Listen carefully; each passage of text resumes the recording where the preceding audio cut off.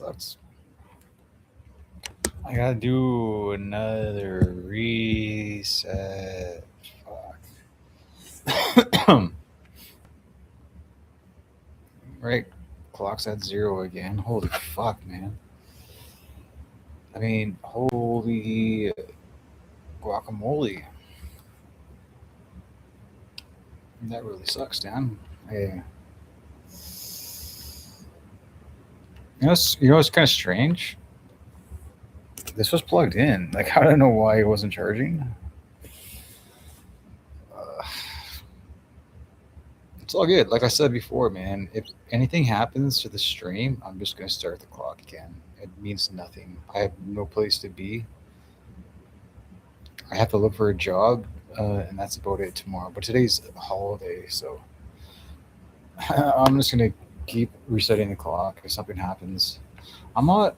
I'm new. This is like brand new for me, man. We've had kind of a rough go with it, dude. But I'm just gonna reset the clock and do it again.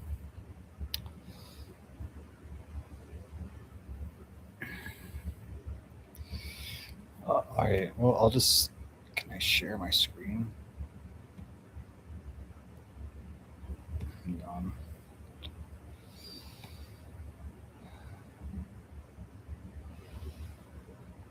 The cool thing is I have a backup camera. So everything that's happening right now, oh fuck, this has been on my face. So like this is good, right? I don't understand how you could say I'm cheating. I'm gonna make it official. Like I'll show like I think the best way is like you just like the stream. As long as I have the stream, I don't think I have to show like anything of my physical anatomy. If I just show the stream, like I don't understand how that can be. Like I'm racking my brain thinking of ways that it could be somehow tampering with this. Like, am I sprinkling fucking iodine on my stream? Like, I don't know how that's physically possible. I'm going to rinse out the cup. I have freshly opened this stuff here, but I was thinking, like, what if you like stuck a needle in here or something and like somehow got iodine or whatever it is that's used to uh, affect your drug test? I think the best way to do it is if I put the tap on hot, clean that thing out, like it's going to, if there's anything in there, if I wash it out, like I don't see how this is sealed. But I mean, I'm just gonna keep doing this until it's seen as valid. If you guys think it's not valid, let me know, man. At the end of all of this, and I'll just do it again, and I'll find a better way to make it more valid. And I think I'll go to I'll give a call to the drug lab. Hopefully, it's not too expensive. It might be not so bad. If I could talk to my insurance broker and get back on the road again, delivering. It kind of sucks that like they're like you can't fucking do that shit, man. And like I don't know why. Like it seems like I can from like all the like what I've read about you don't need a commercial license, and it's just like I don't get how would people be delivering on Uber Eats if none of the insurance companies would allow them to? Like there has to be some that allow it, right? Like anyways, I don't know. Is this okay? So we're like good to go here, right? I just want to see if I can like go back. See now it's like working perfectly. It almost seems like yeah, it really seems like something's like going on with either my computer. I think it is. It's um Like this your hands. act, right? I would really It's almost like beseech they're you, don't take my my word for it. to make Do it some more research work. yourself. So Get it online. As I said, try to something like order that. certain things. Talk to your grandpa about when back in the 1950s he Why ordered one of were these things through the happening? mail. Right? Like my battery is charging. There could be I a gotta keep it lot of reasons why mass shootings occur. like I said, I'm going man, to talk about those in a few just let me minutes. stream, dude. I'm But one telling thing you, I I'm can just gonna tell keep you doing this until I absolutely for find certain it. is Fine. that Figure they out are all not the things that you're caused by, nor is I the need to increase in them caused by, fucking the prevalence of firearms in our society. As I'm Tom gonna sit Brokaw down here said, for 7 quote, "The guns have always been there," close quote. They really have. And hours. the idea that these things that have always been there have all of a sudden now started leading to a lot of mass shootings is, as I've said redundantly so many times, just fiction. Now, that brings us to, okay, if we've made it pretty clear that firearms are not causing the problem, what is causing the problem? Okay, Well, I don't know if you can say that. let's Honestly, discuss a little bit about that. I think firearms definitely have something. Okay, finally, what causes mass shootings? How can we stop them? How can we prevent them?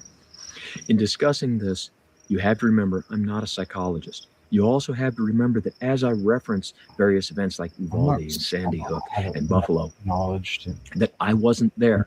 And my only source of information is reading a newspaper, looking at things online, looking at the television news. Quite often those sources don't agree with each other. Quite often they don't get their facts straight. And we have to take that into consideration. Remember, there's always different versions of the story. I need something to pee in. And remember that just about everything I'm going to say from here on out are my opinions. Okay, now the question, what causes mass shootings? I can't unplug it. In my opinion, to answer that, we have to take a step back again and ask another question, and that is, what is a mass shooting? Now, you've probably heard some definitions. However,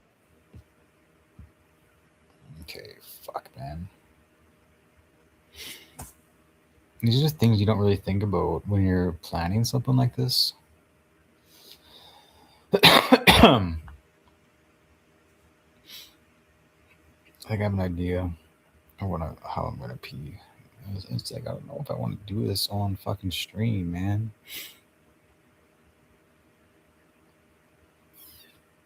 There's like nobody here though. I think YouTube, it's like, yeah, don't like put this on anybody's recommended. It's better that nobody's here in case I make like.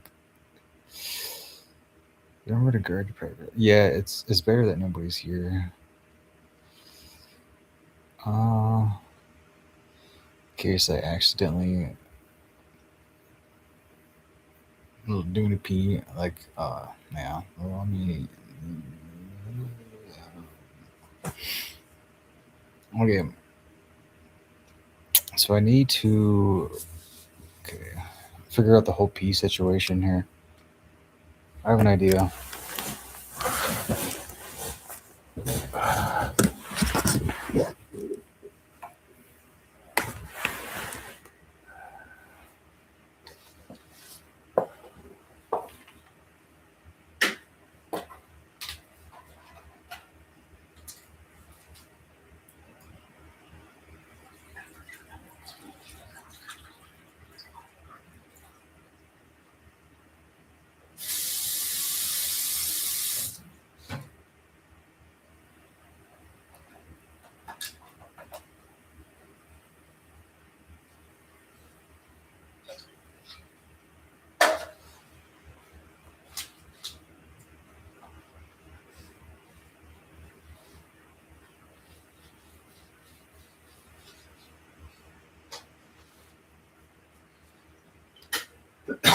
Huh.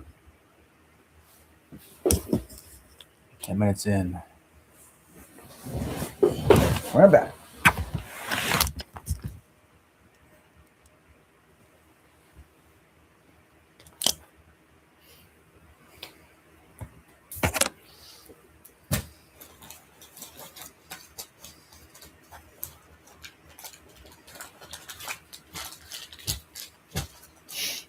P tests.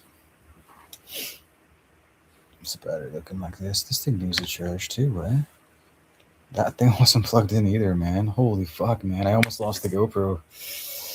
This is really important to keep going.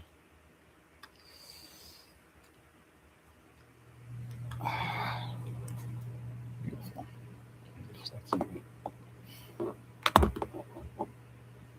Okay. I'm gonna get comfy. I got a long wait here. I have my pills. And I drank water, but I'm legit just not gonna drink water for like 7 hours. Which means I should probably drink some right now. Yeah, I'll do that. Oh,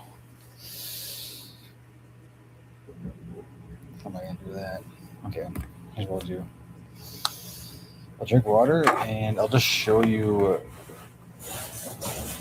where my cup.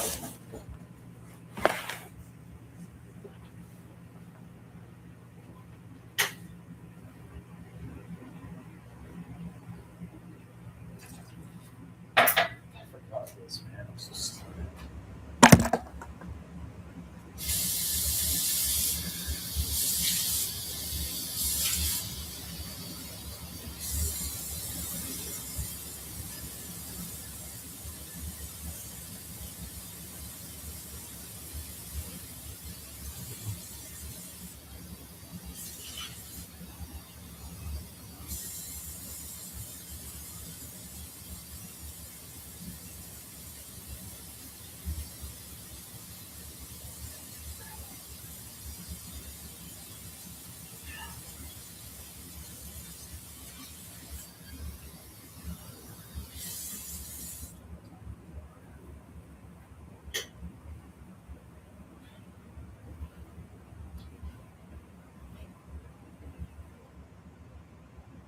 This would have to be on camera then, wouldn't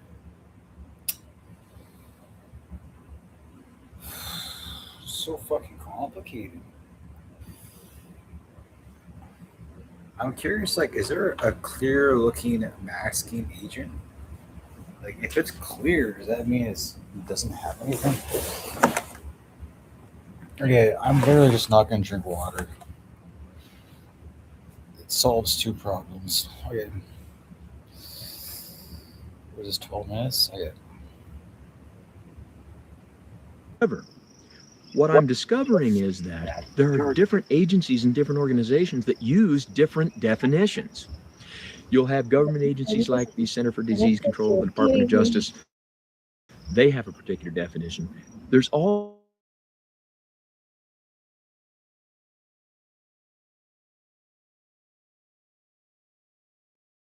private entities, organizations, some of which try to make themselves sound like government agencies, and sometimes they have different definitions. Now, some groups will say that a mass shooting is when 3 people, not including the gunman, are shot. Some will say that it's 4 people, not including the gunman. Some will add the additional criterion of it has to be in a public place. And so, in my opinion, the first thing we have to do in discussing what causes mass shootings is define what is a mass shooting.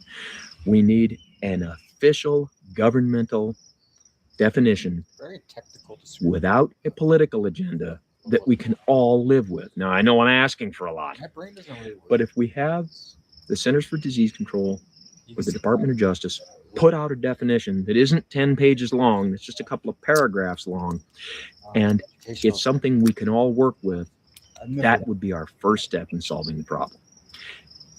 In my opinion, our second step is we need to categorize different types of mass shootings. Now, I talk about our lists that include the Kent State shooting, we talk about rival gangs shooting it out over a drug deal gone bad. Okay, we need to get those things off our list of mass shootings. But when we get down to those that we can agree are real mass shootings, we need to categorize them because different ones have different causes. Now, I mentioned earlier family annihilation.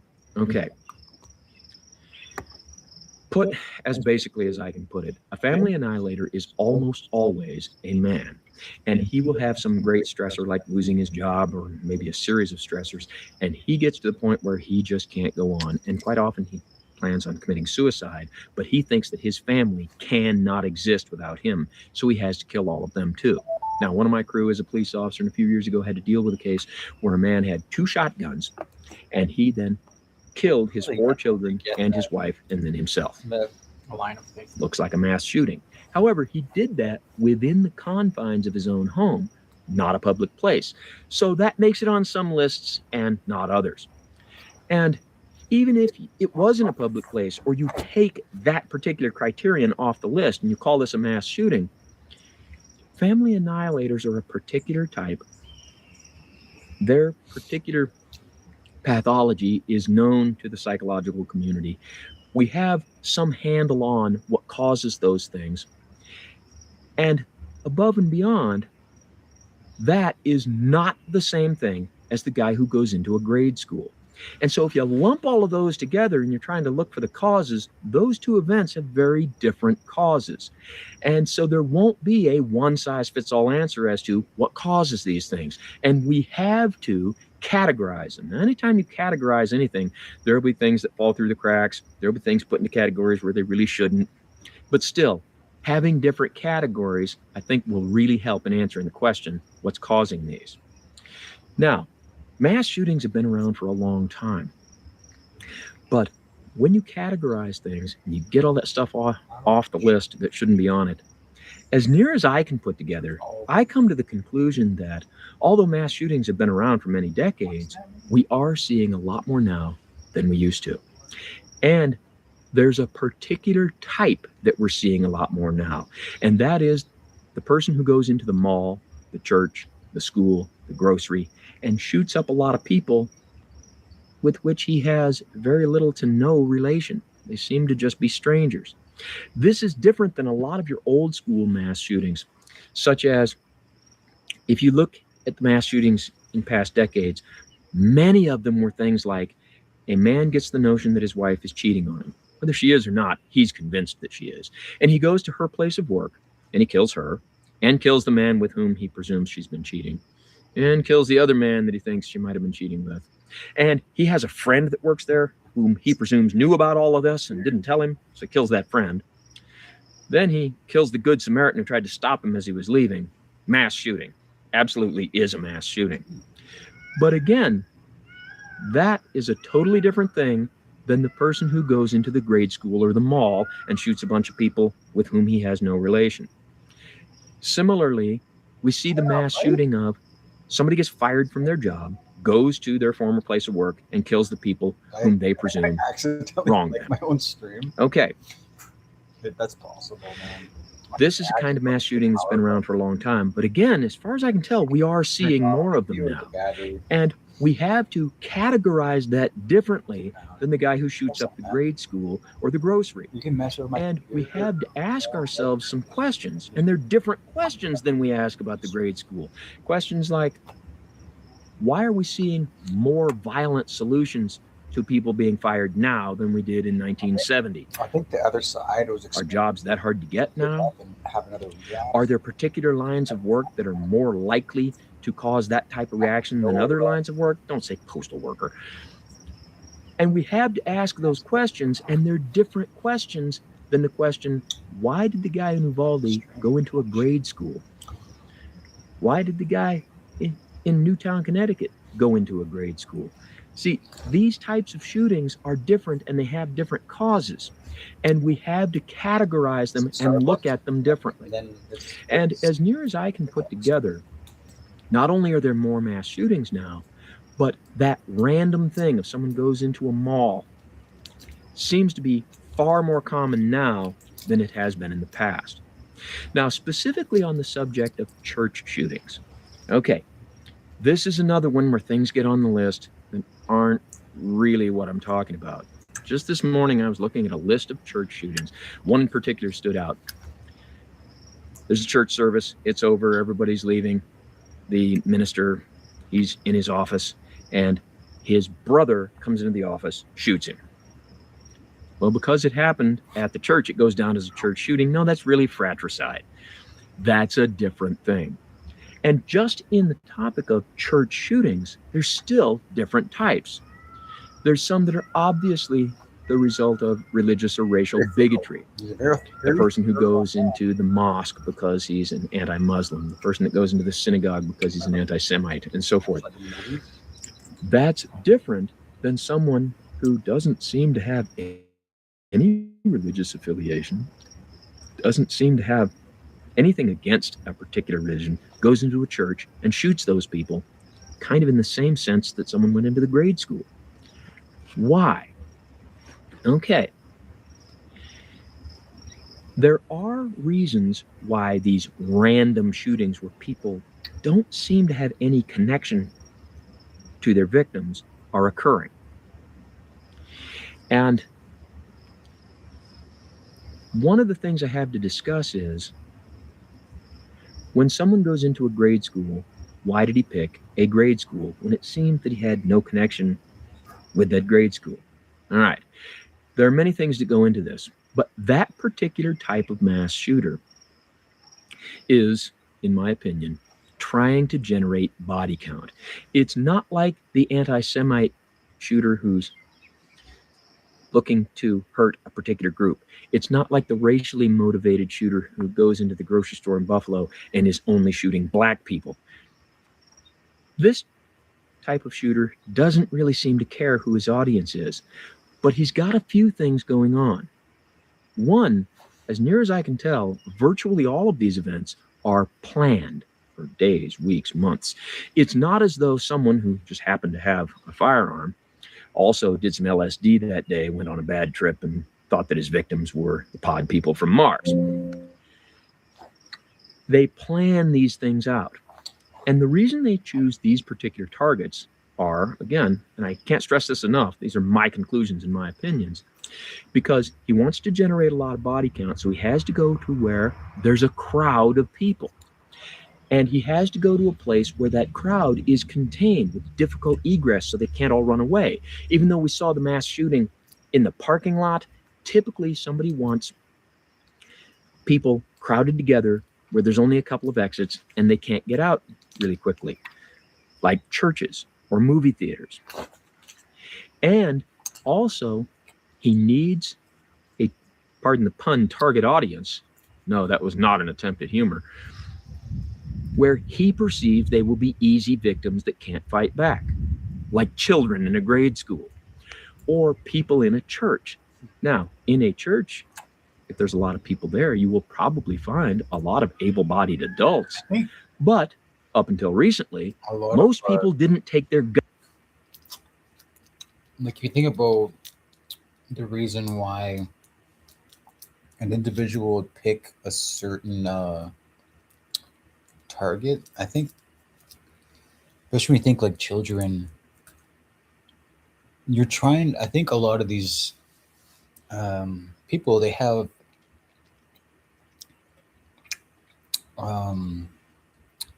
they want to they want to cause pain. I think that's what it is, like, and what, like, that's just like maximum damage, I think. And just they're trying to cause the most amount of harm that they can. Like,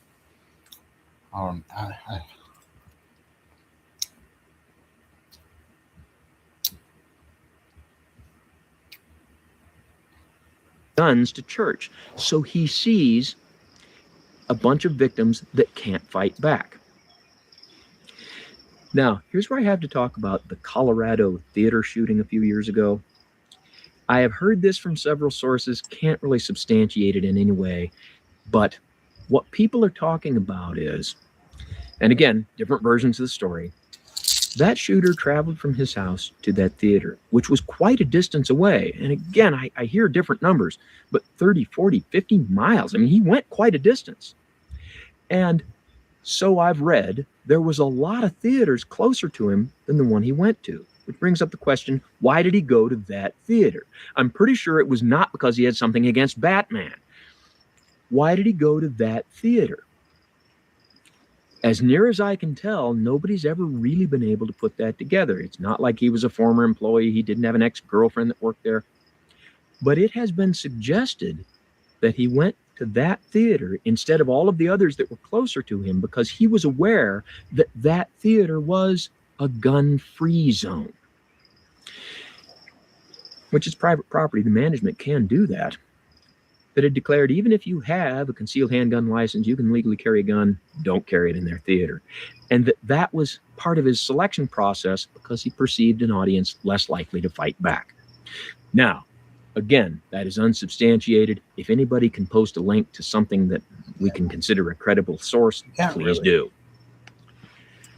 But say that definitively. That, and I think, has to make us stop and think. If you were to, now, for the guy that, it is my perception that a few years ago, he ended up having a rash of church shootings. Again, that didn't seem to be based on bigotry or hate crimes, just based on someone wanted to generate body count and an audience that's packed in, difficult egress, not likely to fight back. And there was a lot of church shootings. And then people going to church started carrying their guns. And then church security personnel ended up killing a lot of would-be mass shooters. And since then, the number of church shootings has gone way down. Now, just last night, I was reading about a church shooting that happened, as I'm filming this today, about 3 days ago. And according to what I read, someone went to the church, not for church services, but to something they called a baby boomer potluck, if I remember correctly. And at some point during this, he pulled out a gun, killed 3 people, and then was subdued by a couple of other people that were there. However, this particular person, so I read, had been to several church events, which makes me ask, was he casing the place? Was he making sure there wasn't armed security? I don't know. But it's something we really need to think about and something we really need to look at.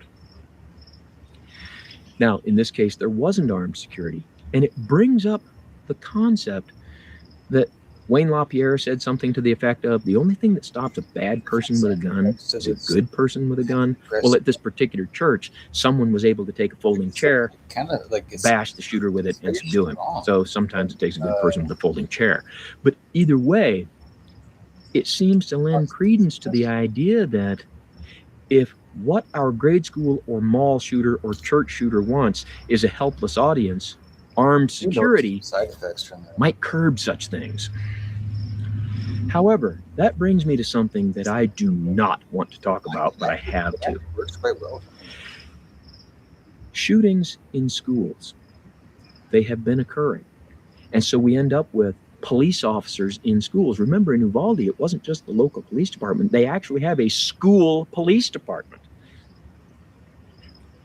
However, armed security doesn't do any good unless the people that are there as security are willing to do their job. The school shooting in Florida, where all reports were that the school resource, there's my speech impediment I'm talking about. The school resource officer hid outside instead of running in while children were being shot. In Uvalde, again, there's different versions, but as near as I can tell, there was a platoon-sized element of police officers who stayed outside while this was going on. Go in a certain field, you have to learn that you don't have to make that ultimate sacrifice.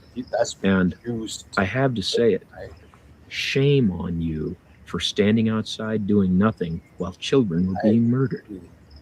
Why did you even choose? Now remember, I'm retired military personnel. That job? And if you knew that when I was a squad leader and a platoon sergeant, I can tell you about the troops I worked with. Had I been there with some of my troops, the biggest problem I would have had would have been keeping them from running in there like the Keystone Cops. I feel like when the door was locked and we had to wait for a key, the biggest problem I would have had would have been telling Sergeant Gritzbaugh, hey, make sure you aim down so you don't hit any kids when you shoot the lock off.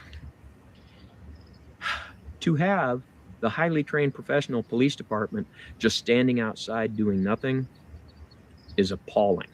Yeah, it really is. Now, from what I read, the city of Uvalde is redoing some things, and one of the things I've read is they're planning on hiring more school police officers. I don't understand how, if you had a platoon size element that did nothing, how would having a company size element doing nothing help you out? So we have to have solutions that are viable, that are actually going to work.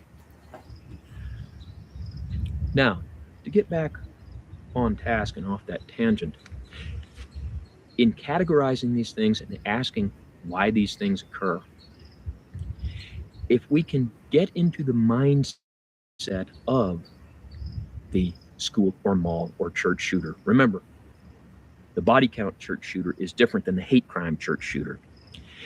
We have to ask the question, what is motivating these people? We have to look at pre-offense behavior and say, what did that guy do? What did that guy say? What are indicators that we really should have seen?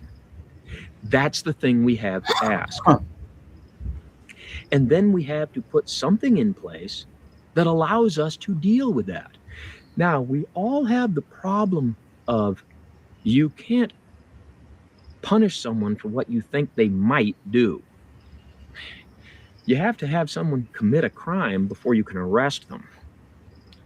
And so it might be difficult to deal with their pre-offense behavior, but at least it's something that has to be asked, it has to be explored, and it has to be dealt with.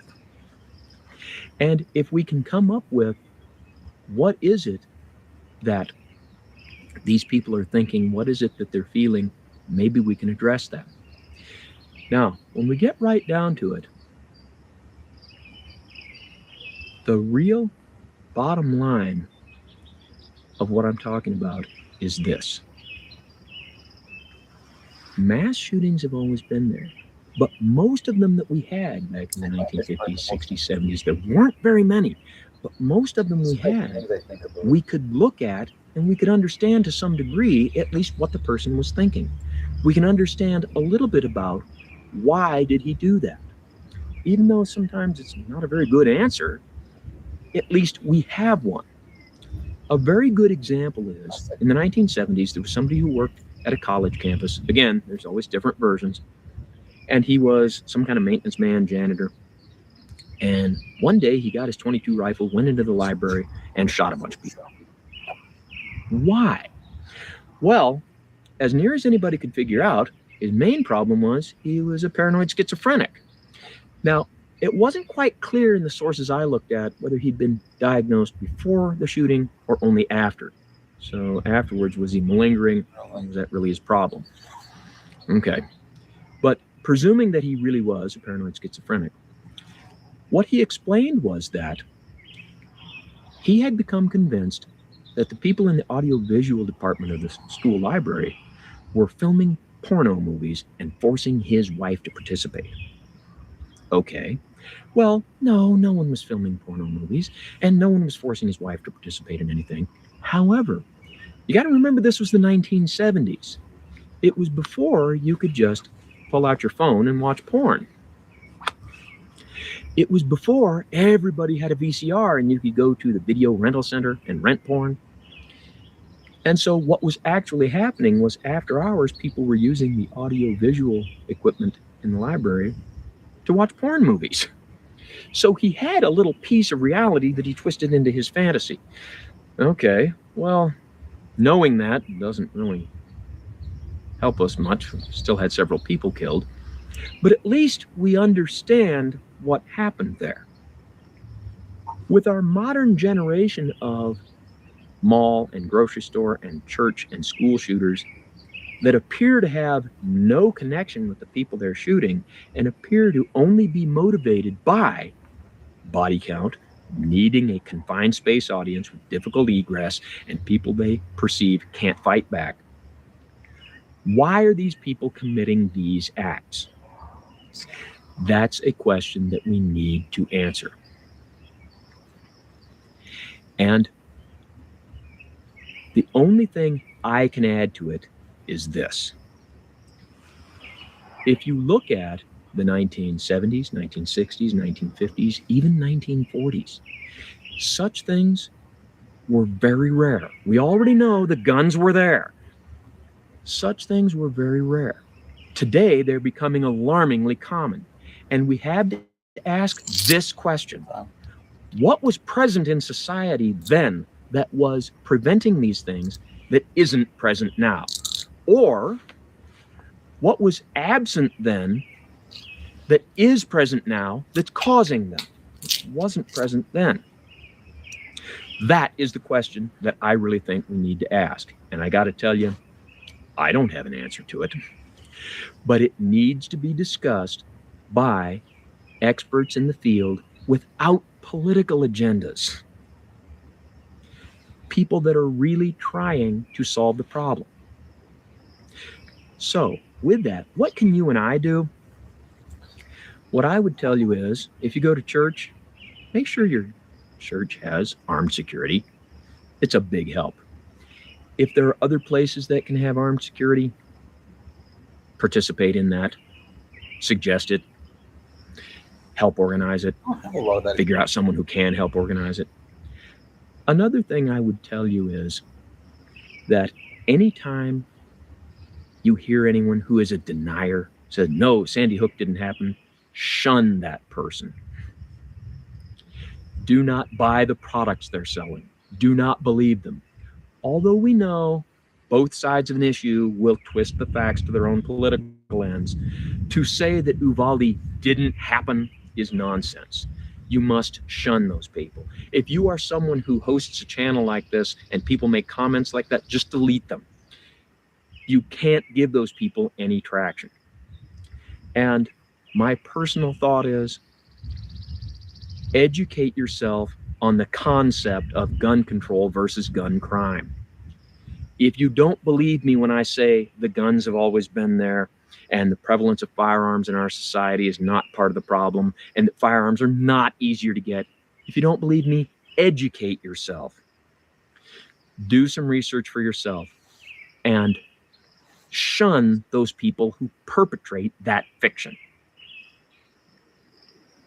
So, if you've watched all of this, thank you for your indulgence. Thank you for your patience. And don't try any of this at home. I'm what you call a professional. And thanks for watching the mass shooting video.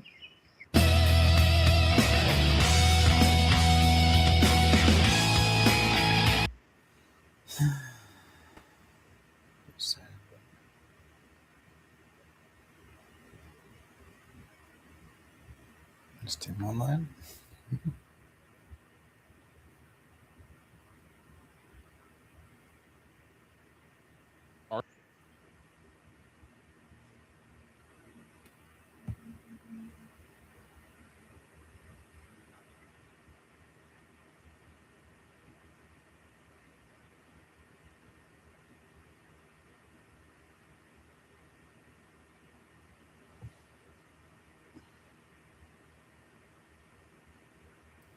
The dad said he wouldn't have believed this without the security footage. That's why I'm doing this, man. It was kind of rough, like leading up to this, because this is exactly what a lot of people felt, man. I had to sit here and tank it. It was kind of a rough road, man. But and you know, like the main thing is just to prove that I'm clean. That's it, man. Whatever noise is happening, I don't hear it. All I know is people don't believe it for some reason. And I can kind of speculate all day on why people wouldn't believe me and be so convinced. I have no clue on why. But what I do have control over is showing you that I am clean. And so that's what we're doing. That's why I'm here.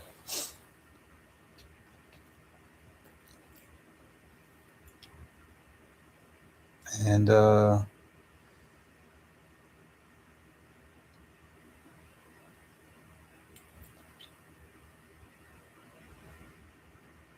yeah. So I think like this is the most effective way. Like I'm like really in kind of a tough spot. I don't have money. I'm like basically homeless.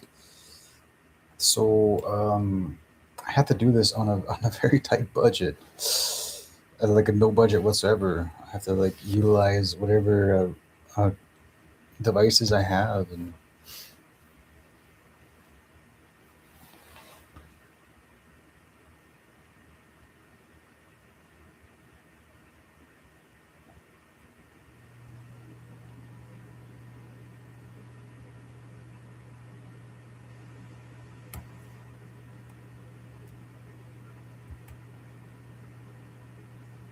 A hang glider launches by moving fast enough to fly. An easy way to do this is to find a sloping hill, just like this. I'm on the search. I have to find air moving up to stay aloft, or I'll have to land really soon, which I don't want to do because flying is amazing. To make it easy, I brought my variometer with me. It beeps when I'm in a thermal, which carries me up. Never been in the house thermal. This is wild. I want to be really Let me get out of here. I don't want to like push the boundaries on getting over these next couple ridges. I just like kind of let the glider do its thing. I'm not fighting too much. Keep my shoulders relaxed.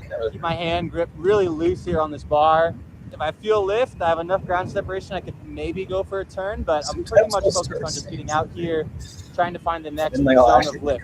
After gliding away from launch for a while, I'm getting down by the area I normally fly here in California. But I kind of missed the thermal I'm planning on getting and get even lower until... Probably pretty tight thermal, so I'm making pretty tight here. This is basically what I saw up on this ridge here. Dude! Think about what you're What? seeing all the time. 500 feet per minute climb? Holy crap. What? Yeah. That seems like a really cool I'm freaking out a little bit because normally there's not much lift here, but I'm climbing really high, fast. I just did cloud base from a climb from down there. That is so cool. I cannot believe I'm pushing back to the roundhouse. Not bad for a Tuesday. I woke up at 6 a.m. Oh my God. Not finding much at Holy Hills. Back up in the clouds. Again. This is insane. Getting this much lift in this place has never happened to me before. I'm stoked. Just making a little stop in the white room here. Really fun. There's like 8 little tiny birds flocking around me. That is so cool. Man. Wow. Amazing. Absolutely amazing. Flying through these wispy clouds has been my dream my entire life. And with a view like this, I'm loving everything about it. Now I have a bunch of altitude, so I'm pulling in to get down to land. I've been flying for over an hour and I didn't wear enough clothes because I didn't think this flight would be so good. So I want to get warm on the ground. I've never done that much diving before. That was fun. Landing at Palmer Park is always a little bit interesting. I'm aiming for a hill right now, which means I have to flare really good. Flaring is just pushing up the nose of the glider when I'm close to the ground. What it does is stalls the wing, so I don't smack the ground going 30 miles an hour. As I come in here, I look at where I'm going to land and then start to push when I get close. Nice. A hang glider launches by moving fast enough to fly. An easy way to do this is to find a sloping...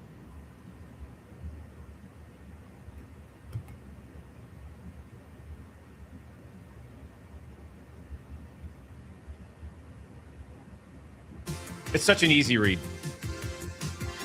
The person was just doing stupid ass moves. Like, okay, yeah, give me your bishop. Thank you very much. Okay, sacrifice your horsey. Thank you. Right?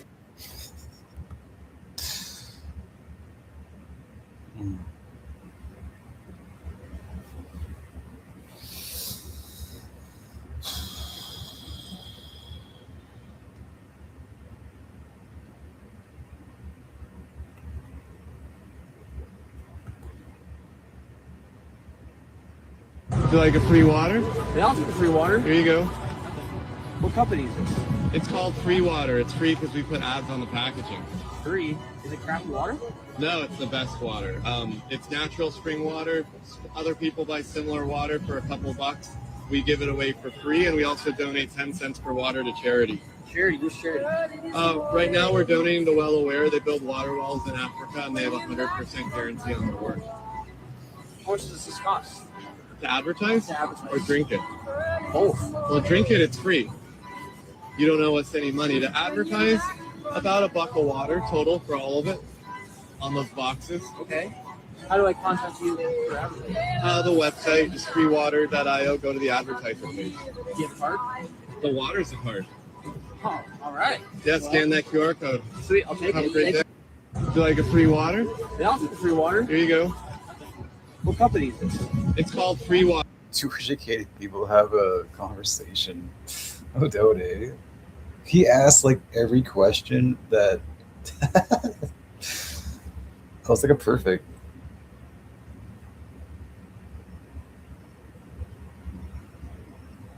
How do you quickly spot someone's number one insecurity? The first thing is you need to spot what they need from other people. If I know what you need to be seen as from other people, I know what was probably missing in your childhood. And there's 6 social needs that we teach at NCI University. And these are significance, approval, acceptance, and I think I heard him talk about that before.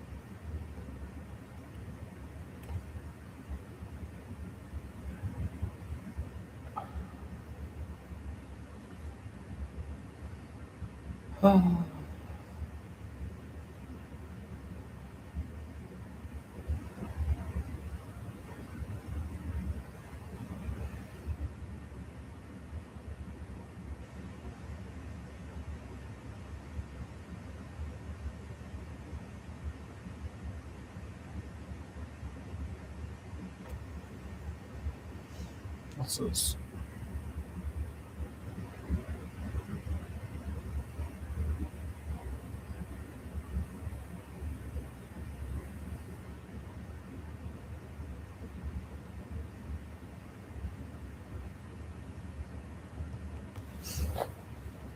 Video is bananas now. Hey Corey, what's up? Does this picture look good of me? This man revealed the dark truth about artificial intelligence. I'm not seeing an image on my side at the moment, so maybe you Hold on a second. Wait for it. Let me pull it up. About now. Oh, got it now. Thanks for the heads up. Yeah, for sure. So, absolutely. From what I'm seeing, it does look pretty good. The lighting seems nice, and the overall composition is solid. If you have any specific tweaks in mind or want any suggestions, just let me know. So you're watching me through the camera? Here it comes. Nope, I'm not watching you through any camera. Well, how'd you see this image? I see how that might have sounded. I just meant that I can see the image you uploaded. Oh, I didn't upload one. Oh, gotcha. Sometimes there's just a little confusion in the... What did he say? Video is bananas now. Hey Corey, what's up? Does this picture look good of me? This man revealed the dark truth about artificial intelligence. I'm not seeing an image on my side at the moment, so maybe you Hold on a second. Wait for it. Let me pull it up. About now. Oh, got it now. Thanks for the heads up. Yeah, for sure. So, absolutely. From what I'm seeing, it does look pretty good. The lighting seems nice, and the overall composition is solid.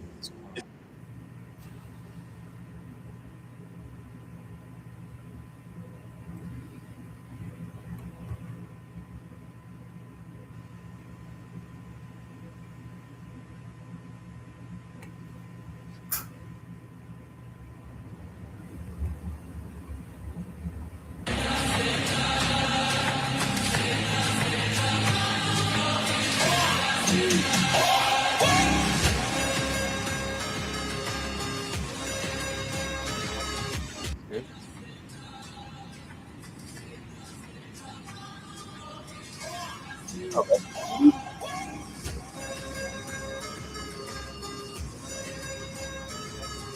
You know.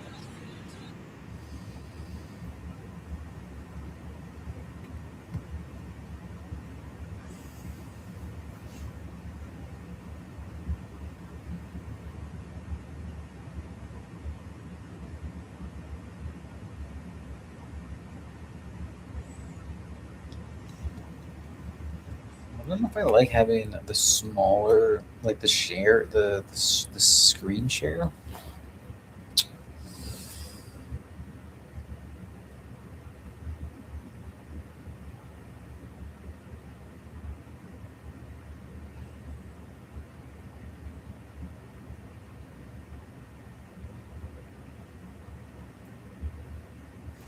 Jesus never felt like he belonged in this world. Look how we treated him, though, right? Like,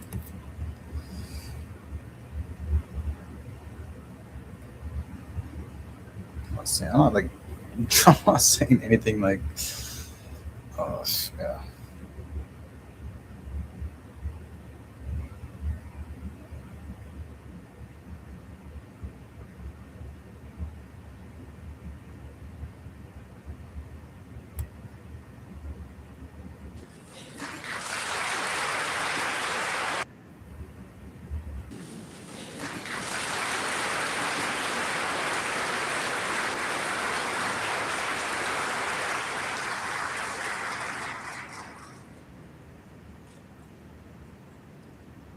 Your Majesty,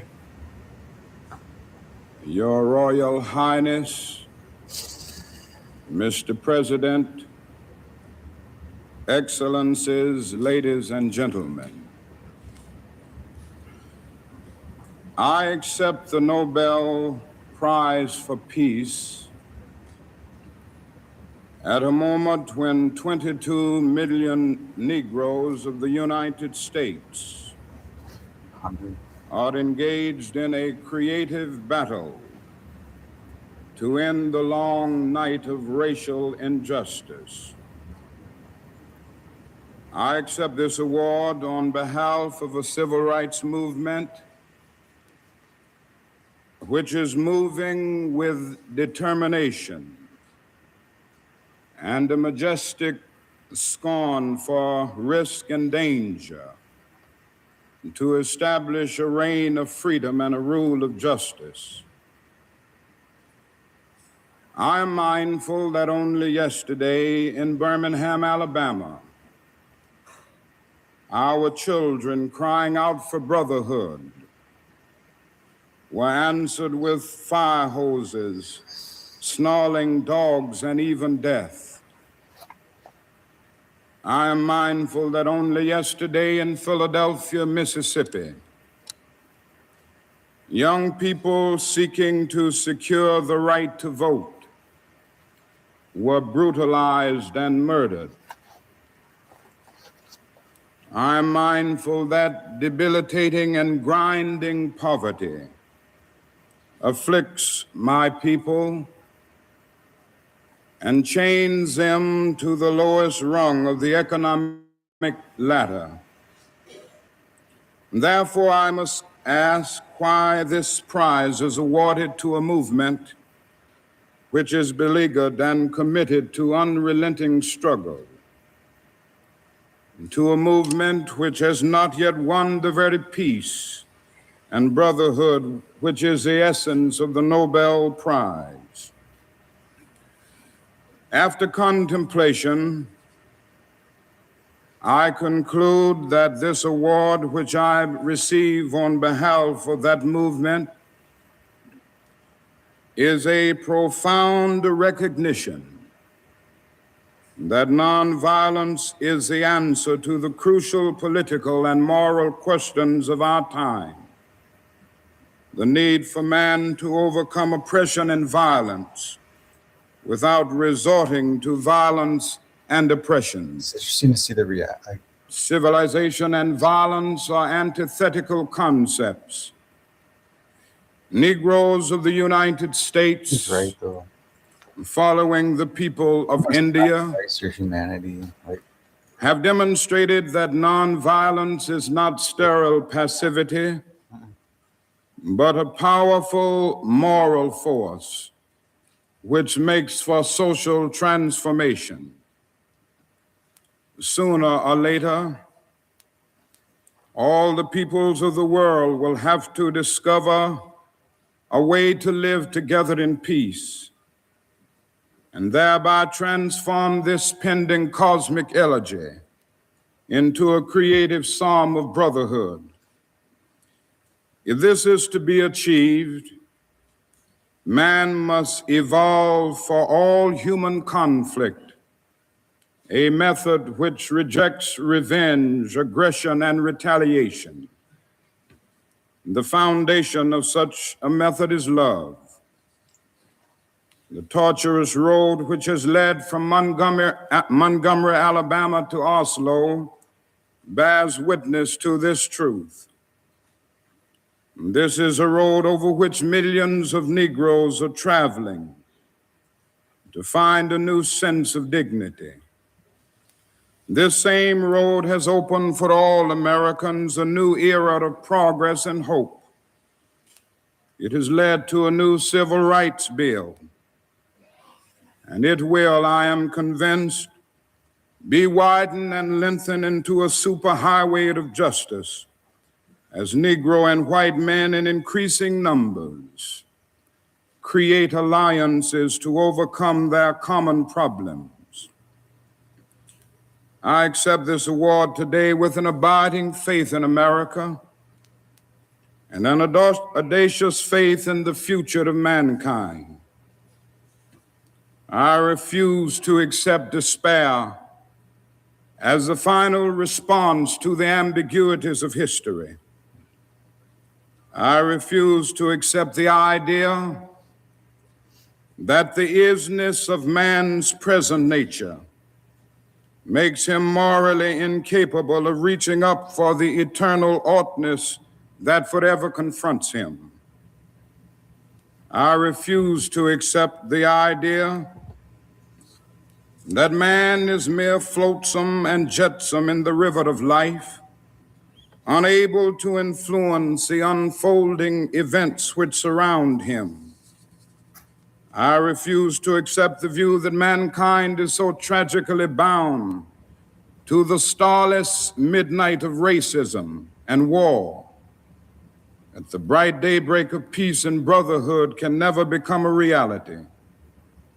I refuse to accept the cynical notion that nation after nation must spiral down a militaristic stairway into the hell of nuclear annihilation. I believe that unarmed truth and unconditional love will have the final word in reality. This is why right temporarily defeated is stronger than evil triumphant. I believe that even amid today's mortar bursts and whining bullets, there is still hope for a brighter tomorrow. I believe that wounded justice, lying prostrate on the blood-flowing streets of our nations, can be lifted from this dust of shame to reign supreme among the children of men.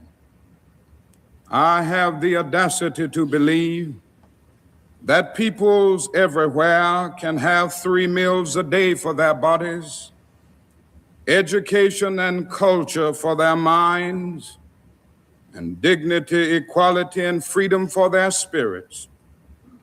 I believe that what self-centered men have torn down, men other-centered can build up. I still believe that one day mankind will bow before the altars of God and be crowned triumphant over war and bloodshed and nonviolent redemptive goodwill proclaim the rule of the land. And the lion and the lamb shall lie down together, and every man shall sit under his own vine and fig tree, and none shall be afraid.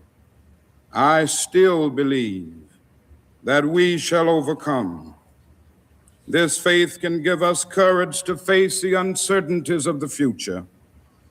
It will give our tired feet new strength as we continue our forward stride toward the city of freedom.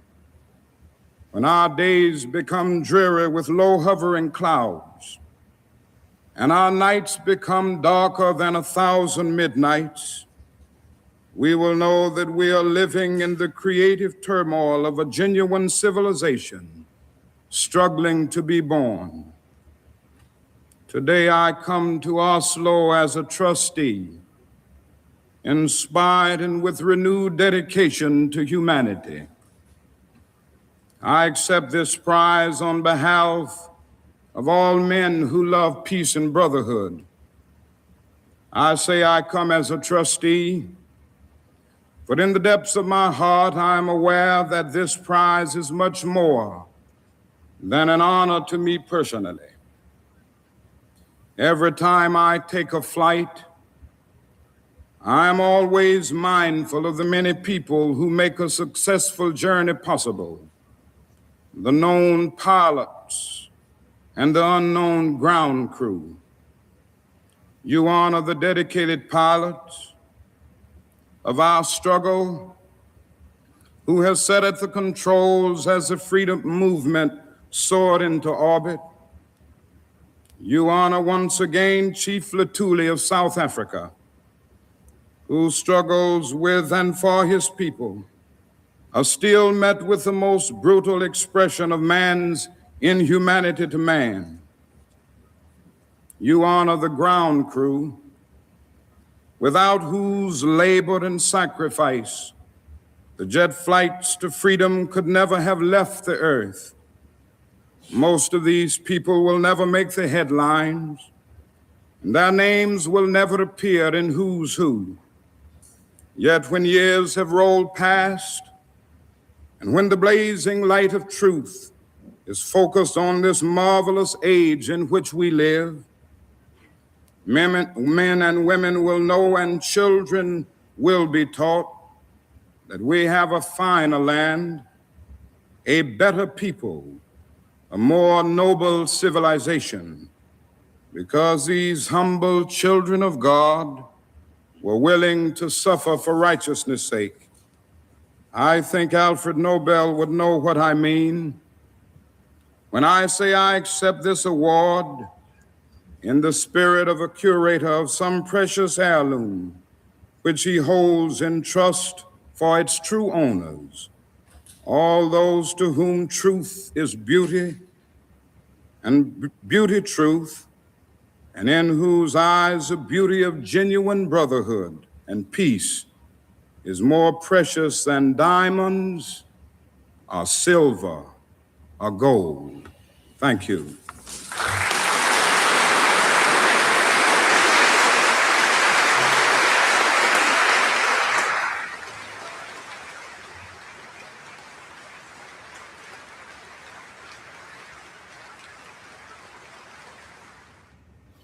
He really did a lot for civil rights. I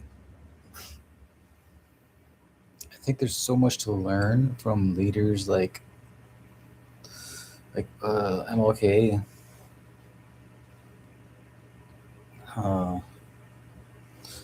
There's just so much to learn here. Thank you for the recommendation.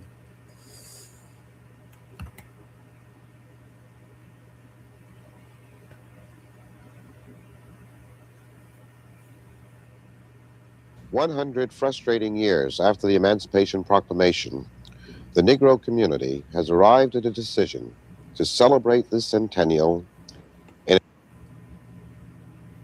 100 frustrating years after the Emancipation Proclamation, the Negro community has arrived at a decision to celebrate this centennial in an all-out effort to achieve full rights now. You're watching a live national television show that was broadcast in the spring of 1963. It's more than 60 years old, and yet I feel it's so relevant to issues we face in the United States today. It's also amazing because of the eloquence of these 5 American Black leaders who are about to discuss the state of the American Negro. I'm David Hoffman, filmmaker. I didn't shoot this, but I was a college senior and I was watching this show on television with my parents, and what I saw affected me, and it made me decide to go down to Washington and attend the March on Washington that summer. It also got me to make my first documentary, which is posted on my channel, from 1963, about migrant workers in Riverhead, Long Island, near where I lived. So look, before I run this amazing show, I got to tell you a little bit of background, which I think will matter to you. It was the spring of 1963. President Kennedy is exciting the nation with the feeling that all kinds of new things are going to happen and America is going to be great.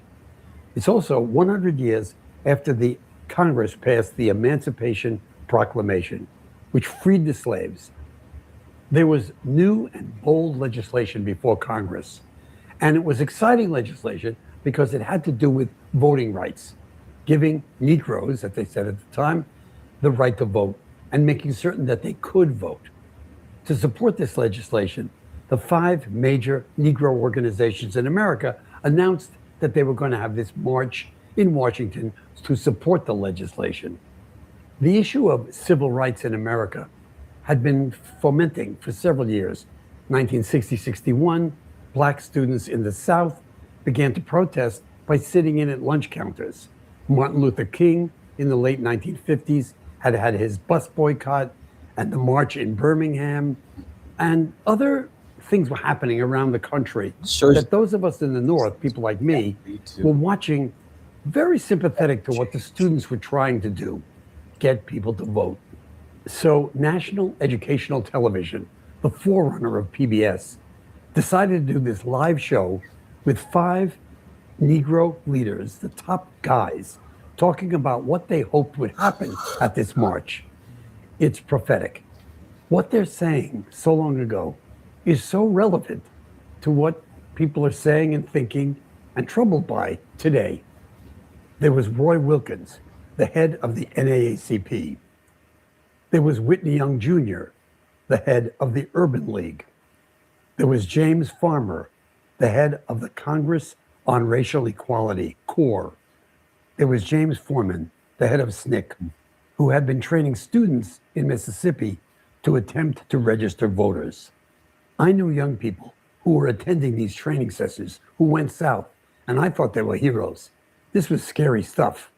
And there was the Reverend Martin Luther King, the head of the Southern Christian Leadership Conference. The host was Dr. Kenneth Clark, a professor at New York's City University. So much of this is relevant, as I said, and I'm going to post a link in the description to the film I made as a result of seeing this program. Gentlemen, I certainly want to thank you for taking time out of a terribly busy schedule to talk with us this evening. I know that the entire country, certainly the President of the United States and some congressmen, would like to know about the plans for a march on Washington. Mr. Wilkins, would you like to tell us what are the plans as of this date? The plan is for a huge march to the Lincoln Memorial and a meeting there. On the way, what was described as a brief demonstration at the White House. But we hope to have this an outpouring of expression on the part of the people who wish Congress and the nation to know how they feel, how very deeply they feel about civil rights legislation. I think it's fair to say, wouldn't you say, Martin, that this is no attempt to blackjack anybody? We want to show how we feel. Exactly. We are not going to Washington to intimidate any congressman or any senator. It will give a large number of people an opportunity to articulate their longings and aspirations for freedom, their desire to see meaningful, forthright civil rights legislation in this session of Congress. And of course, we also intend to arouse the conscience of the nation over the economic plight of the Negro 100 years after emancipation. And I think it can have a great impact.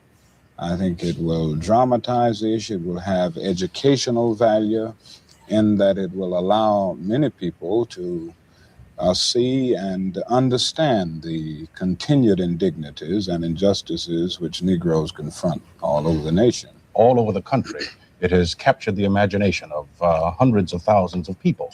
Now, we don't know how many of them will be marching to Washington, but a goodly number will. They feel keenly about this, and they want the seat of government. They want the American conscience to know how they feel. You're aware that the president has cautioned that he would just as soon have the march postponed or not occur.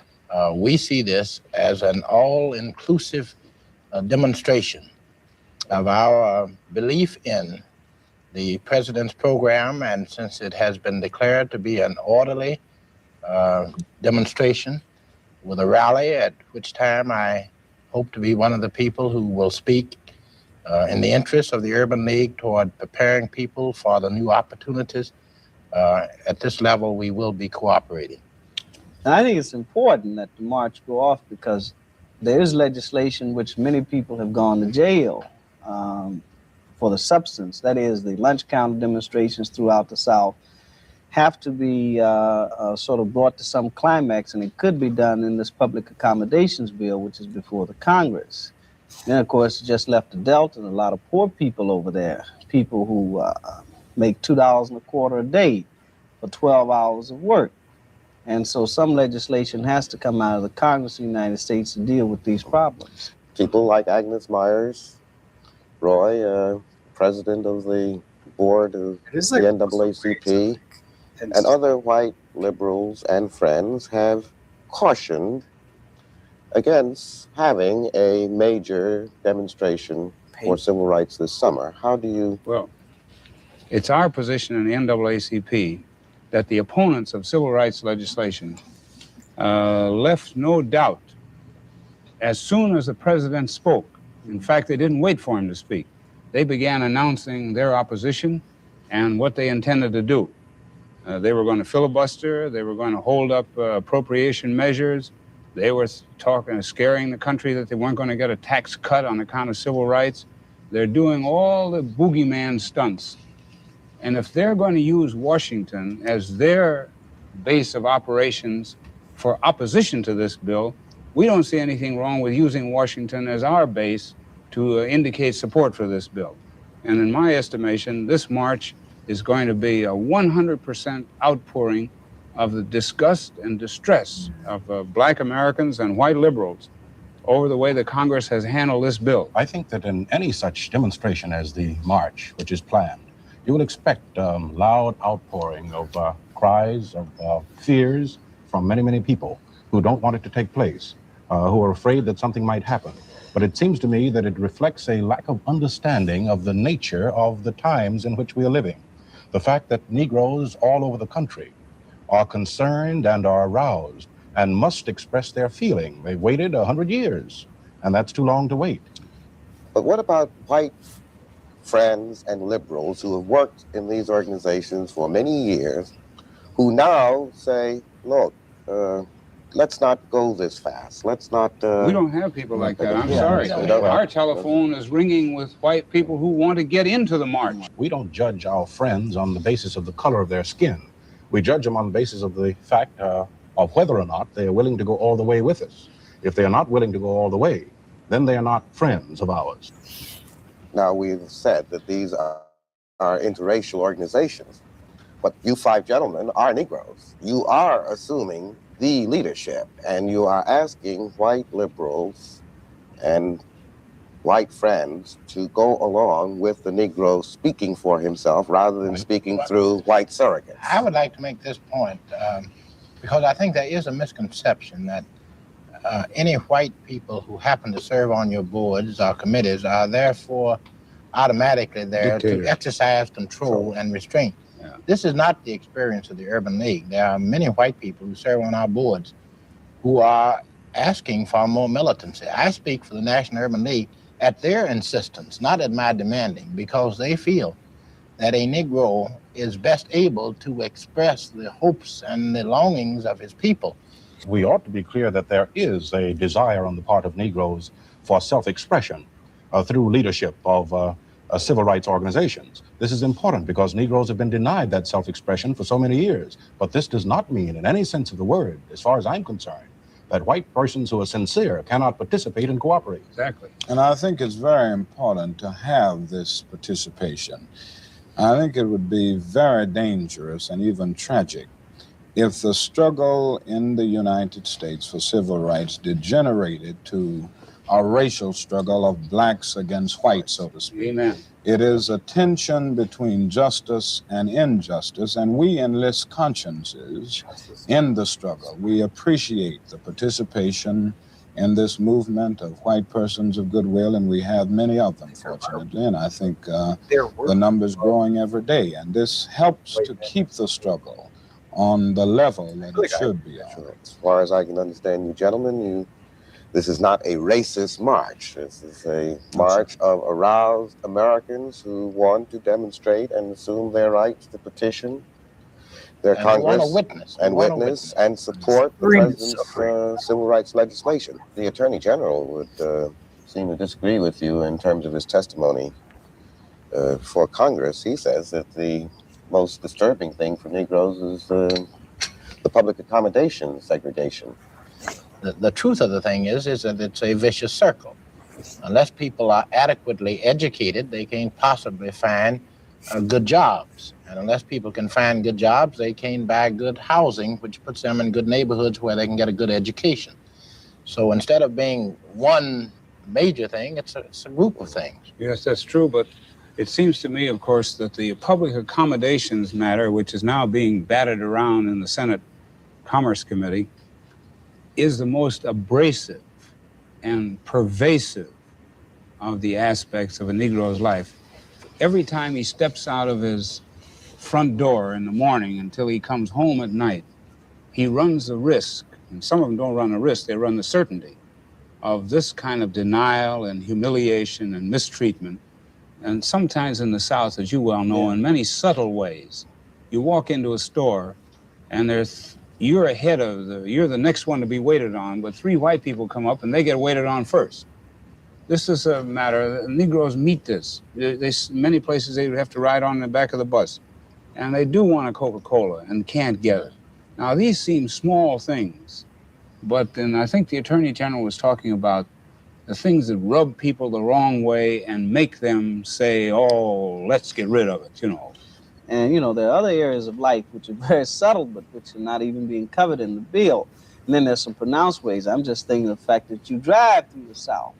In some states, you can't even stop at the restrooms. And this is humiliating to women, and it's very... And of course, uncomfortable. Well, it's very uncomfortable, but it's one of these little daily things. But I think that there are 2 areas that should be covered, and that's the question of the voting bill. I don't see why we can't have universal suffrage for all Negroes. I mean, I really don't see why it has to be just a 6th grade educational level, because that's a device, and I think we were talking beforehand about how many people will be covered. The Nonviolent Coordinating Committee is putting a great deal of its effort on voting, isn't it? Yeah, well, we have a great program now, and I think in the Delta of Mississippi, but Roy might want to amplify on just how many people would be covered by a 6th grade education. Well, the literacy test bill, Yes. We agreed, we estimated, we couldn't, that not more than 100,000 Negroes would be added to the rolls under the literacy test. This is, Martin, you remarked on the number of people who didn't have a 6th grade education in one state. For 58%, I think it was, in Louisiana. We testified before the House and suggested universal suffrage. I mean, there's just no reason why a person is not 21, he can't vote. He can go into the Army whether he can read or write. So why shouldn't he be able to vote? And this is no sign that the person isn't intelligent, that the person doesn't have some basic intelligence.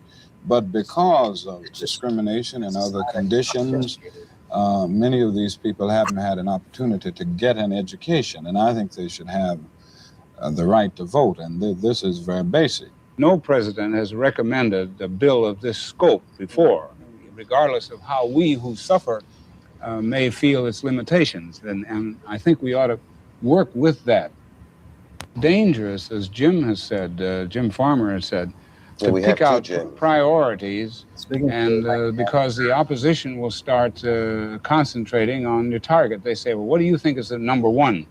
And we have to avoid. Roy, you made the point that no president in certainly my lifetime has made this kind of civil rights recommendation to Congress.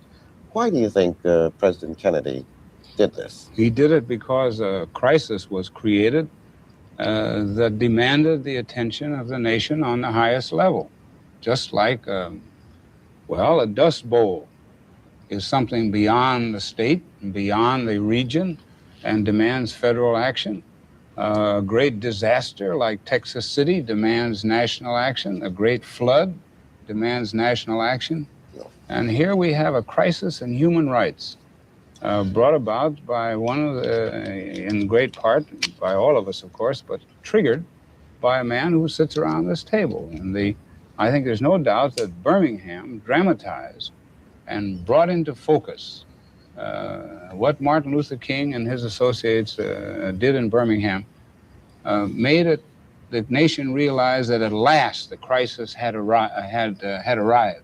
It's necessary, it seems to me, and I just like to throw this out, to keep a considerable amount of pressure on. I mean, that is, a Negro does not, say in Mississippi, for instance, he has no constitutional means, that is, Eastland does not represent him, to achieve some solution. And this has to come from the government, or either he simply has to demonstrate. In other words, segregation may be like a piece of old iron, you put it in the fire to heat it up.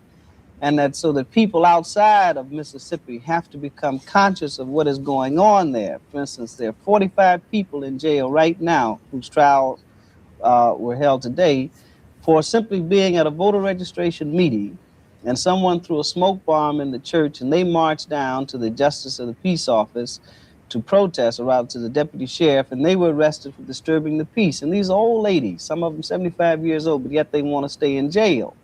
The people that have the vote don't realize how much they could do by writing a letter. That's right. A congressman said to me, I have 8 letters on civil rights, 8 from his district, 8. And 5 of those were from white people. Now, you don't have to write a polemic. You just have to write a postcard saying, please vote for the Civil Rights Bill. In traveling around the country, however, I hear many people make utterances which seem to indicate that they think the millennium will have arrived after we get civil rights legislation. That is not the case. Nothing could be farther from the truth. Even if we get the entire package that the president asked, plus various of the other good bills that are pending before Congress, a good legislation does not automatically enforce itself. We then have a problem of seeing to it that it is enforced in town after town, city after city, and only the will of the people will bring about the enforcement. I would like to say that I have faith that the American people today are sufficiently convinced of the determination of Negroes to be truly free, and the rightness of that aspiration, that I will be terribly disappointed if there is not a tremendous amount of support from all people for this legislation. But I would agree with Jim Farmer that this will just be, to me, the beginning. It's sometimes a lot easier to get people to walk a picket line than to walk to the library, or to get people to participate, parents to demonstrate, than it is to go to PTA meetings. One of the heartening things about this aroused conscience that Martin spoke of a moment ago is the unprecedented activity of the organized faiths, the organized religious faiths. Yes. I think we're going places on this, but I'd like to put in a little sour note here.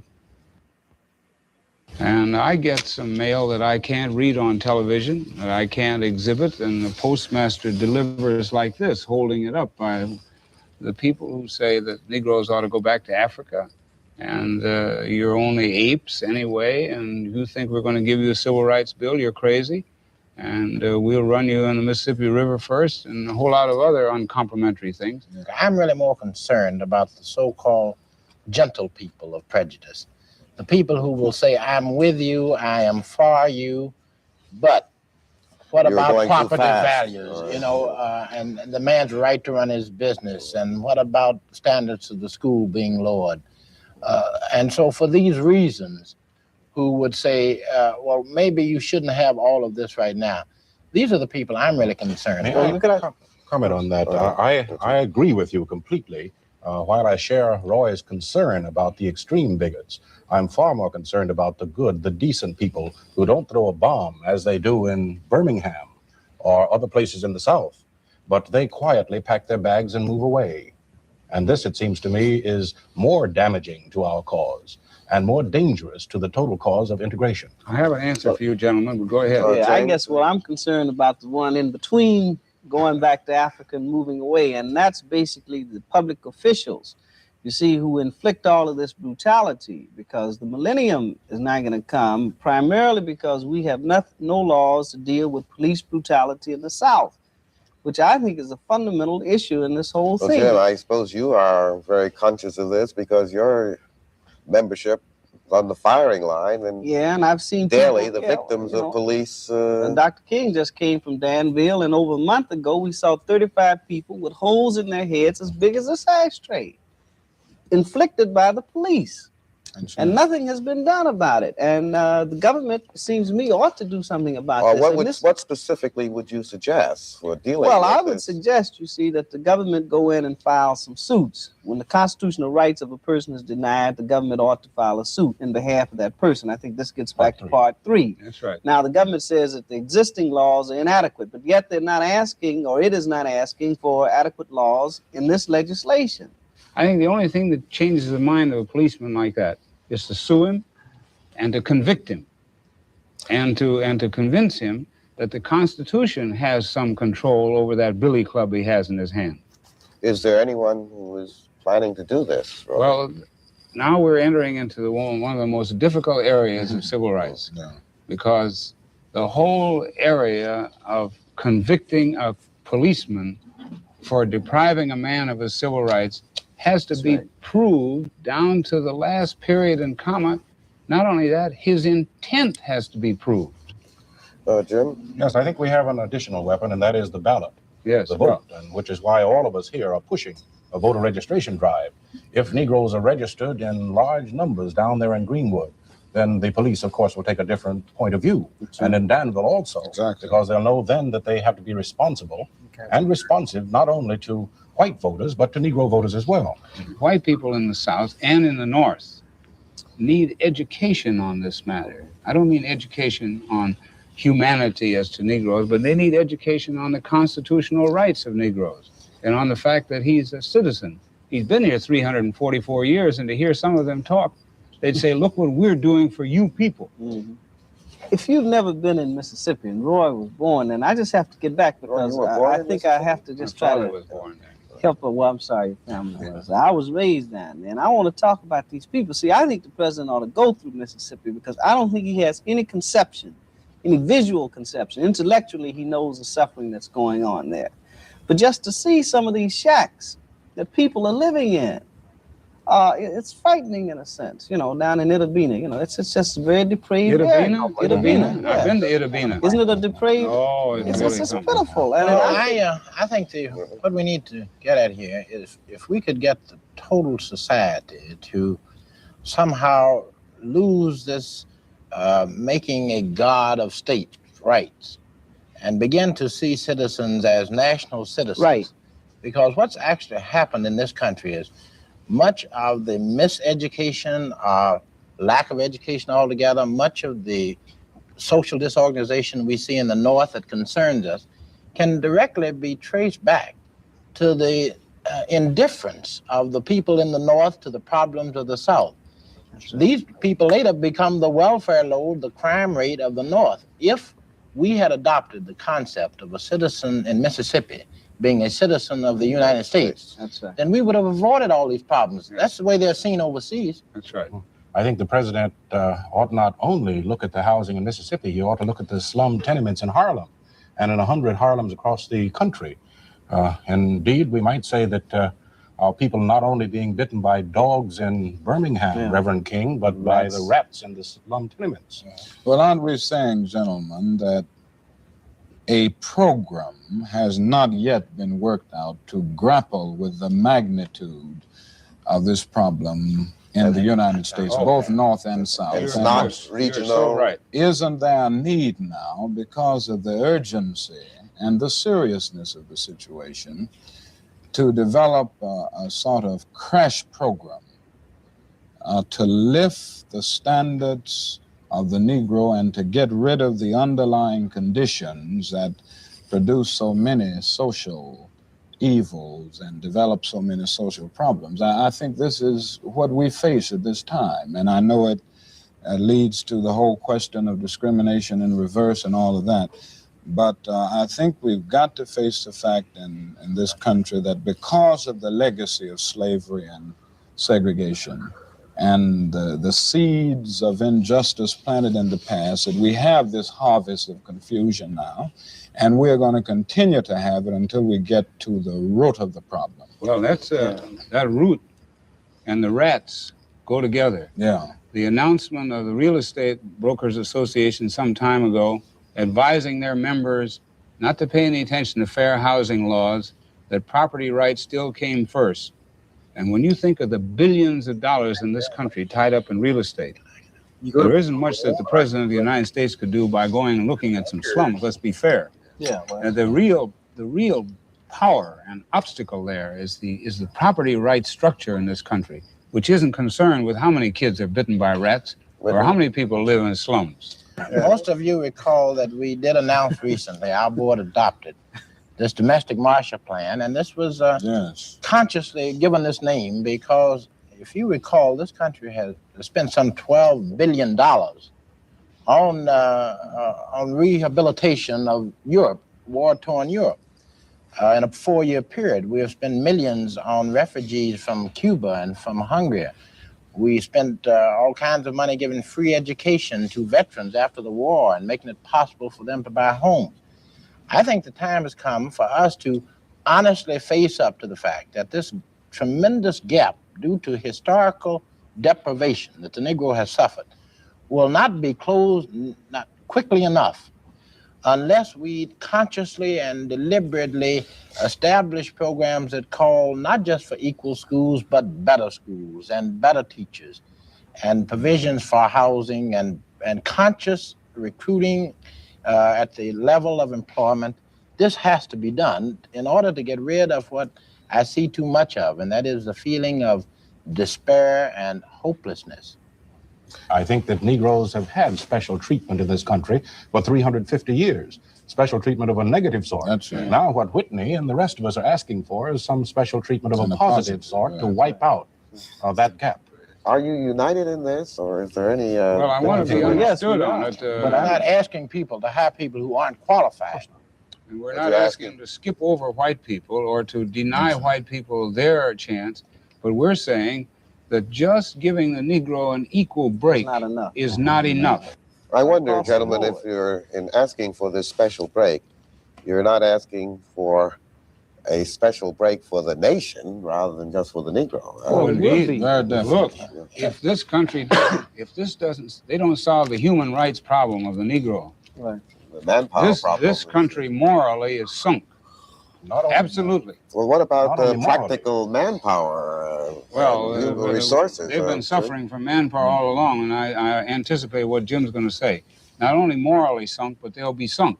They'll be sunk economically, too. Economically, politically, and morally. The President's Council of Economic Advisors said some months ago that discrimination in jobs against Negroes costs the country something like $13 billion a year.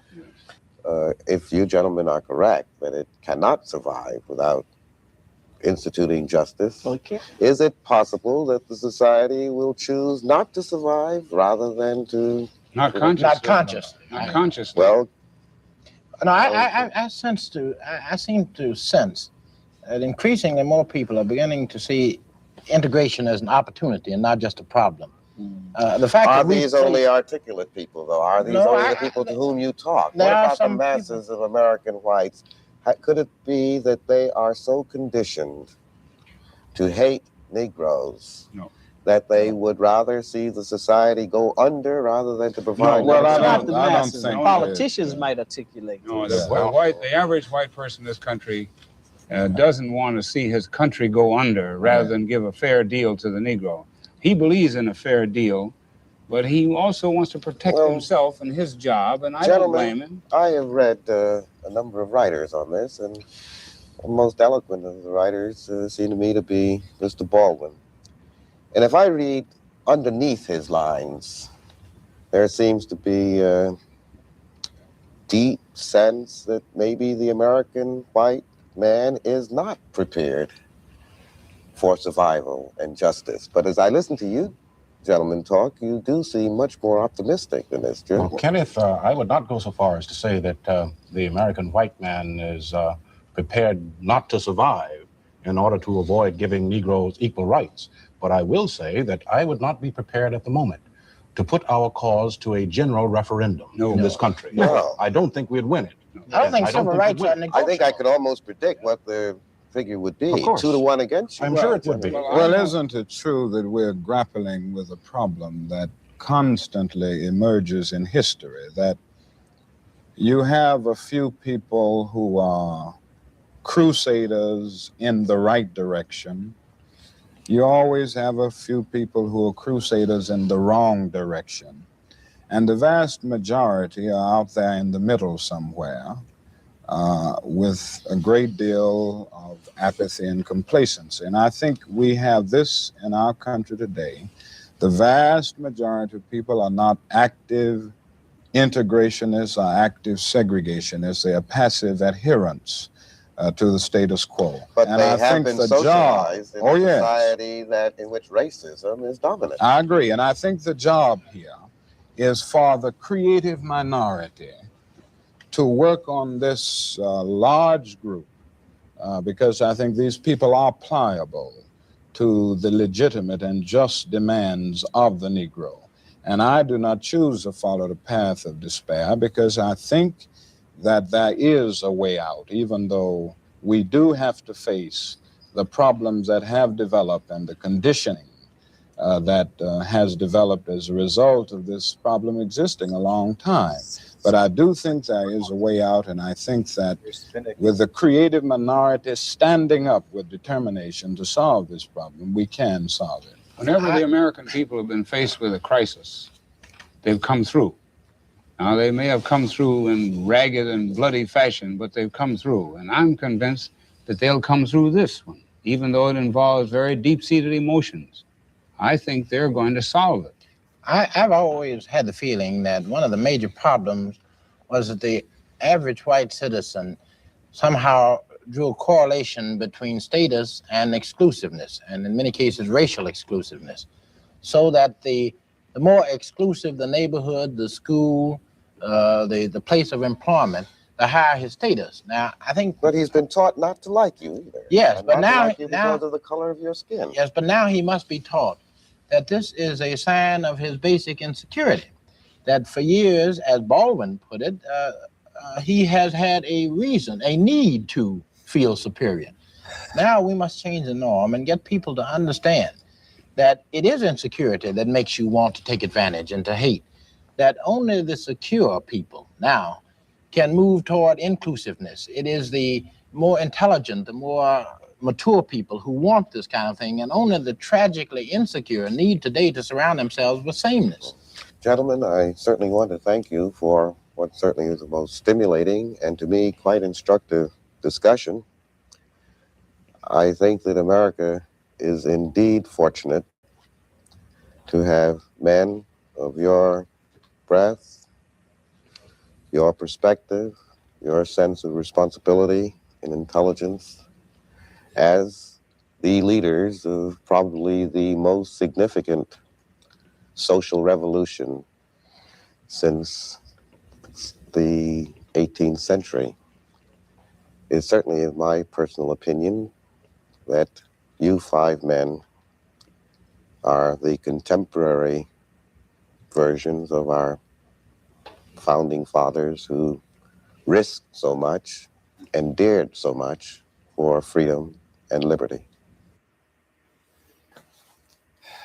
True words. Man, that's so... yeah. He was right. It's so sad Martin Luther King got assassinated. Eh? Like,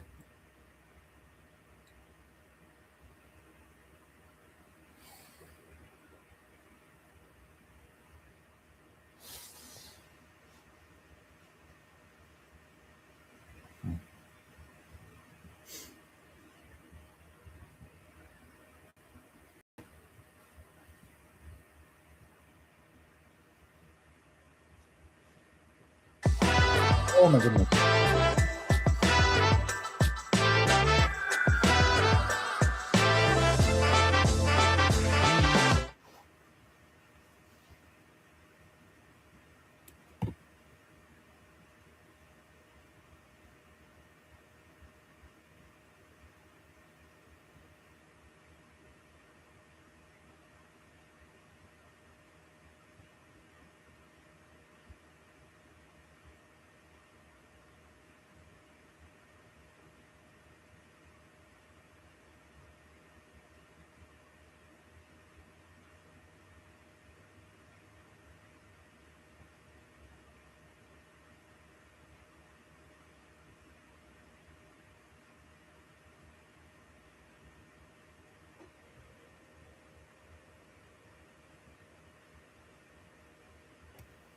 This pen reached critical anger.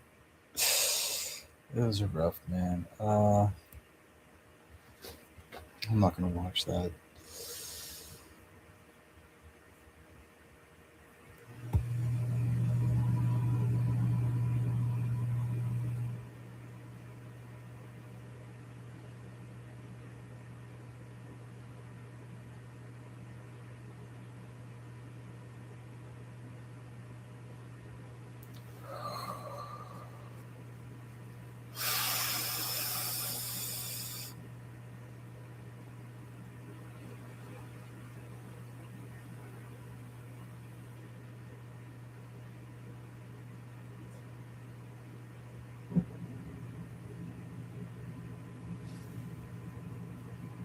Same round of chaos.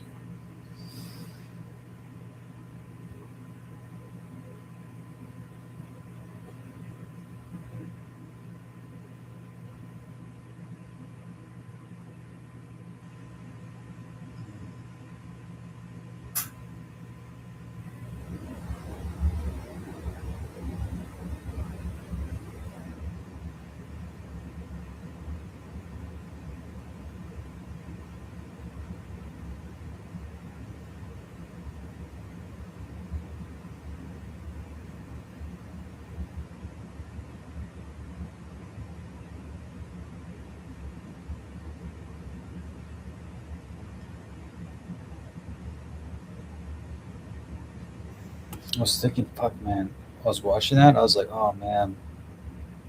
I'm pretty sure I showed that P test on my GoPro. It's sitting there right now. I can show you. I passed the P test.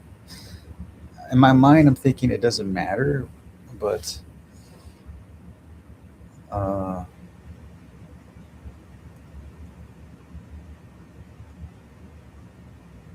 I guess like people think I failed it, and that's a big problem, right? But I didn't fail that P test. I passed it. I have it sitting right there. I passed it with flying colors. I'll show you. I'll take a picture, and it made me think too about at the end of this, I have to somehow show the P test on my webcam. So I gotta have the lighting right. Have it like I think if I stand underneath the light and just really try and have it focus because it was out of focus. That's the problem with this webcam is that it's not meant for like macro filming.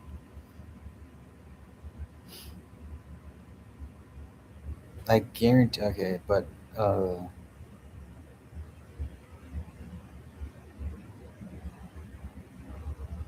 and then what sucks too is I can't get up and show you because I'm worried the stream is gonna reset again.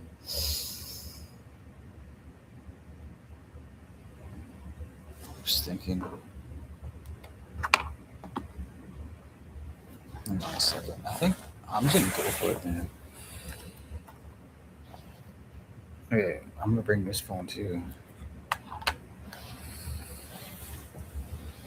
I also have to be really, really, really, really, really, really, really careful. I don't want to switch this back either because last time I did that, everything went black. So I have to be ultra, ultra careful here.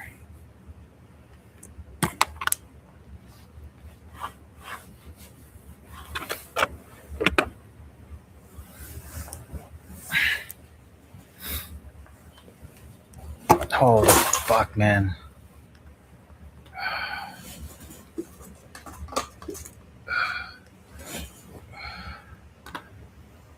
Fucking carrying 12 different things. Is this unplugged? How it is? Does that fuck it up? Oh. Okay.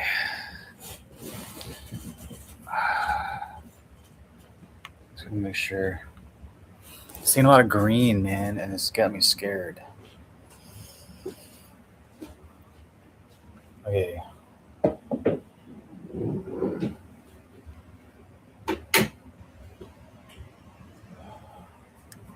take a picture with my phone.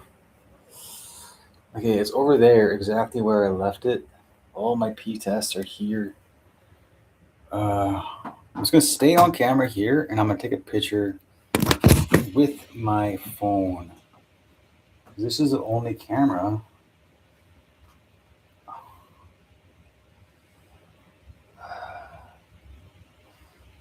Okay. I'm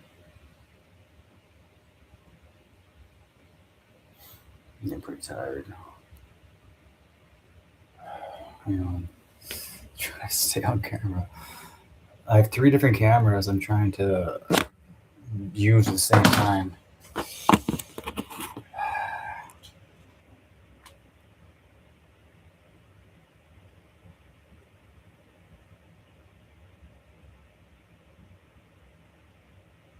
Macro's the best.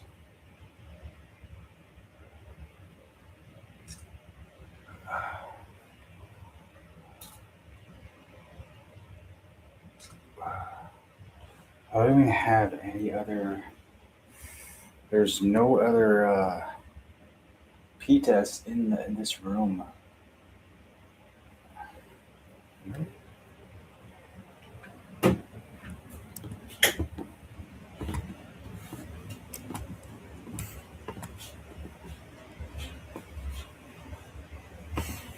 Just bear with me, guys. I'm trying to read your fucking mind, dude. So it's a little difficult. All right, I'm not a fucking mind reader. Okay, I've done well so far, man. But okay. Either way, like let's say hypothetically I didn't pass that test, and I passed the next one, like I guess I don't know, and like if I can, and like it's valid, like I've been on screen, like you know what that would say to me? I've been dosed. I've been thinking about this a lot lately. All that proves is that I somehow got weed in my system without someone deliberately dosed me. That's what that would indicate to me, and it should indicate that to you as well. Especially like if I'm peeing clean, like literally just after it. But what's the problem? My relapse last time, man. Like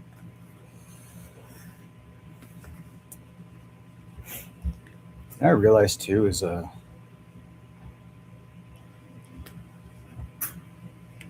better or the more mentally healthy and secure I am, the like I just won't like I went through a time that were just like I just didn't really I just wasn't really concerned with trying to prove things, I guess, and I had a sense of who I was, and that was good enough, man. But right now, that's not good enough. I have the ability to prove that I'm clean, right? Like that's something I have control over. So I think that's like my responsibility to do that. It's something I think about, like, and honestly, like I have to like uh, take that seriously.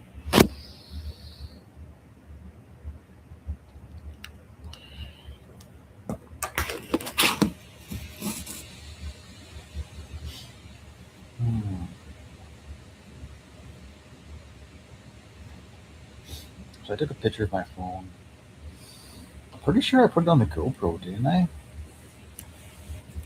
Like I tried to show it on the webcam, but like the webcam was out of focus.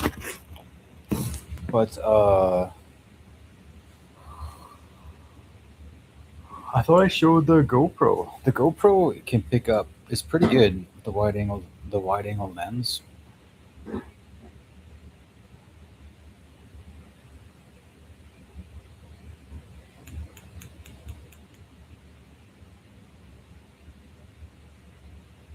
Challenge. Yeah, I'm seeing like a lot of green here, so it just got me a little worried.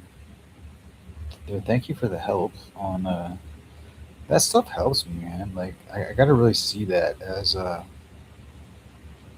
just a way of you guys communicating to me on what I can do to help prove that I am clean, which is like actually really helpful.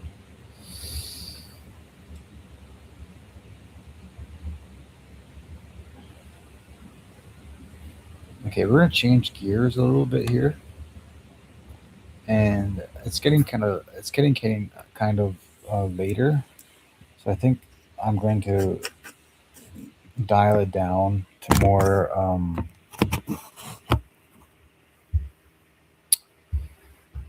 just more chill, like not thinking deeply type of kind of content, I guess. I kind of want to watch a movie, if that's okay. When Obama showed up unannounced.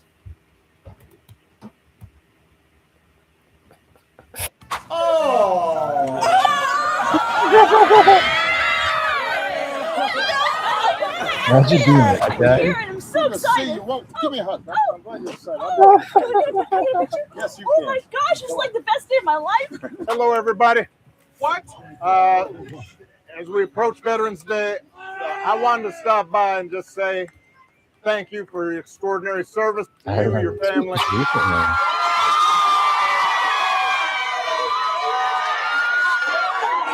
I think John Cena, right?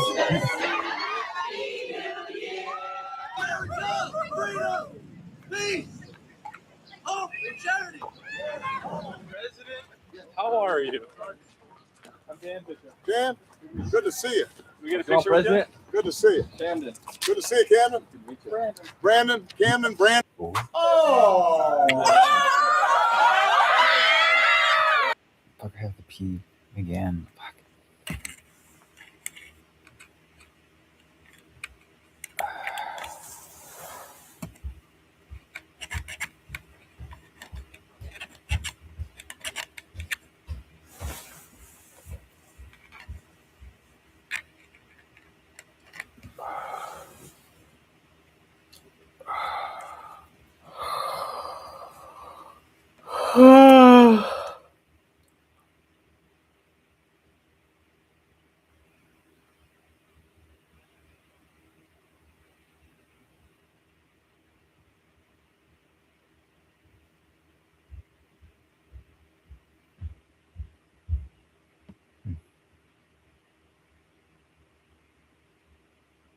What should I watch?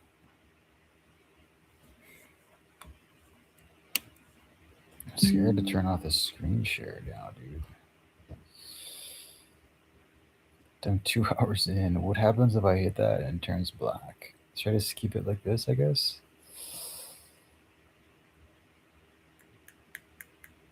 I guess I will.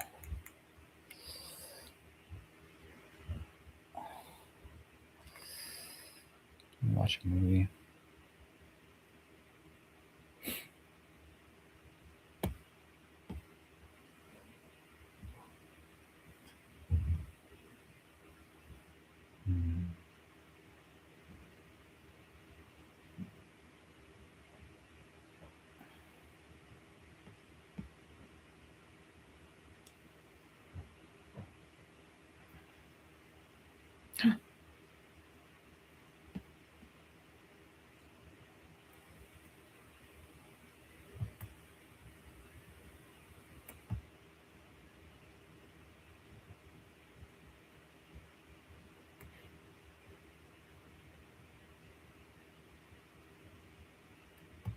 Hi, John Cusack. The double V itch? What's that?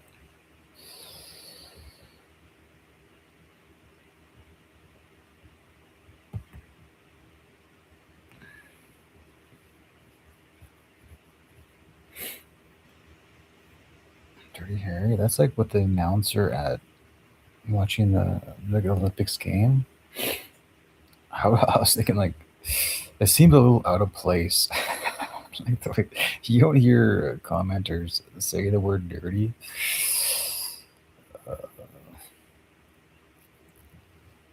Yeah, man. Check his pants, dude. Okay.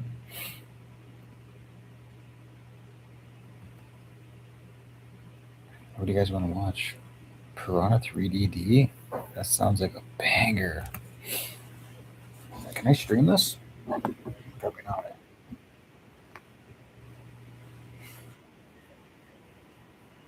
If only it was a perfect world. Oh, shit. Hang on a second. This is plugged in?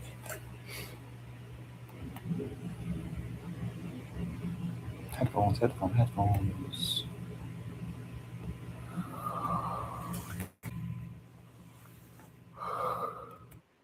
Scratching the skull. This isn't working.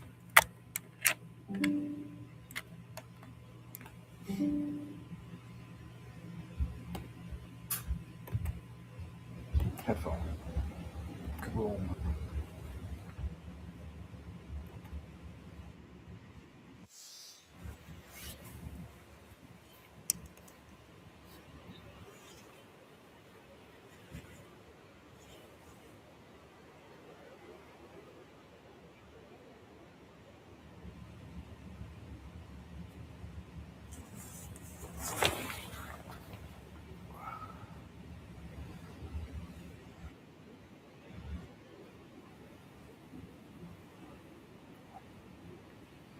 What is this?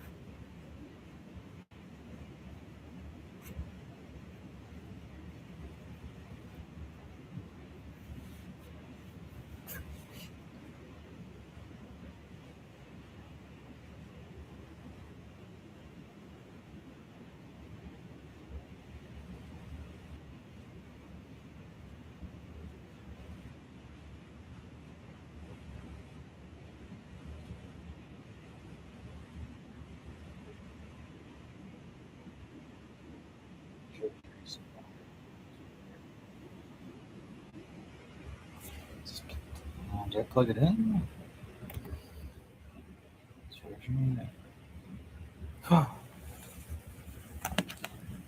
It's charging, all right.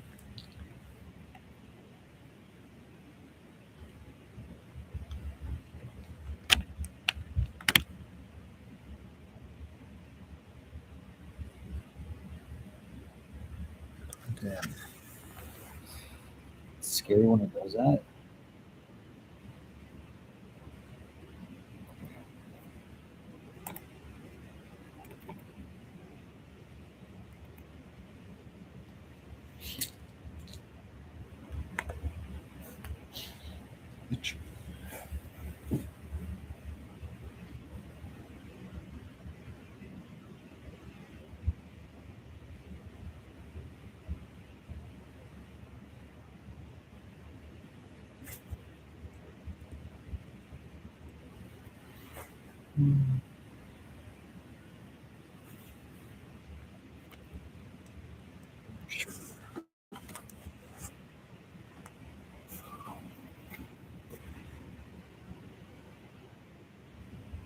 Dick is rain better too, eh?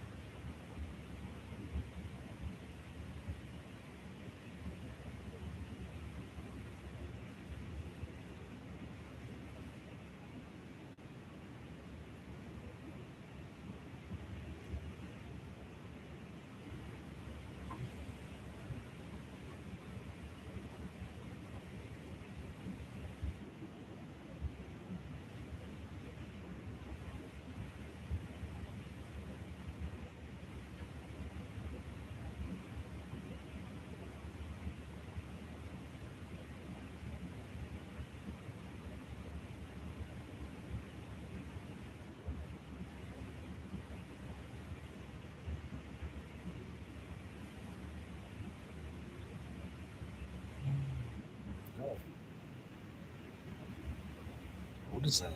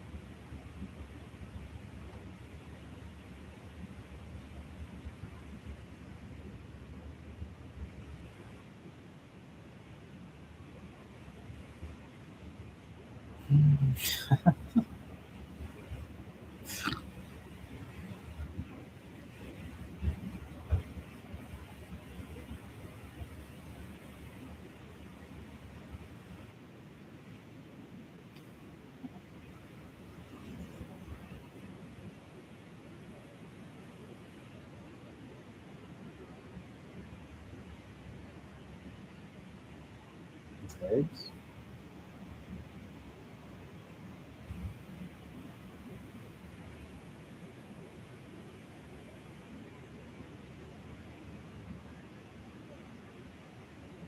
Get out there.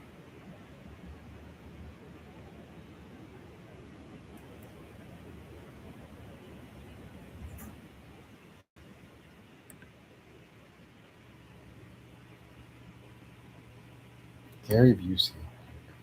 Sorry.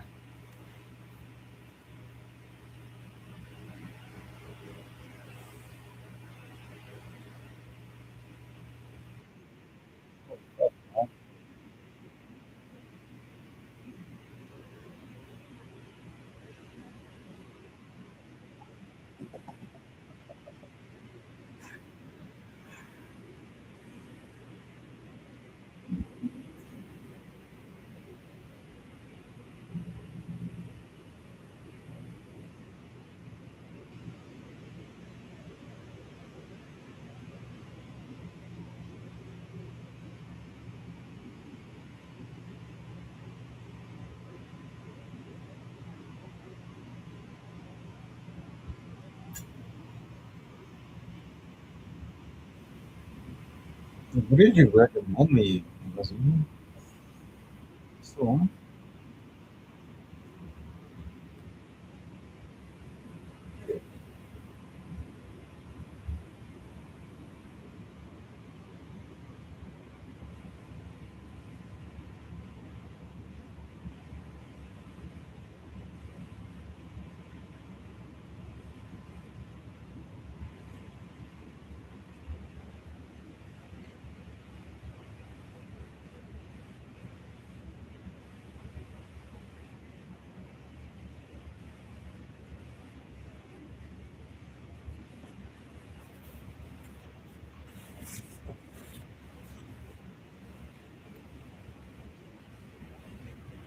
She didn't say that.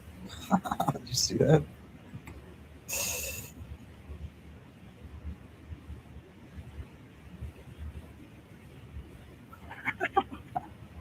It's like added in there, dude.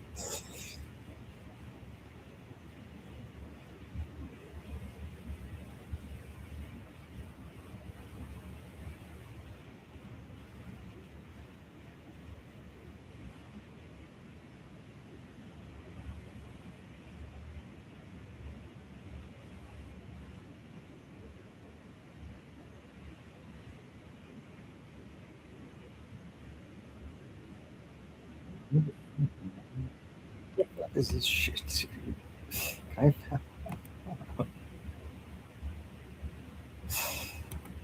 The Piranha 3D, that should have been my first clue, right? Nice try. It's not gonna work.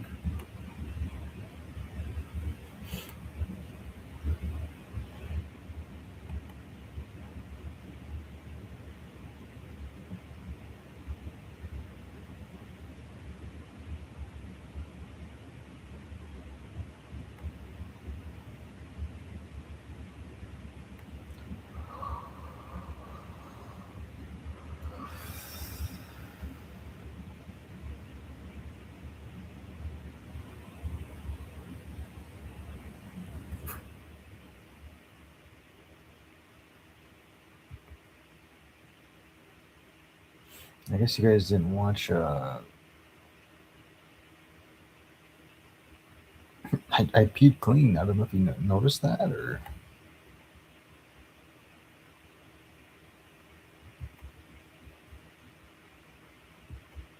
I'll have to do it official. Dude, this is getting pretty bad here. Oh, Beetlejuice.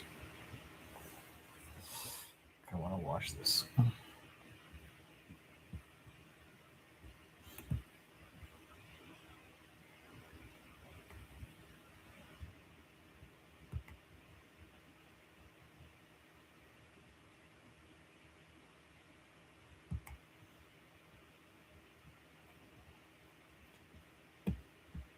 So what's going on?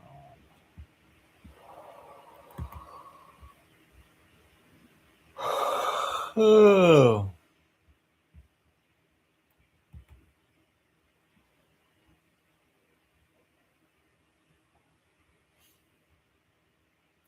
So.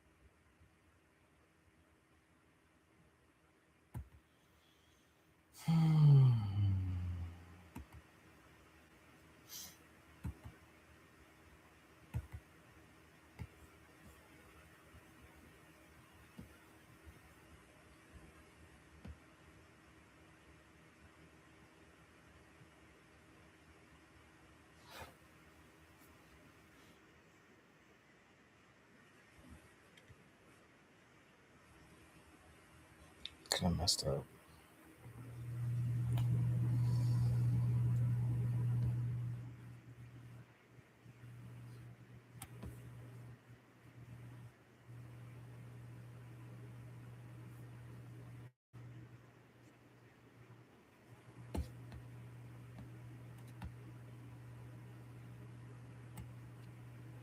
The way she does that.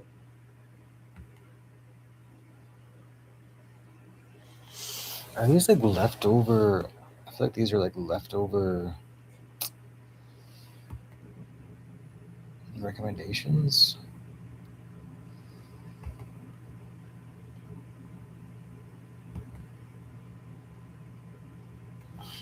Can you update it?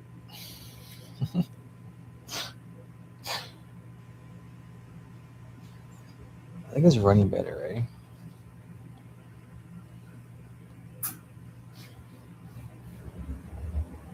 It's a lot more smoother. I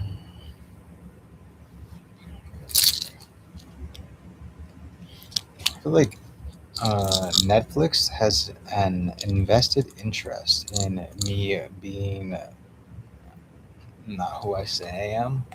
It's like they actually invested actual capital, man, and so it's like they're gonna be that's gonna be tough for them to. Yeah. It's kind of crazy. I feel like a lot of this is just money.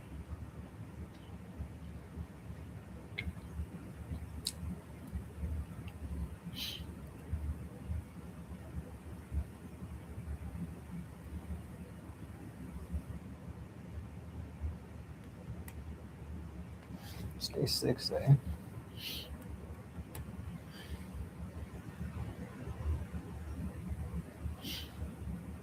What's this about? 3 seasons, eh? I need a good TV show. Oh. Hmm.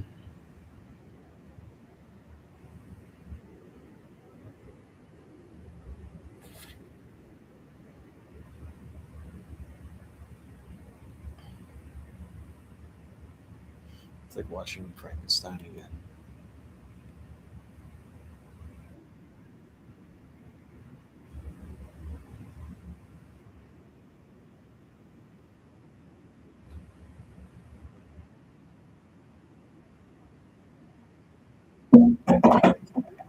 What the fuck? That's loud.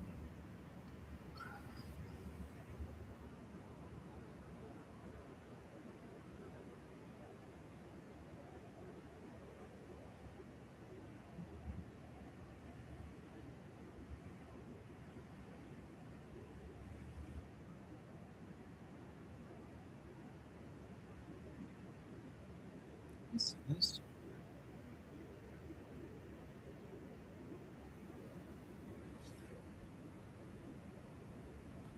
I like these kind of movies.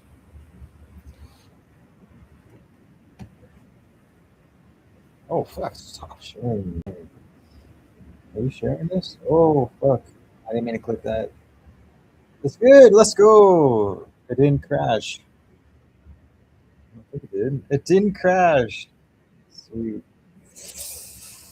That could have been.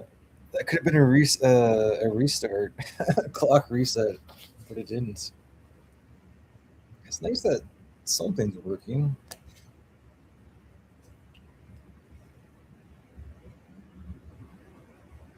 Let's see here. Everything's plugged in.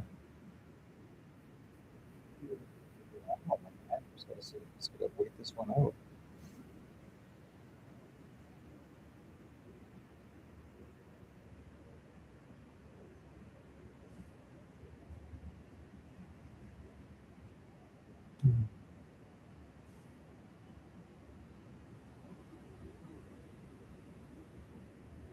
I'm really smart.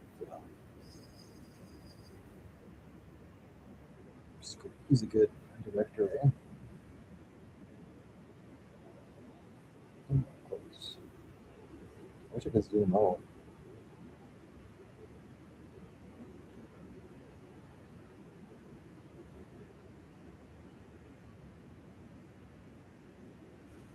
Kind of funny, like every single opportunity or every single time I'm not on camera or like I'm not I don't have a physical GoPro camera that's visible where you can see me fully. Instant, instant, something happens every time. Like you guys think I'm up to some shit. Any kind of like it's like every possibility, even just like the slimmest.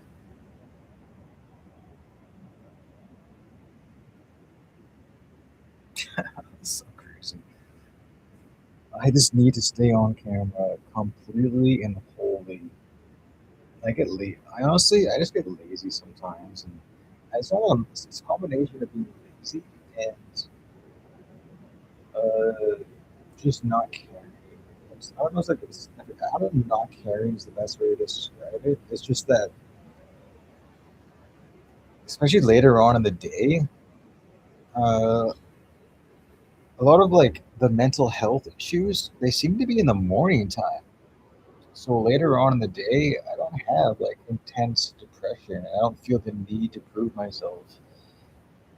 I think would be the best way to describe it. So I'll just fucking put my camera like right there and not care. But I'm not gonna do that anymore. From this day forward, I'll have the camera in a really good spot, and I will have the covers down like by my below my waist or something, like, just to make it cheap. Make sure you can even like think of any kind of possible. Like I gotta take out. I have seen this before. Any possibility.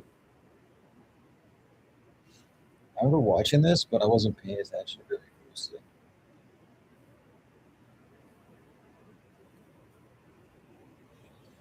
Looks like Tyler won, man.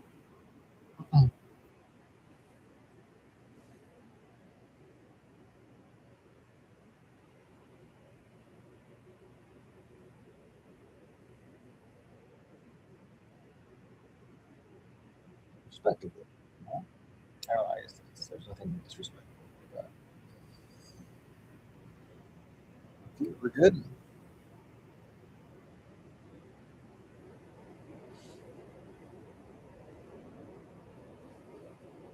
What we're looking at for time wise, 2 hours.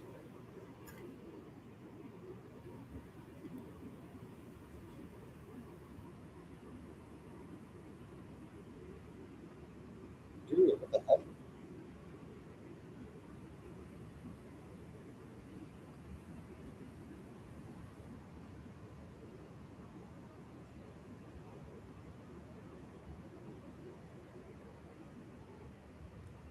Yeah, Ridley Scott. He made the original Alien too, right? He's made some really good movies. Ooh.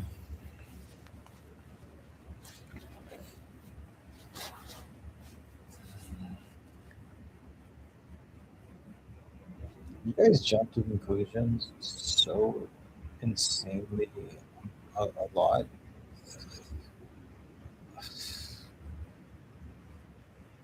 It's like it's like a bad thing to do. To like just assume. Is this like, I feel like, is this like still good?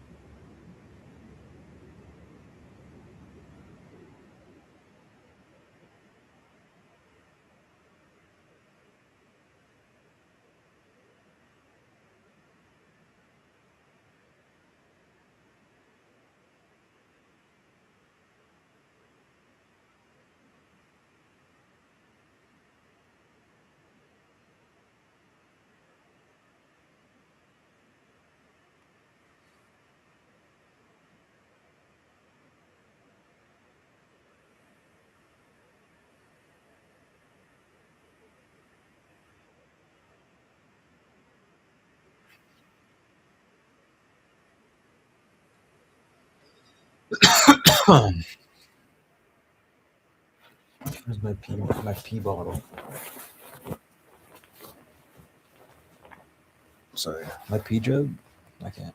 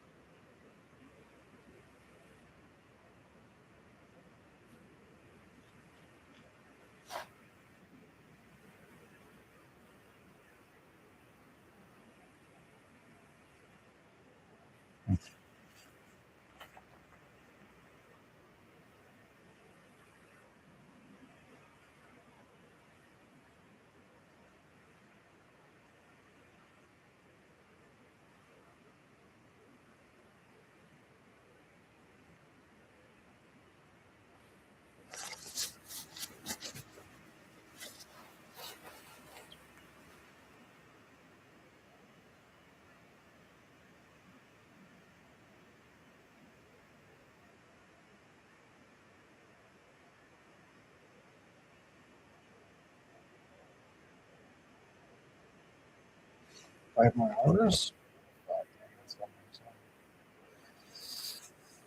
Oh, this guy's like perfect at everything, eh? Good morning. Just like me. Just kidding. You not hear me?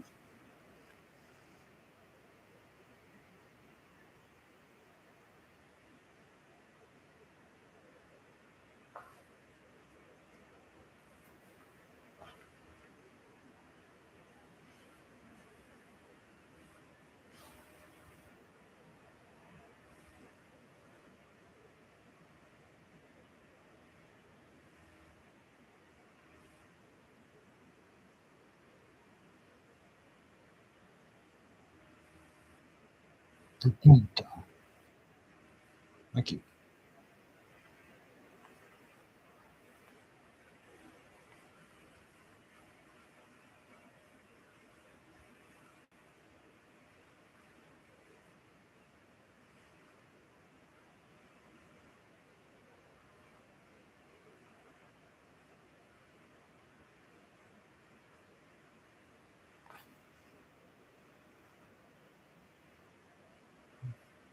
Hmm.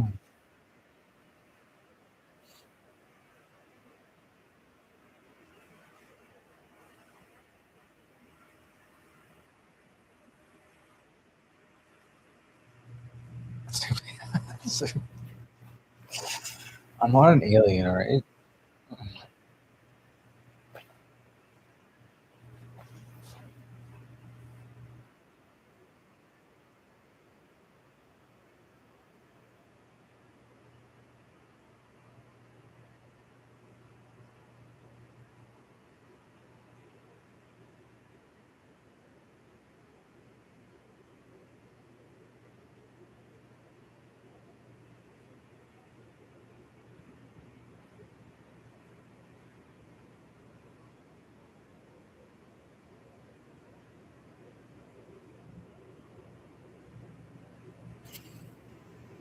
If only you guys could see from my point of view. I wish like one day they can like replay your memories. Just like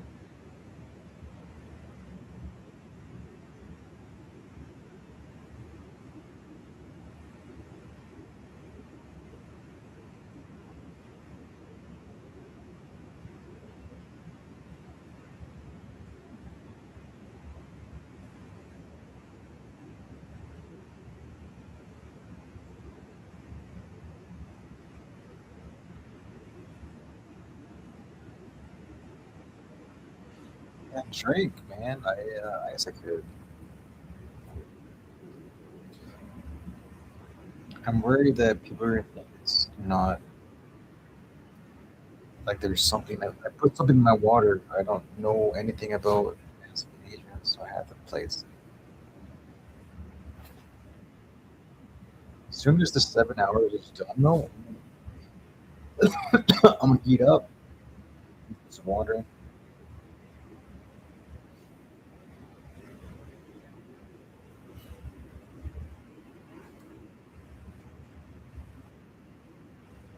Nice.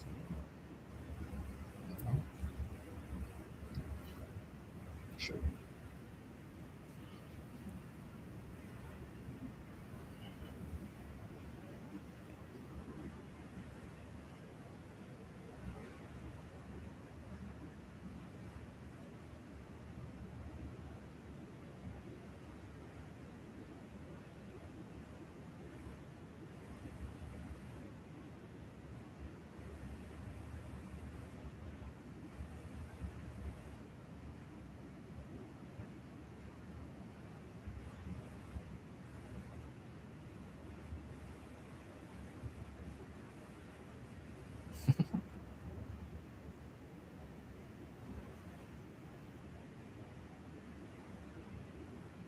Oh man, it's all coming back. This is a good movie.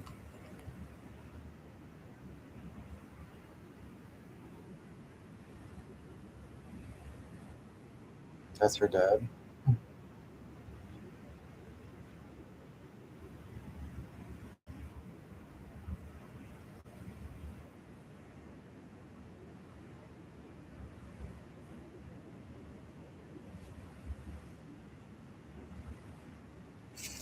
I'm just-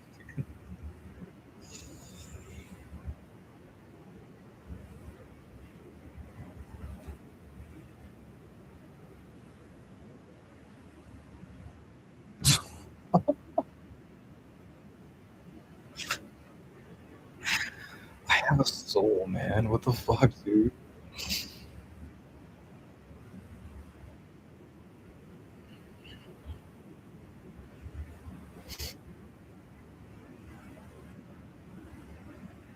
Everybody dies.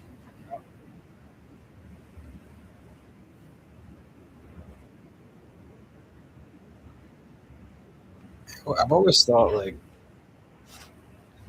like what do you think about the moment you die?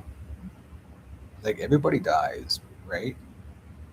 A lot of times, like sometimes you don't know when you're gonna die, but sometimes you do. And it's like I've always been curious about uh, the moment just before you die. Like, what do you think about? What will I think about?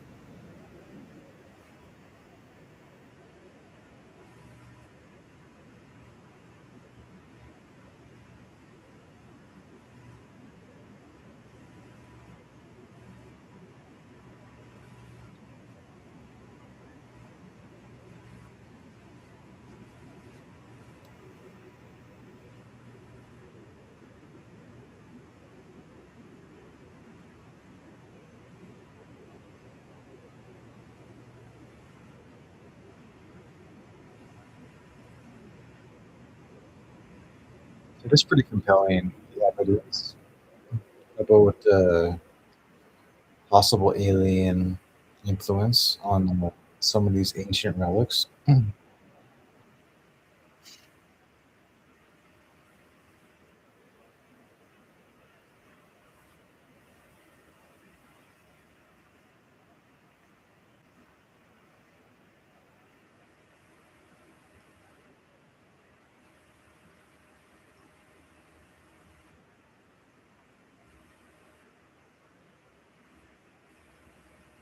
How cool is that?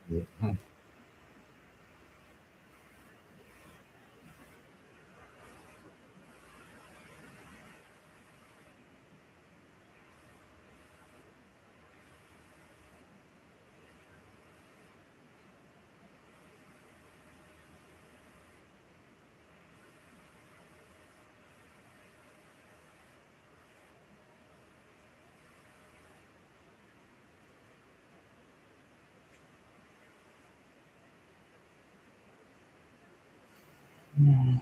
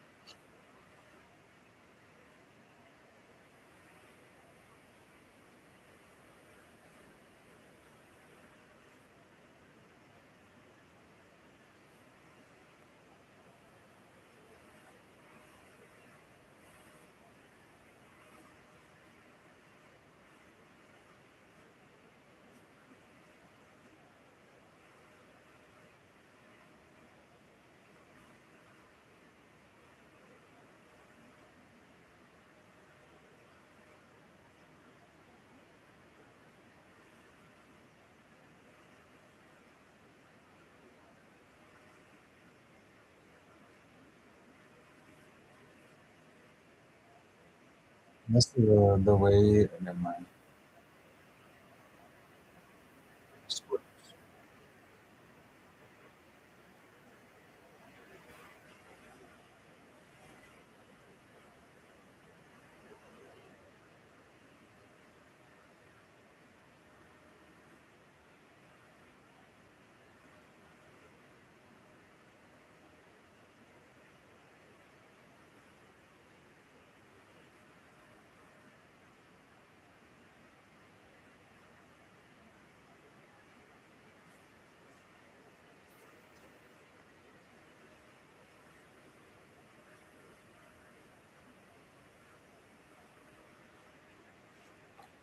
There's blood on there.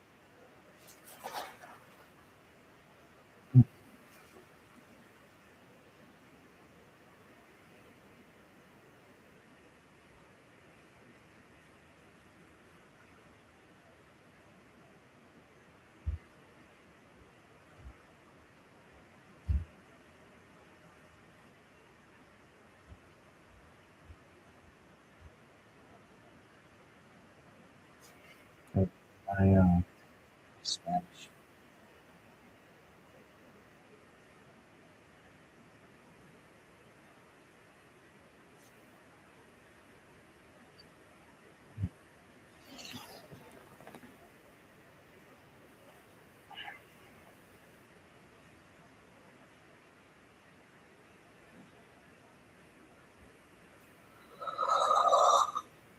Oh.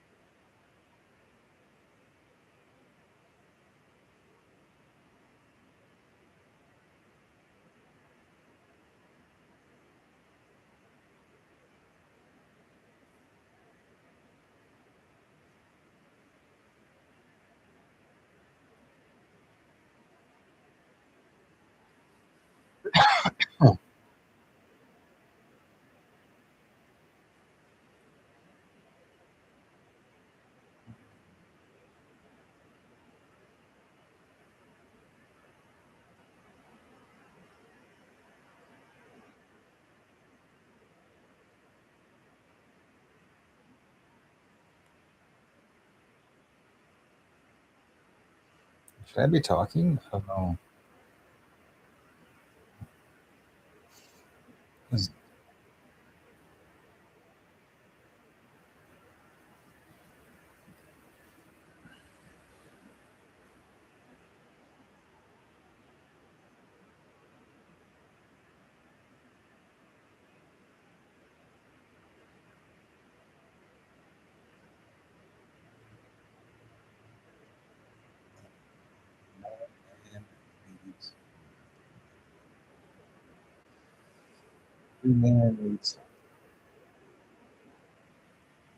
what I'm saying.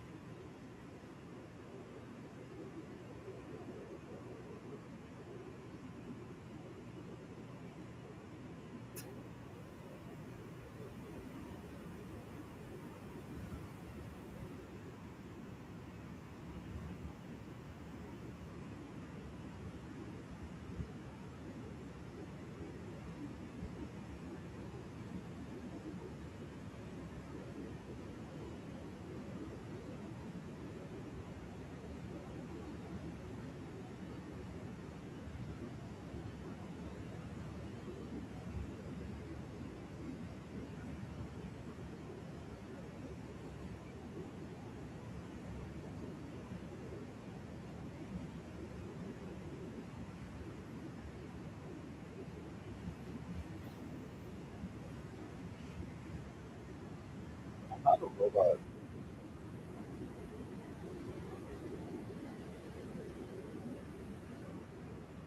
Maybe I am. So I do breathe though.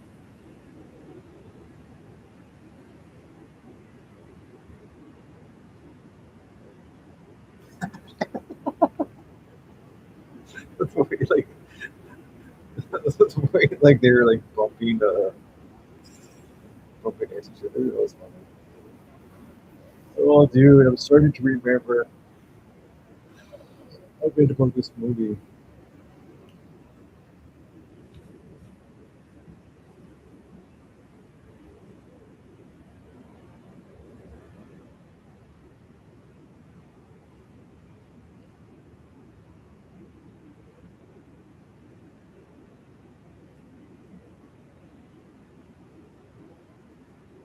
It's really up to these days.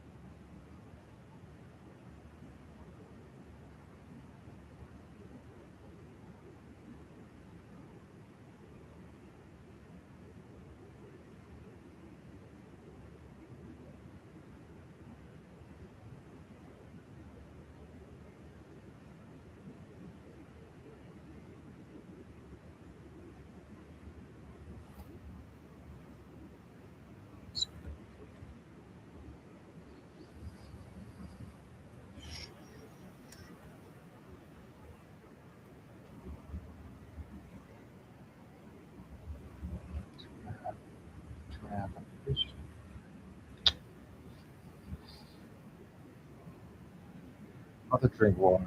What's the point, man?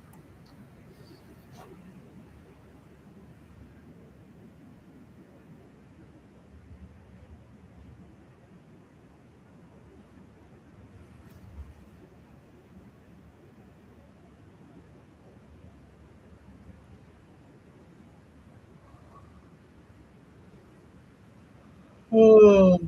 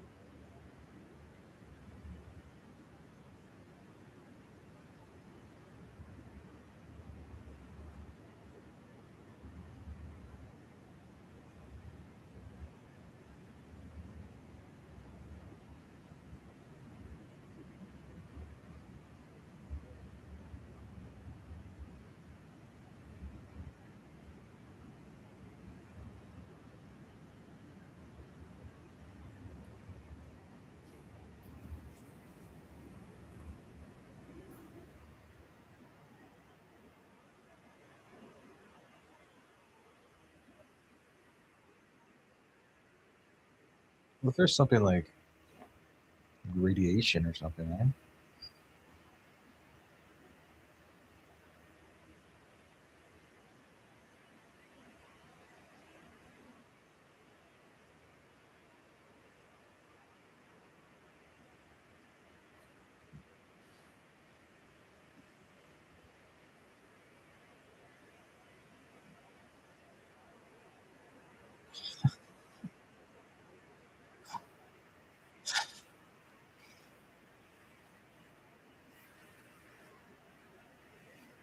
Take your shots, man. Woman.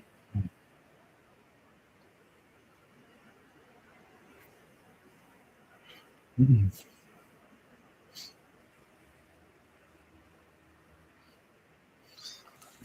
I got a left hook that can. Right, sorry.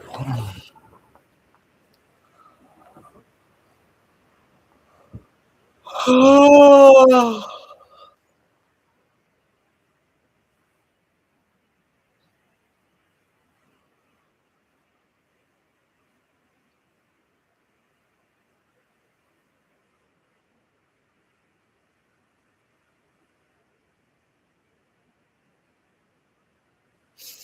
was thinking, like, what if I donated both my kidneys?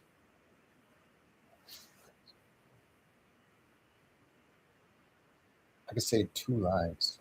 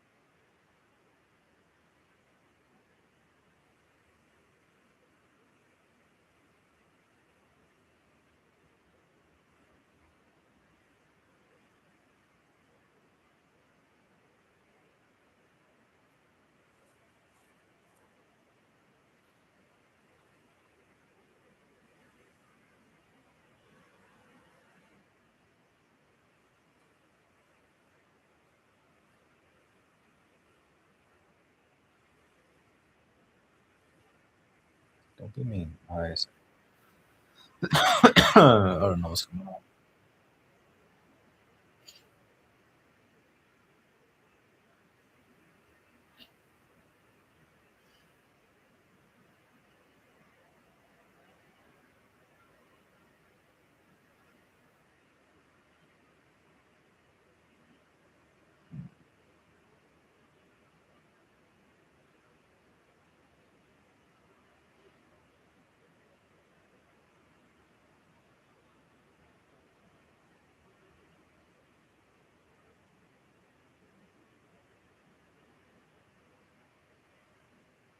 Why is he yelling? He's insecure.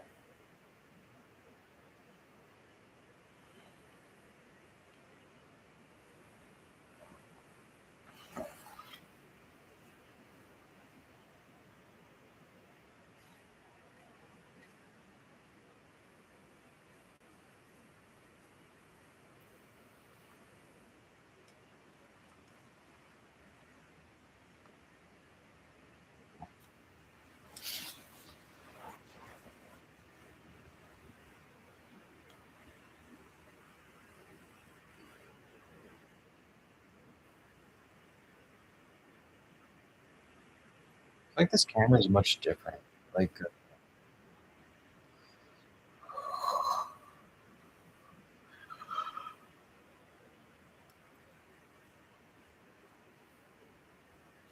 I'm just sitting here.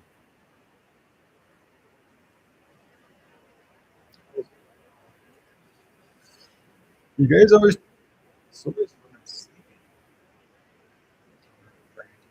I guess I have to stay up for 5 hours. Fuck. I just took a pill, so that buys me 4 hours.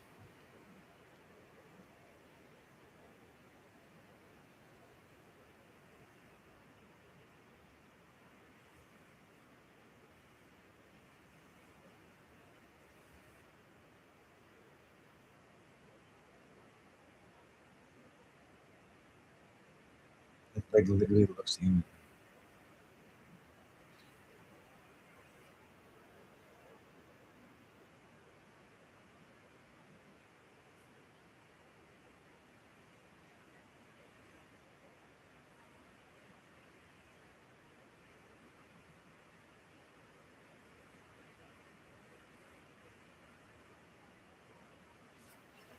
Oh, this.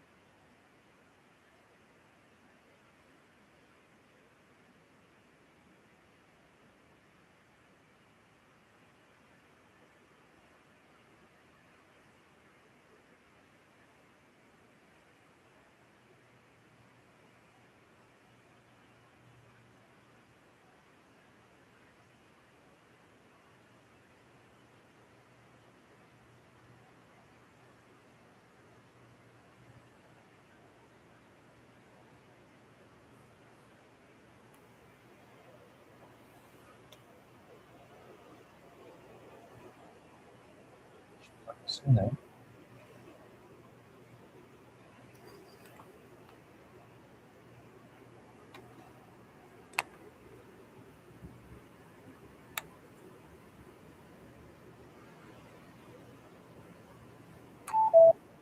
Get out of there.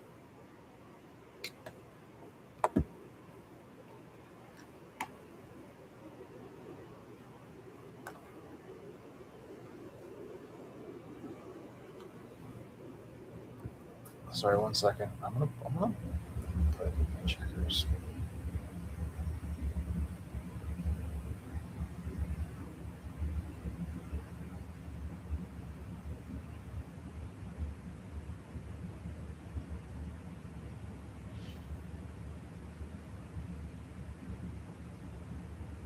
I gotta be. This is like beginners, man. I can't. I feel like I'm playing too fast. I need to like slow down. Smarter, eh? And just take my time and really focus on all the possible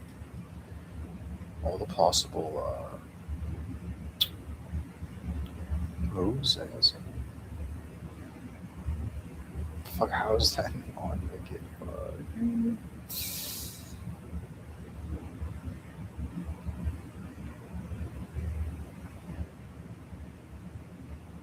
That's a good one.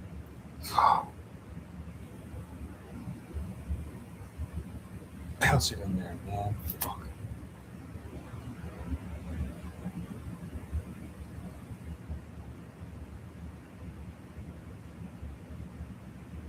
I don't know how bounce it put this in there. Doesn't that make a bigger gap? Oh, you're kidding, right?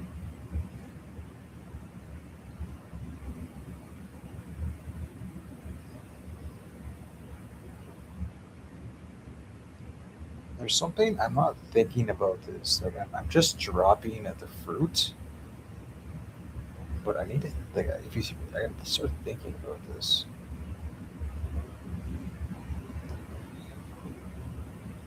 Because you want to have certain fruits that are available, right? Bounce it, bounce it. Fuck off, dude.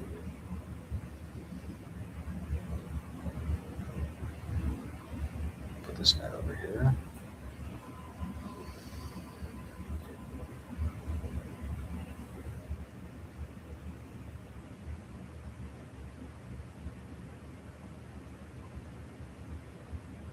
You want to make it so like these two can connect. Like I'm literally making a wedge. You got to think about ahead of time too. Like what's going to happen 5 moves from now? It's kind of like checkers. Oh, that was fucking sick.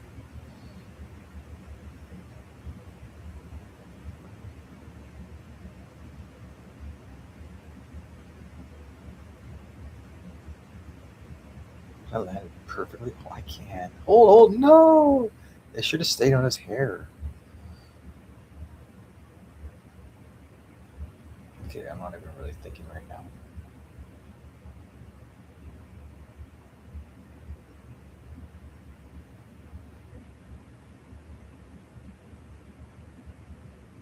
Like you can like kind of bounce it in there too. See, I'm gonna create an even bigger wedge, but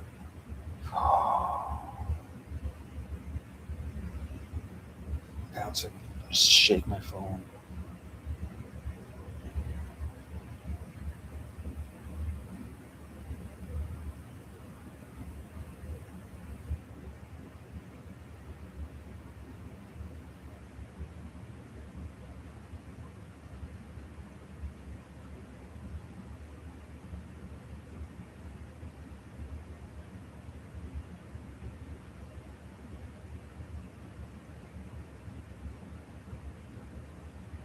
Oh, that was fucking sick.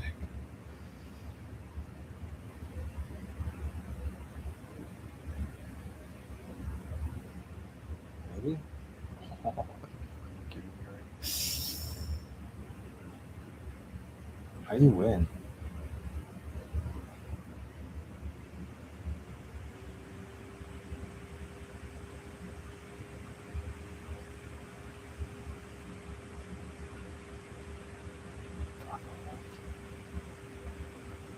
Actually, fuck off.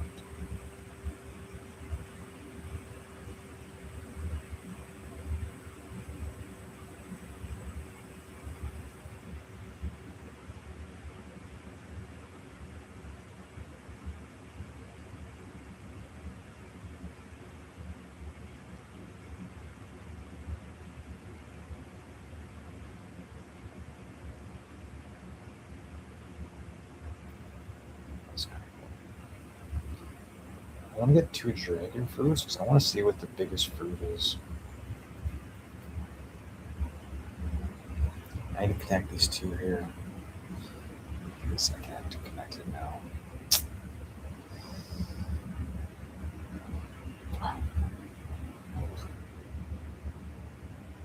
It's like you need to avoid putting fruit in between possible connections.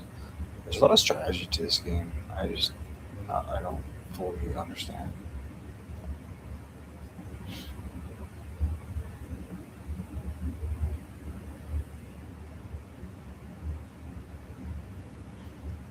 They play very aggressive, I noticed.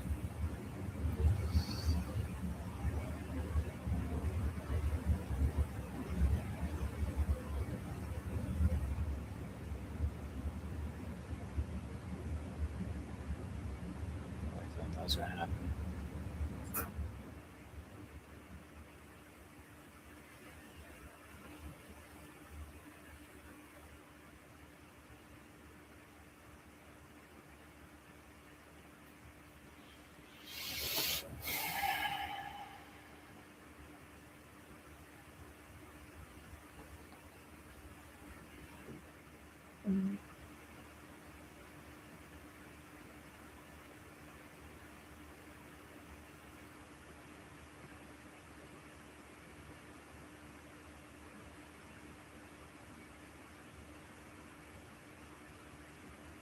Shit. I gotta take that's not the play. It's like I need to turn my brain on.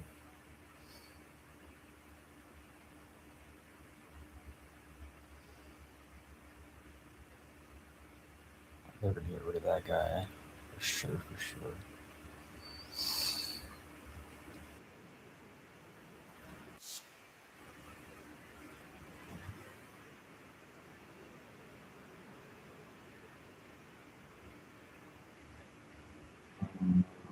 God, it's so hard coming.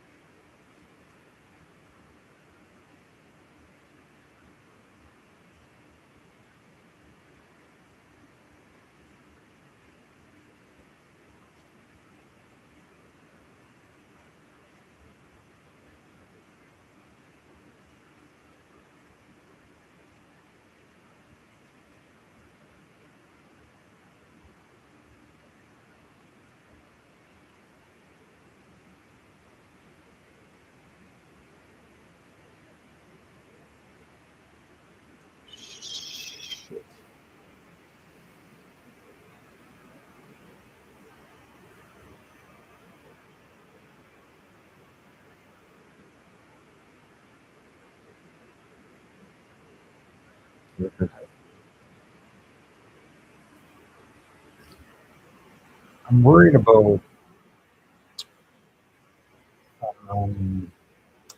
if I were to take liquid IV, I'm worried that people will think I somehow put something in there that's going to make me pass the drug test. So I'm not eating or drinking anything other than water from the tap, just to make sure 100% calcium. I'm not cheating this fucking test. I don't know how people cheat. So I have to like take every precaution I can.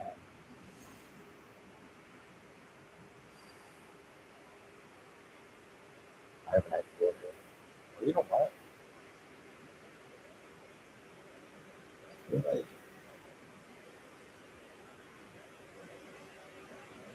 oh.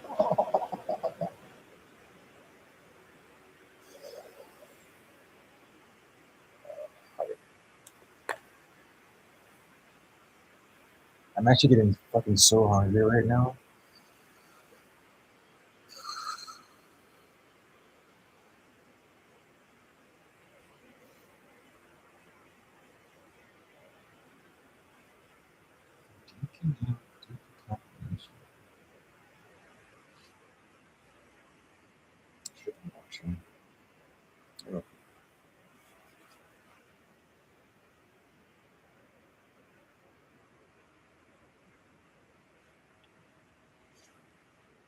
I don't think I watch the. Am I allowed to watch the Olympics? I feel like I'm mentally strong enough to do that now. It's late in the evening, and that's when I'm like mentally more sound. It seems like.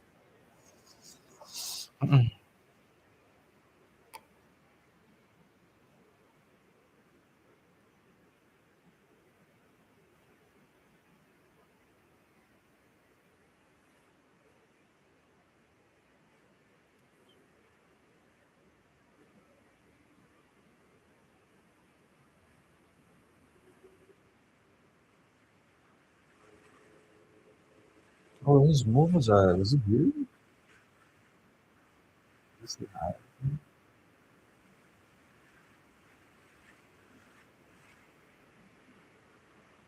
It's my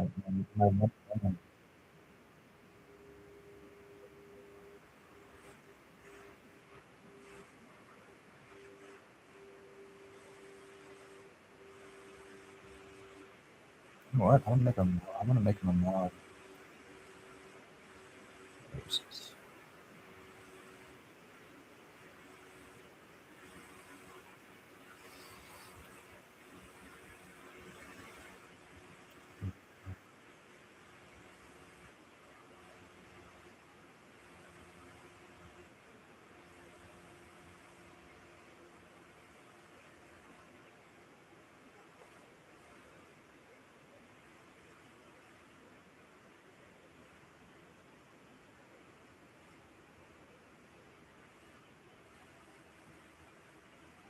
Come on.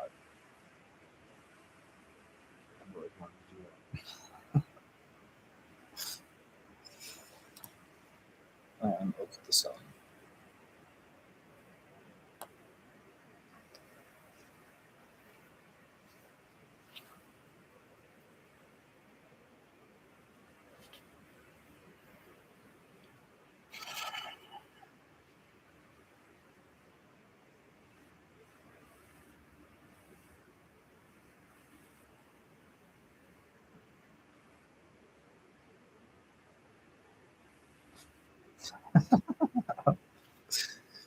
What is going on? Did I die?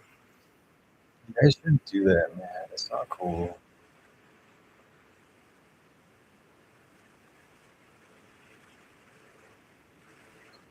I gotta make sure I take all my medication.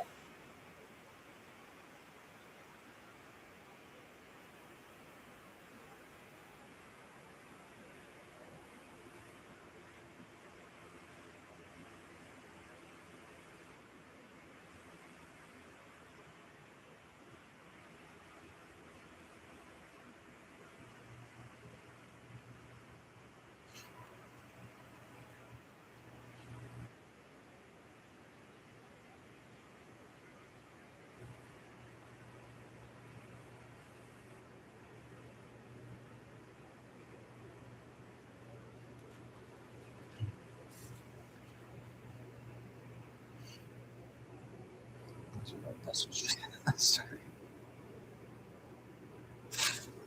Alright.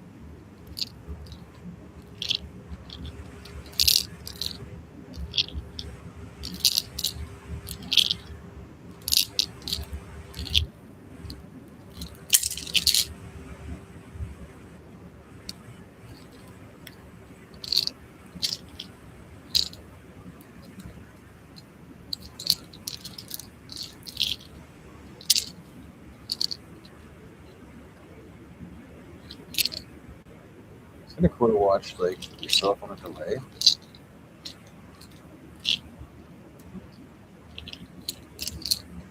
Kind of like my shit now.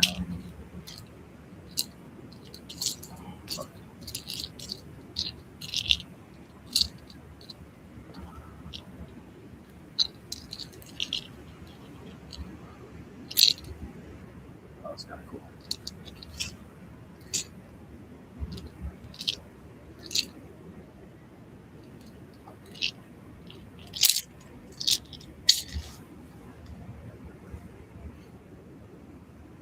What the fuck is that?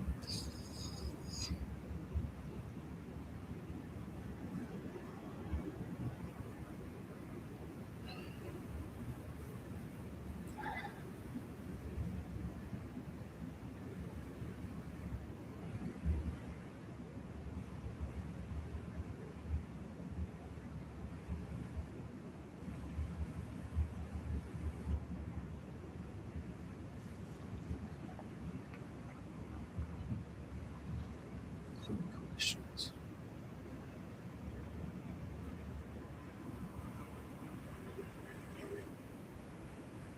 In reality, you couldn't have some sort of biological life just out in the open like that. Like, it's-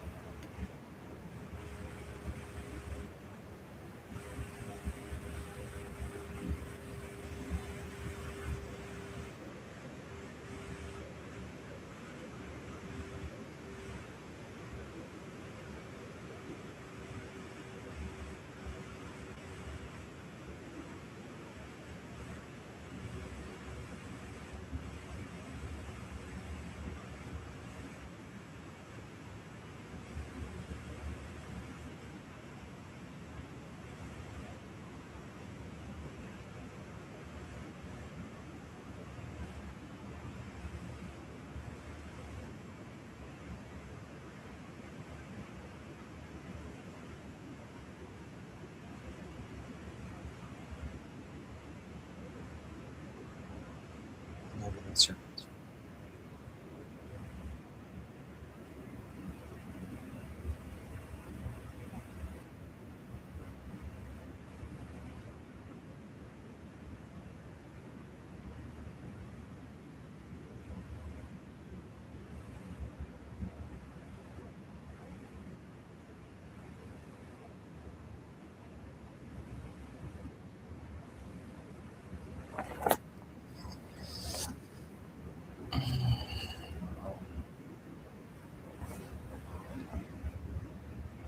just go.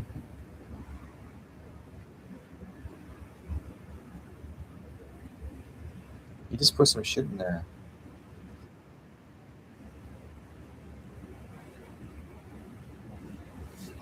Is that what you guys think? I need clues.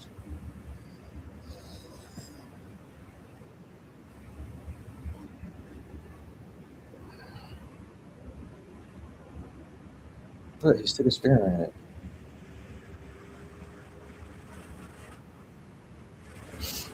Don't worry, I'm not gonna do anything. It's gonna be perfect.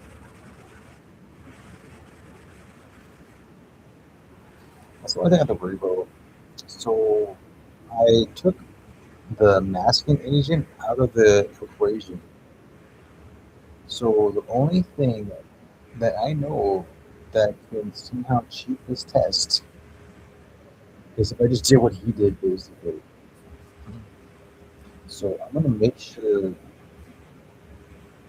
What I'm gonna do is I'll take a pee in the shower. I'll like I don't know. I'll figure something out. I'll start thinking about that. I have to fucking pee, man. And I'm super hungry.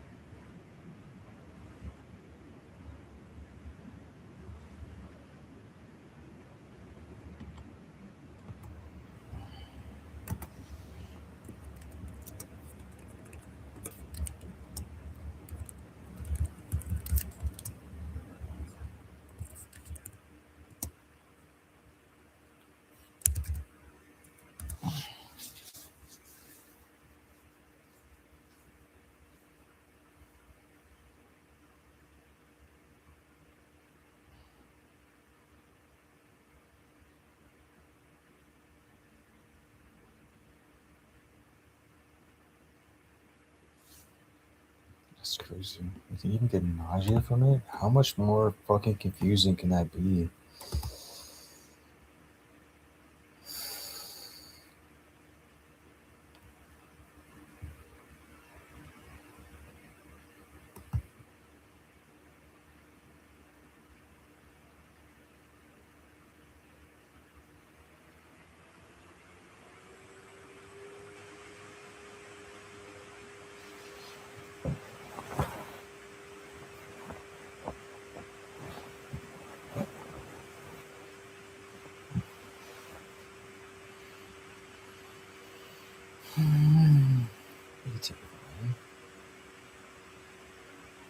It's like not your usual.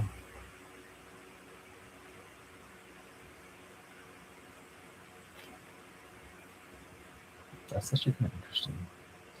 It's so similar to. I wonder sometimes if CHS can cause depression and then cause these symptoms.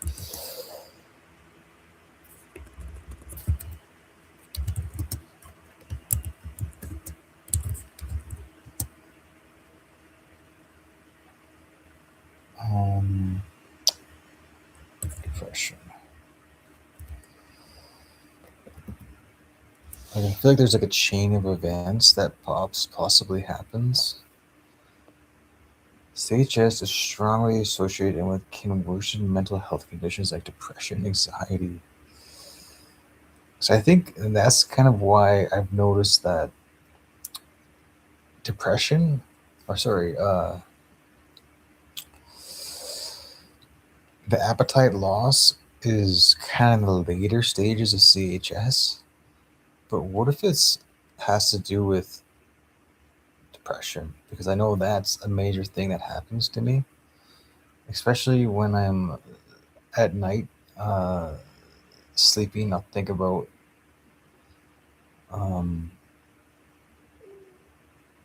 right before I go to bed, and when I wake up in the morning.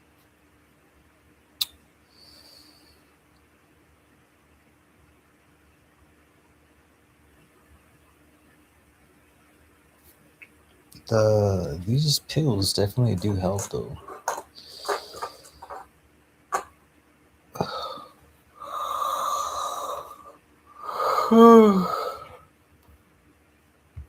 It's kind of interesting how I have like every single symptom of the.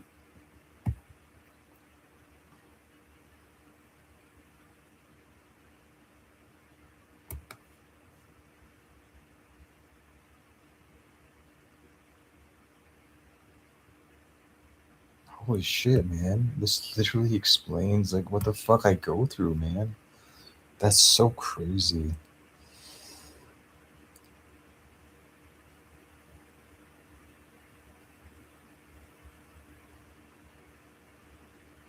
So I feel like it's like for me, it seems to be really effective for treating my depression, but then it makes me sick, and then it makes me more depressed. That's so wild, man.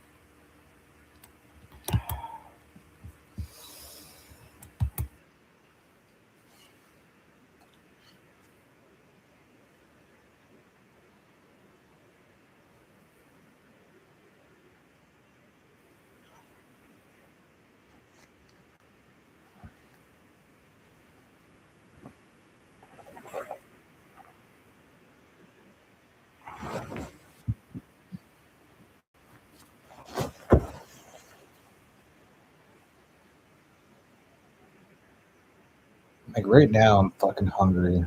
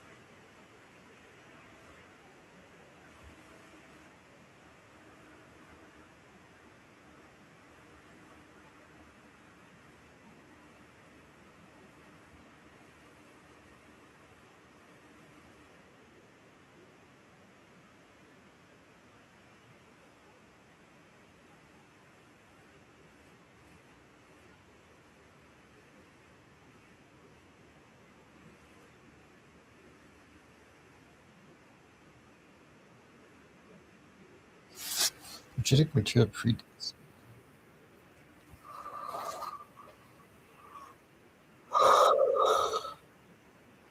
That's a pretty common theory, eh?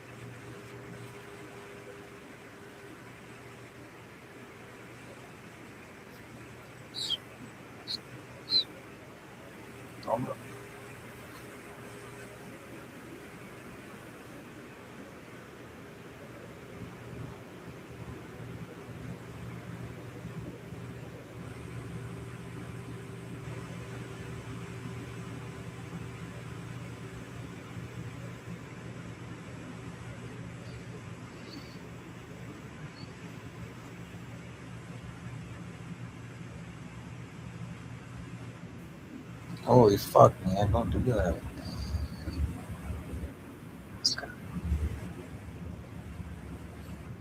Oh, yeah, these two hook up.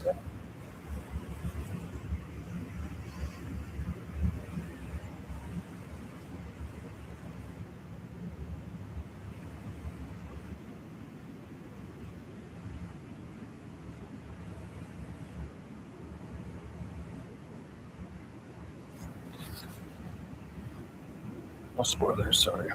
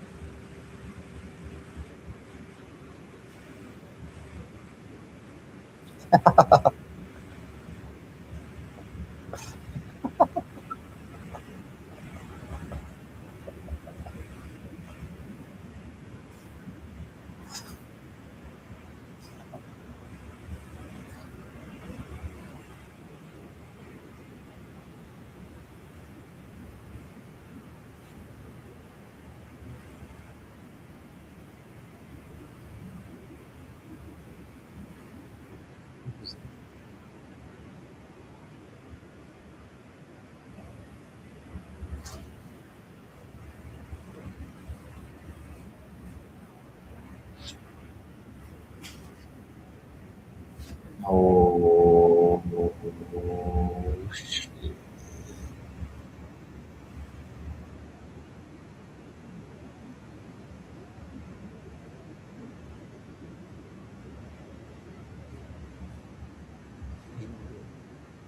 Could be dangerous.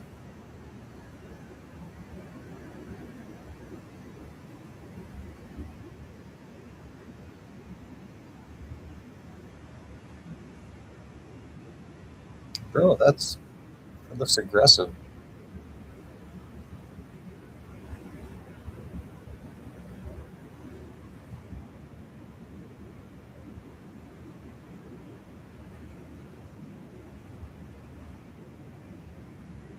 Like, what the fuck did he think was gonna happen, man?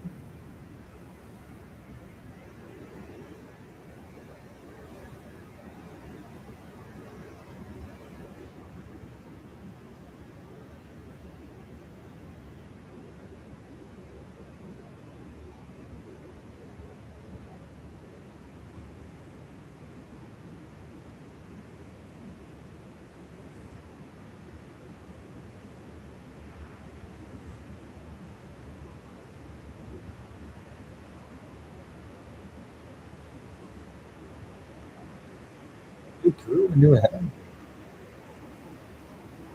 Oh no, dude, that's so gross.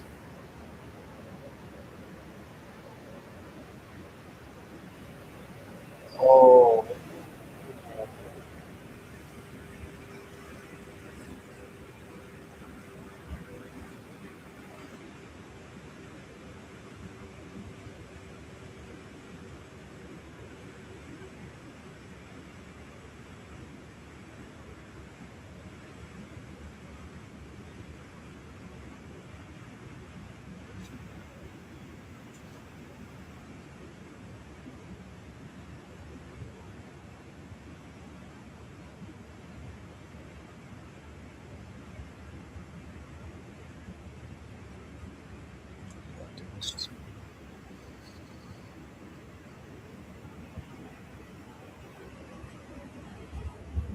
Bro, imagine seeing that.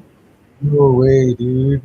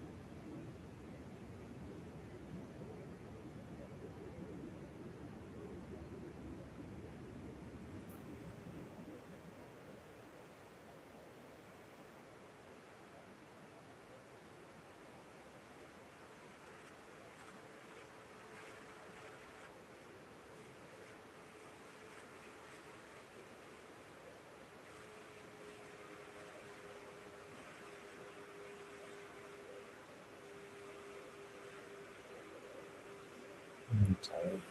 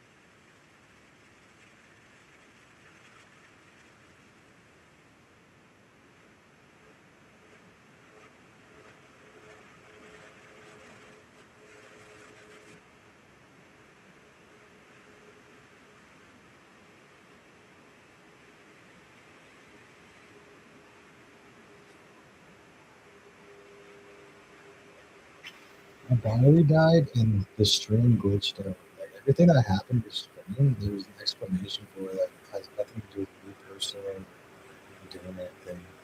Just knows that.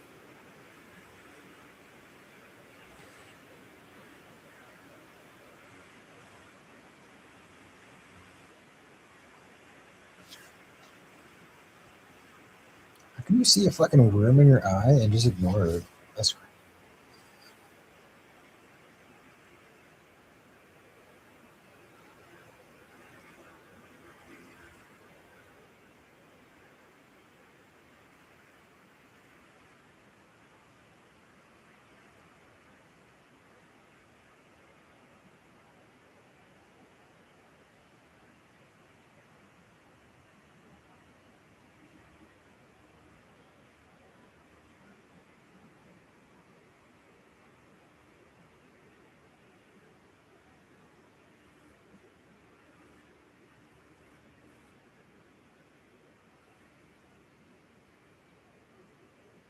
Dude.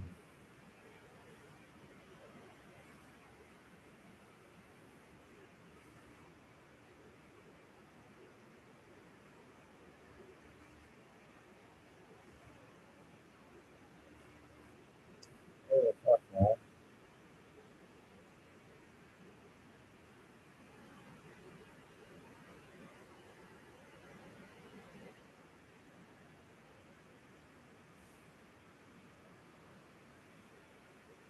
Whoa.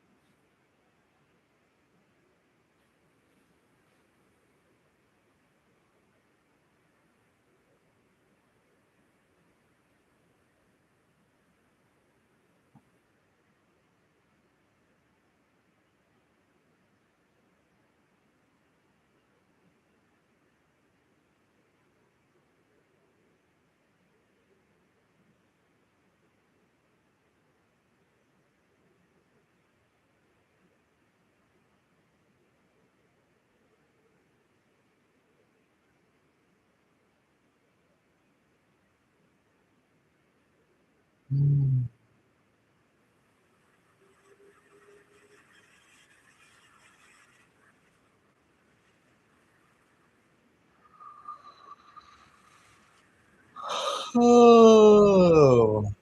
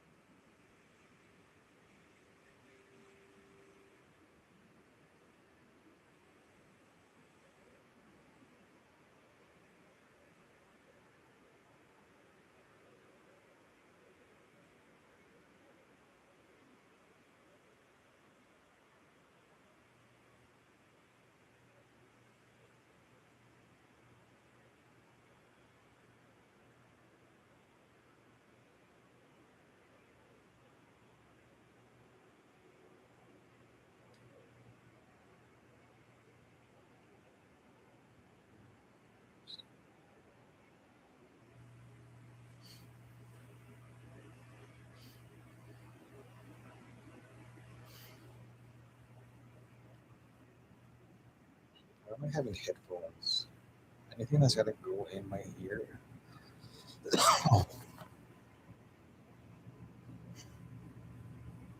Man, still, hands are good.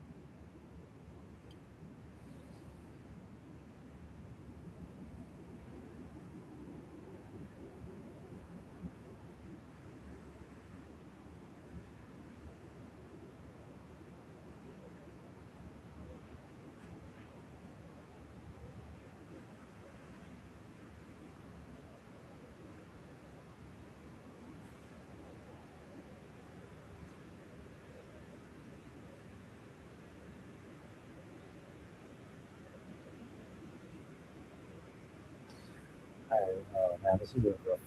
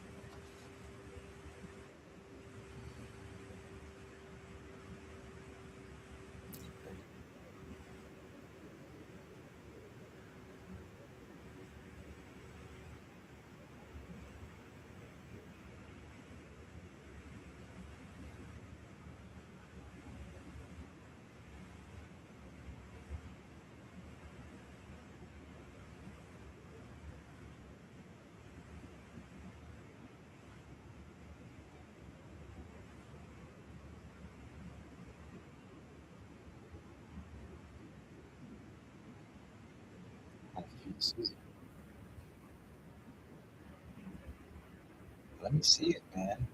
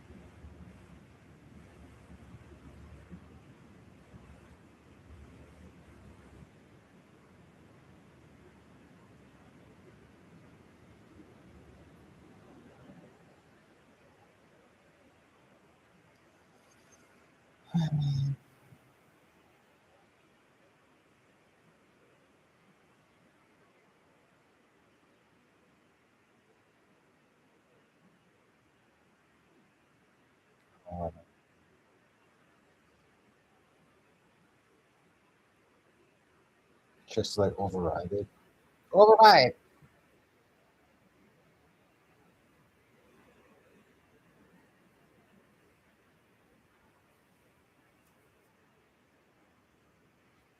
Mail.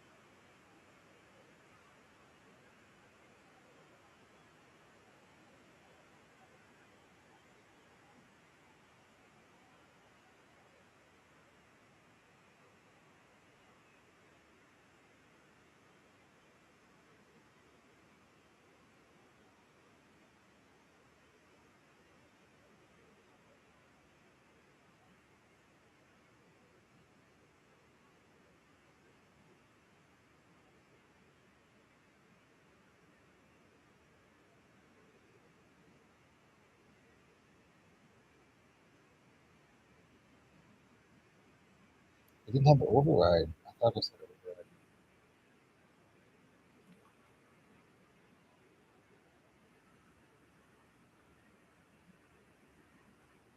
Oh, it's one of those snake things. Oh, oh.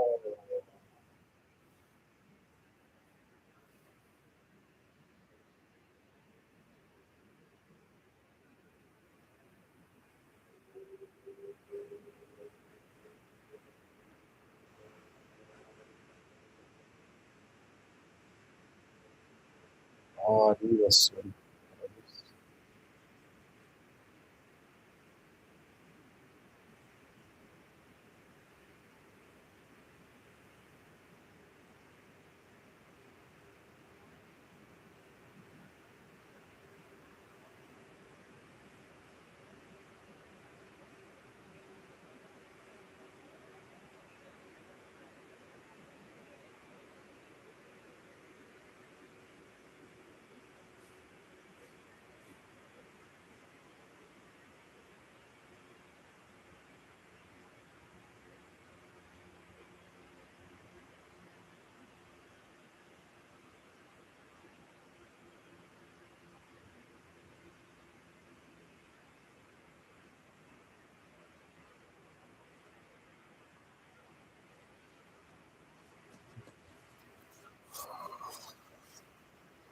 Oh.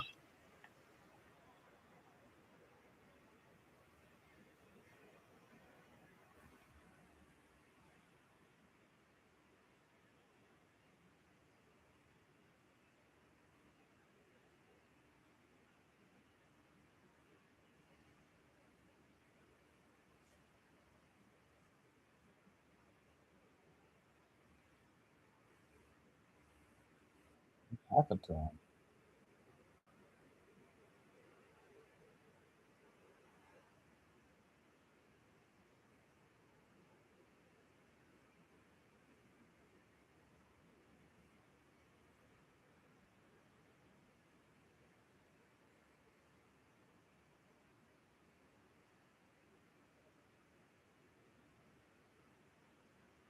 Bro, what the fuck, man?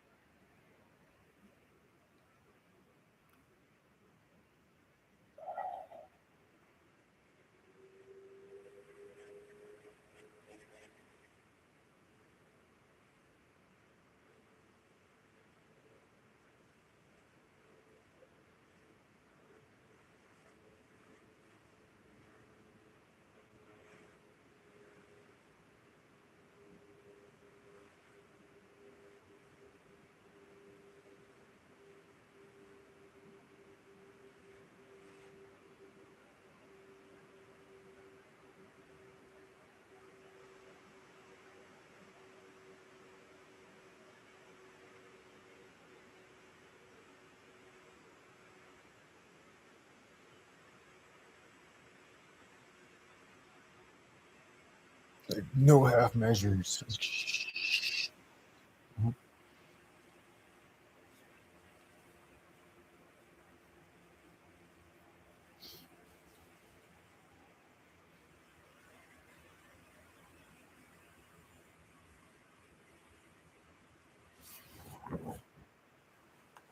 Whoa.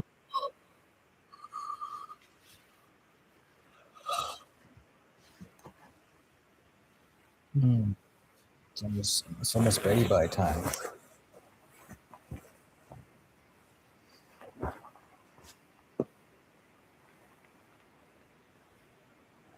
He's still alive.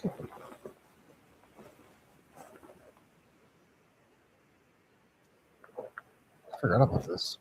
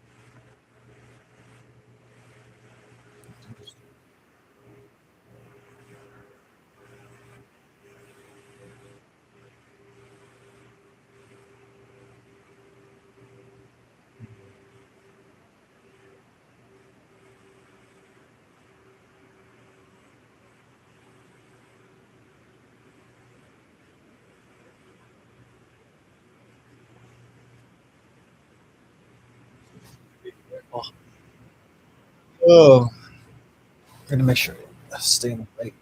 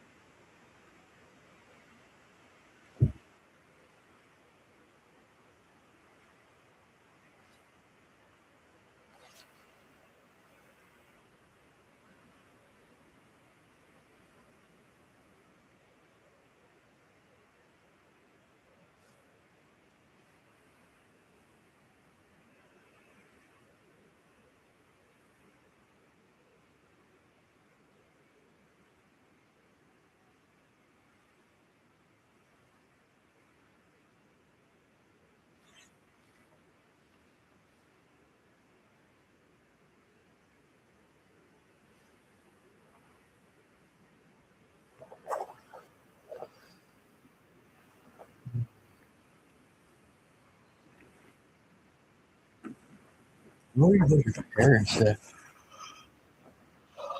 Oh.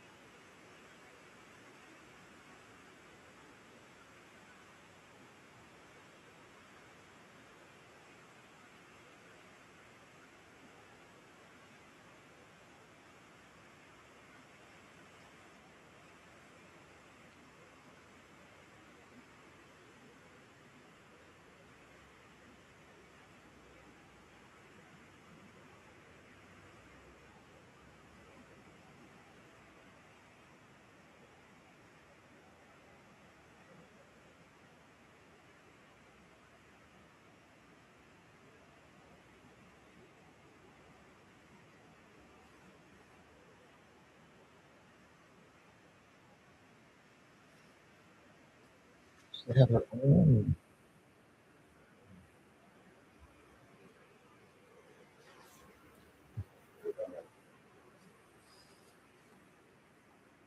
He's looking at the thumbnails.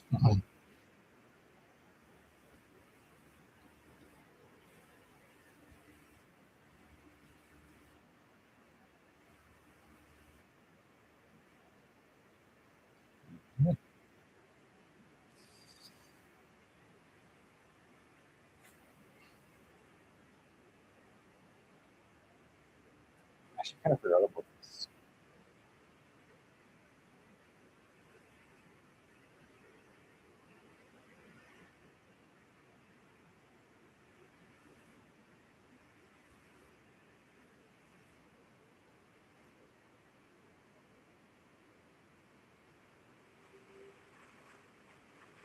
Oh, I can't remember.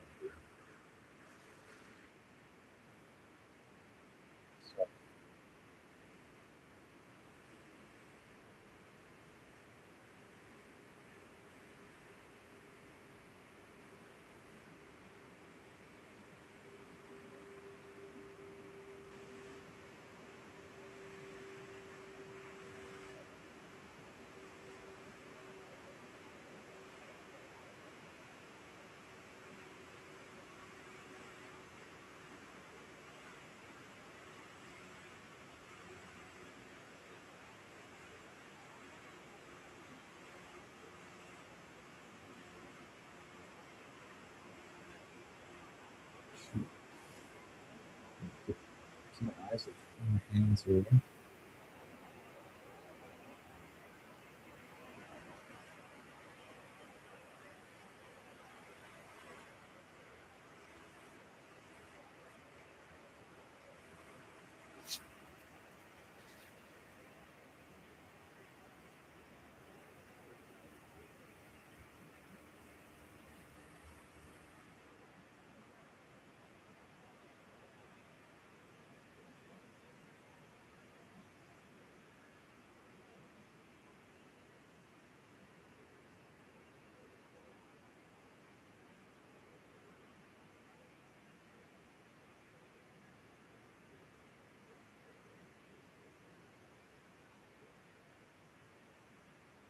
Oh, there's like a. Sorry.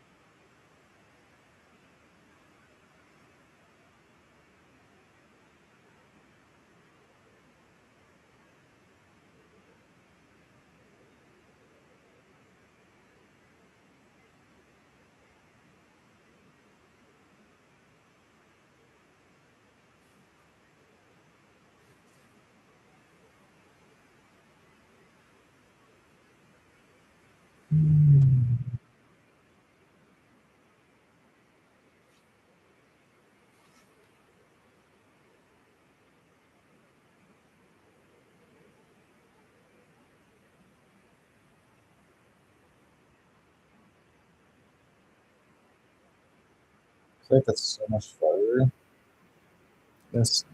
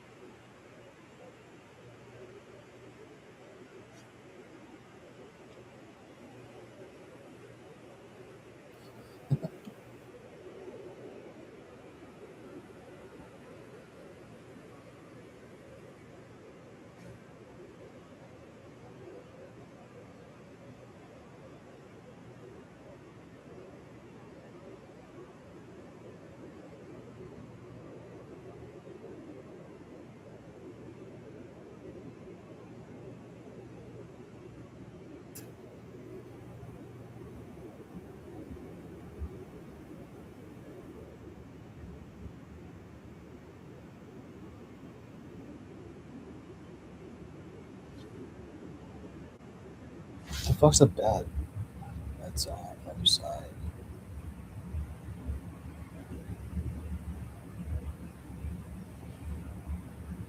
What does that mean?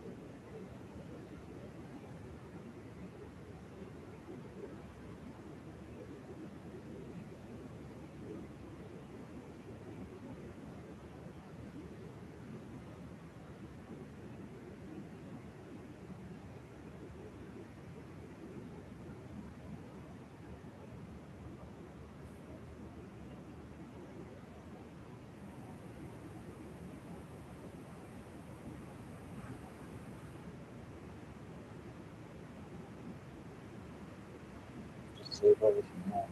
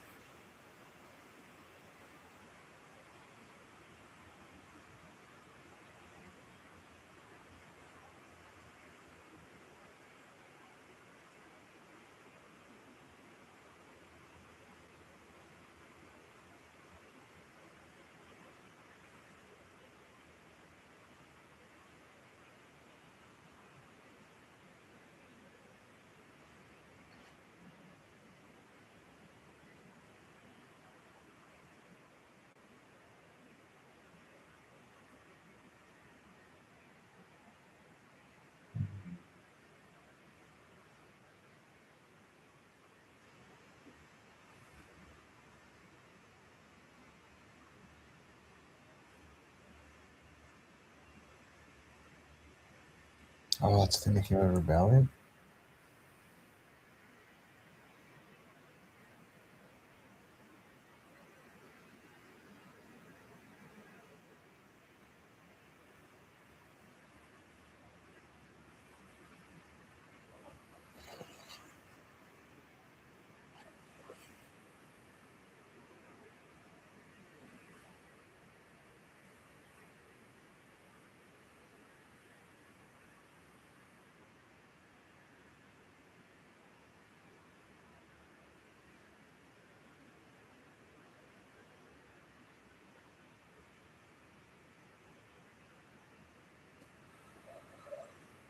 Whoa! So something that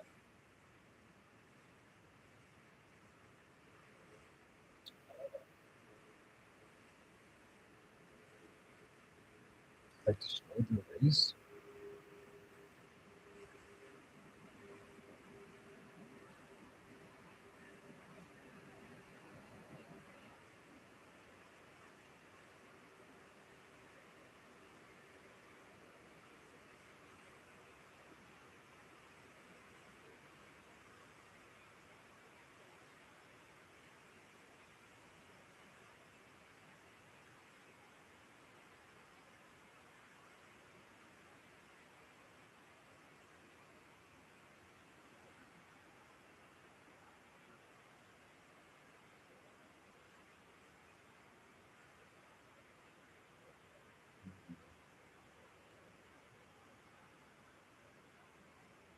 Just like my spine, dude. You guys see that? I saw that too. I think it's like from like when I get weak, like physically weak and sick, I have like a slouch. 10 years of being sick, gotta be some long. There's gotta be some physical long term.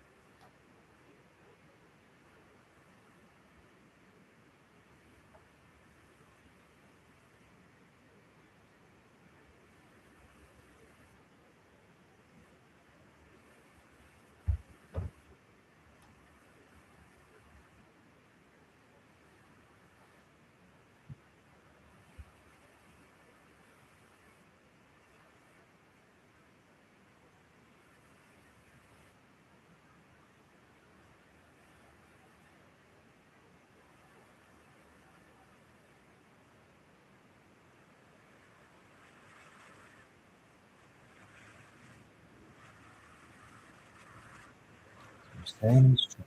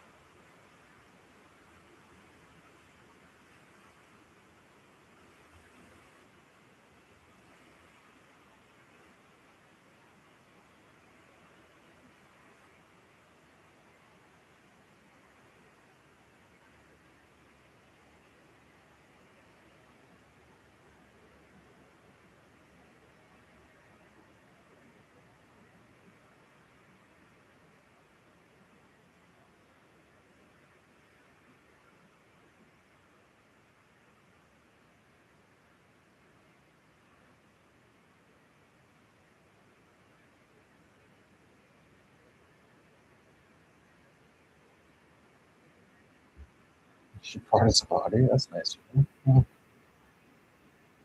I was actually thinking about that. I was wondering, is she gonna bring the body?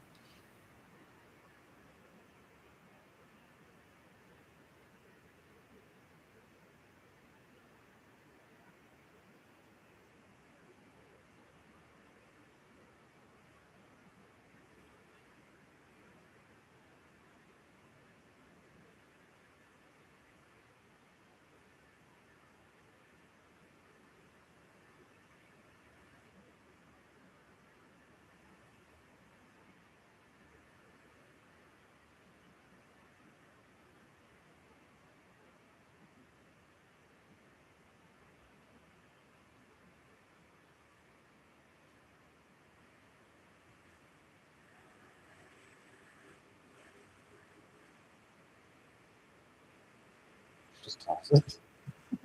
Oh no.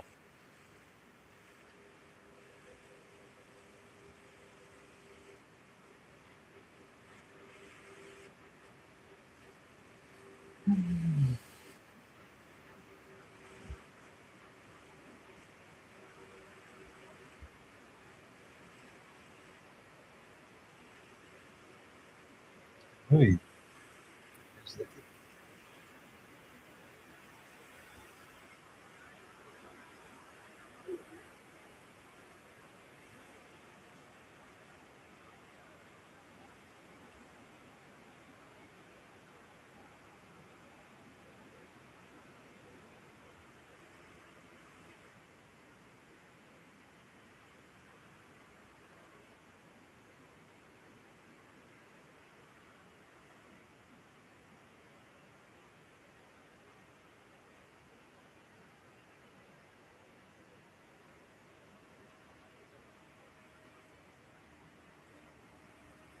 It's kind of gross.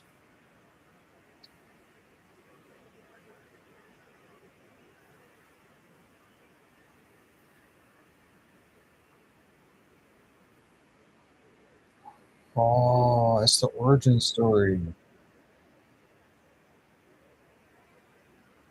I forgot about that.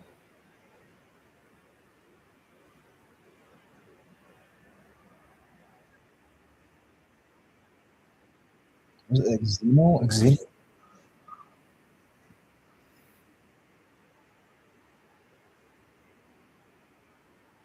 It's a good movie.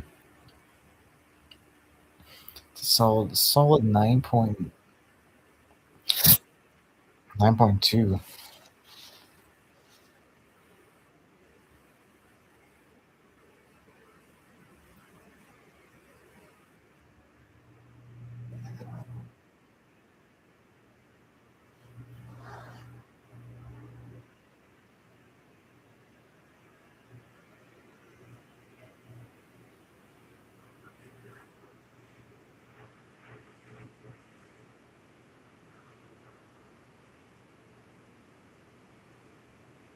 Boots, boots, boots.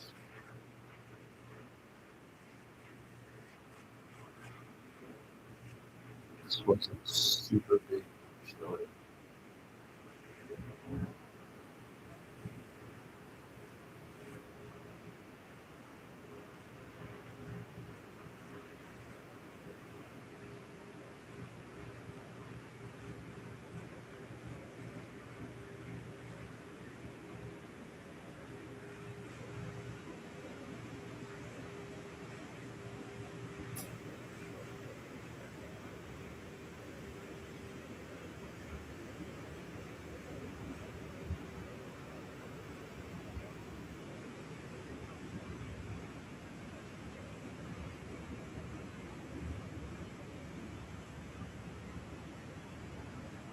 This is what you guys think?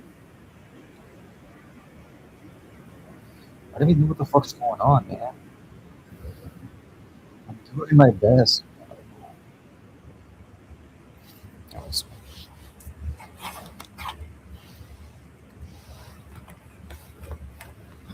I'm a monster.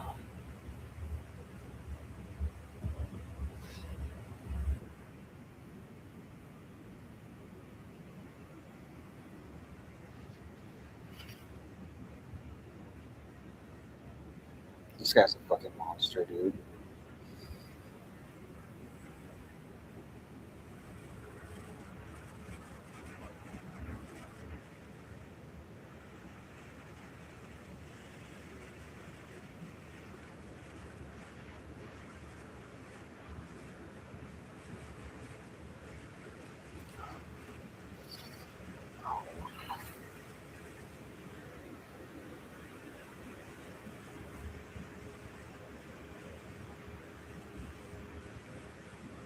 Pretty sure it's kids.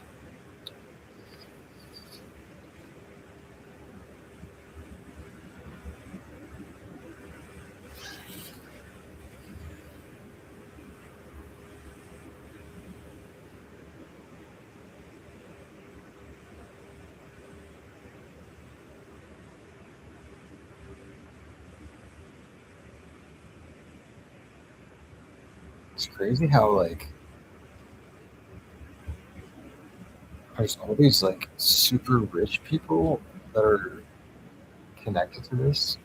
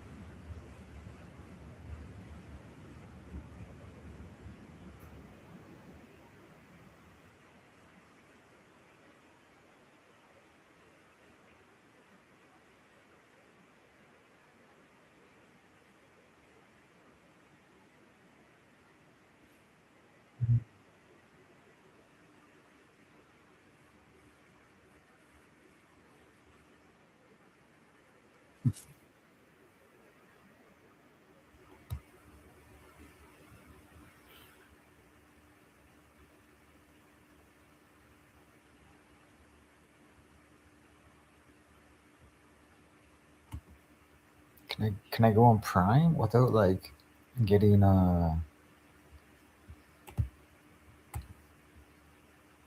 something? Alright, I'm getting kind of tired.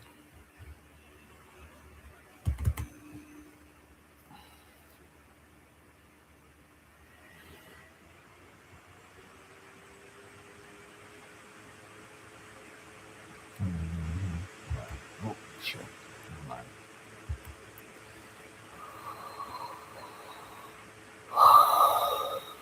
4 hours and 30 minutes, eh? So I have to get another. I'm saying 6 hours. I think 6 hours is good. I have a super fast metabolism, so 6 hours. Oh, fuck it, that's good enough. I'll do it again next time I'm clean.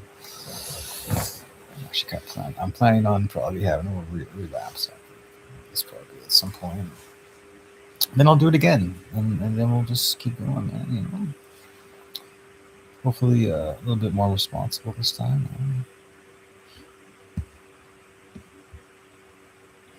Moderation. I feel like that's like been the key.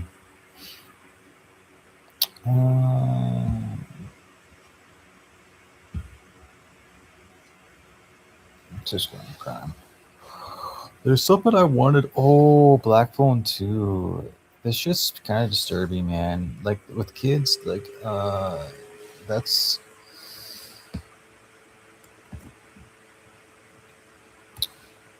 yeah. I don't really want to watch that. I watched the first one, but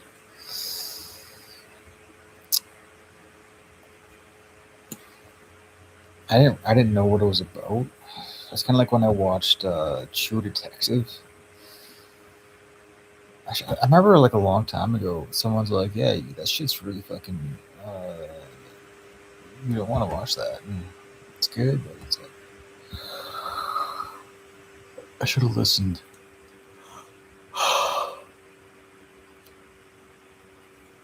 I'm gonna have a little bit of food.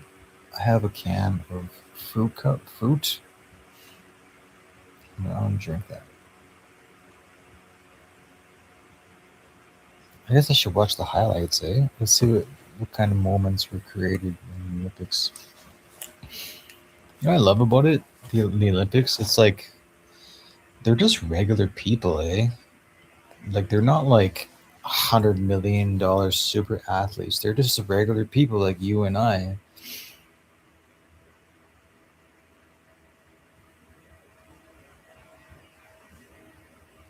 There's a lot of things that are good about the Olympics, but it is kind of scary thinking about the economic toll that the Olympics can have on certain cities.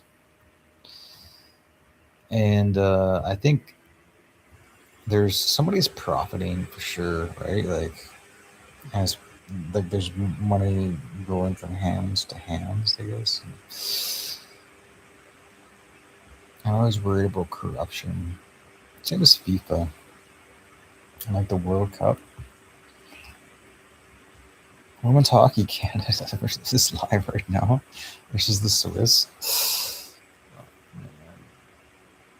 I better not.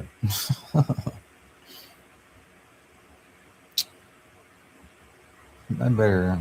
I think I'll keep my distance.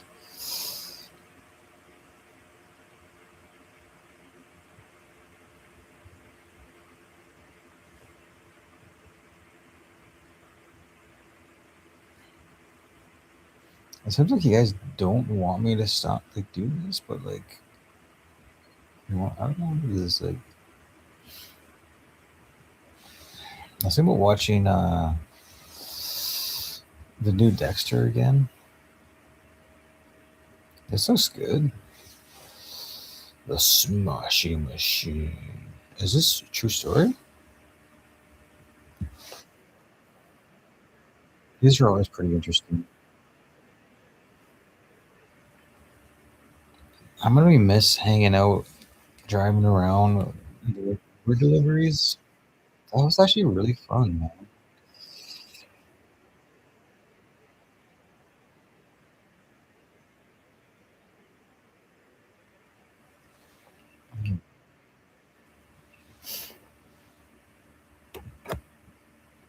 Smashing Machine.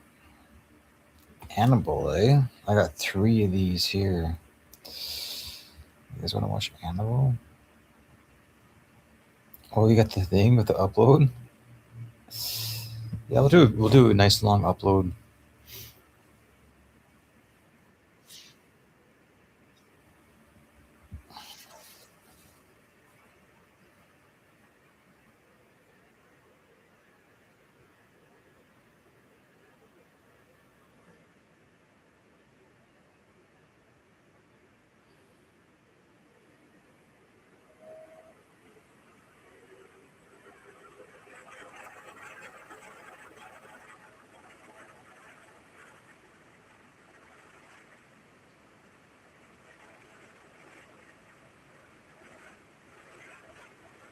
My throat kind of hurts too. I have a particular heartburn right here. You know what? I've lowered my children cherished by collectors and used in religious rites as conduits. of good and evil.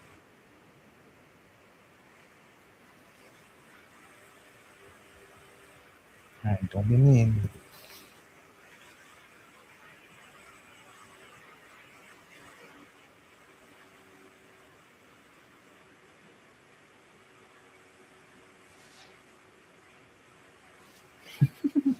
I've never seen myself look up before. That's kind of cool.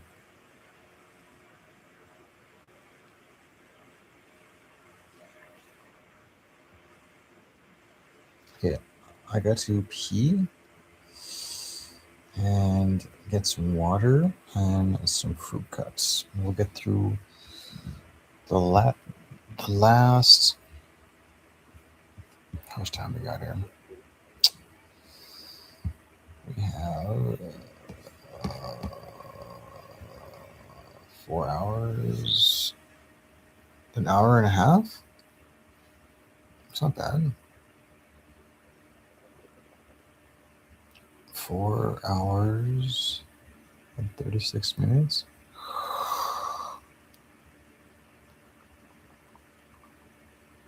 Oh, I'm trying to do the math here. An hour and like a half, right? I don't know why I'm talking. I don't know why I'm asking you. You don't know.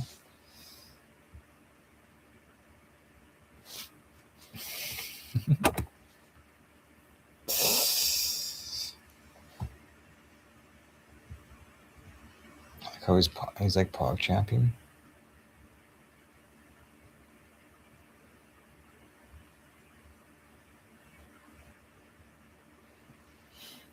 Okay. I have to pee.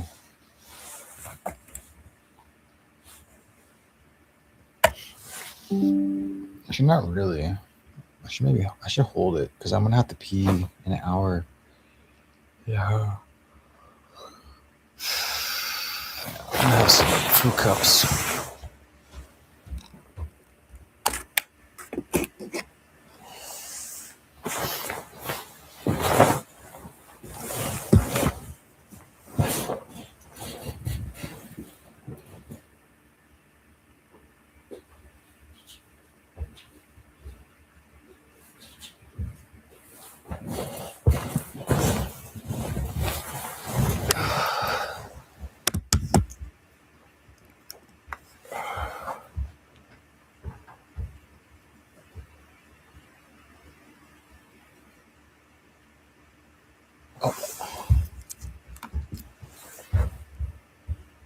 That better?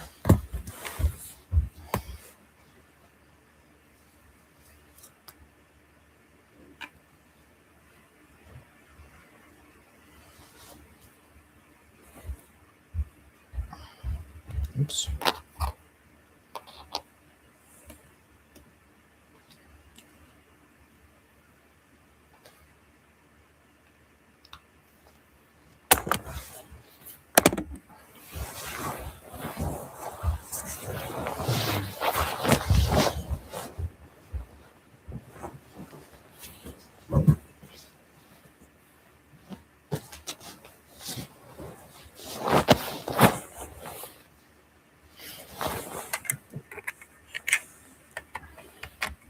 Make sure I'm still in frame.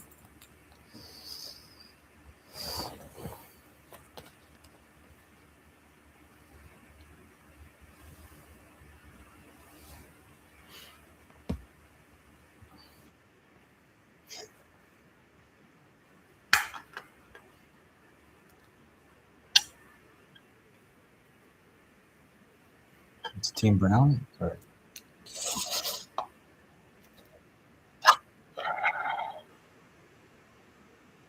I freshly opened it.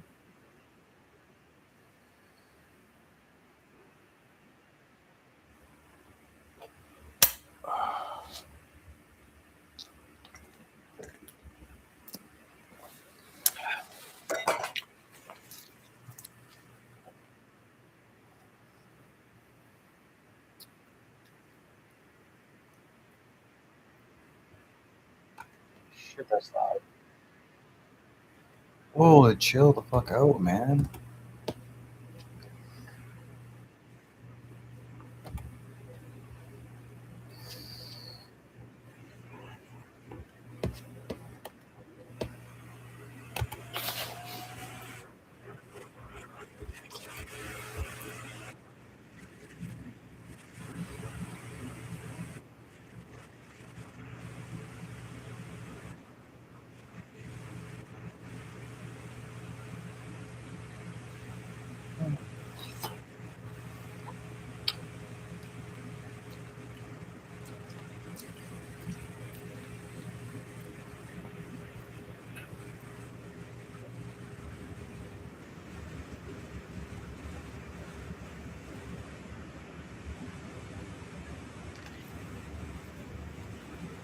Ouch.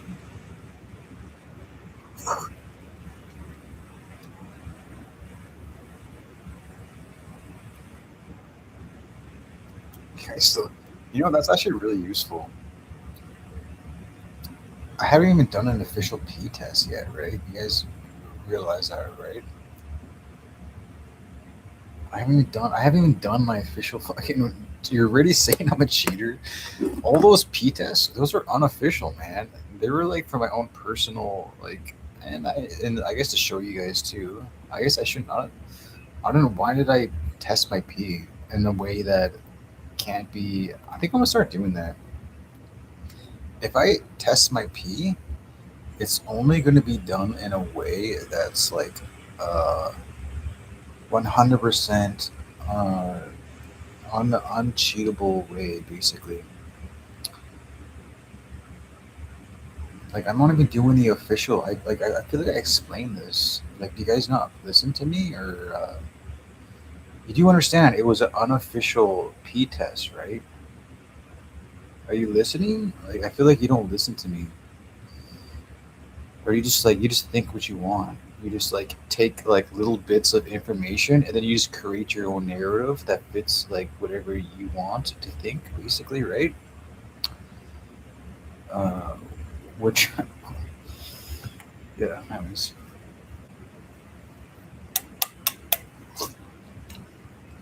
The two against one. That was really helpful. I think I know who you're talking about. This whole time, man, they've been like pretending that they're like my friend. They're like the whole time, like the two of them have just been lying to me every day, and it's kind of funny because these are the people that you guys believe, yet they consistently lie over and over and over again. Like, um, so why? Like, I don't understand. Like, it blows me away. I have nothing, no information to. It's so crazy. All I have is the knowledge that I'm telling the truth, and that's the reason why I'm doing this. Right? Completely disadvantaged, yet I have one thing going for me. I'm telling you the fucking truth.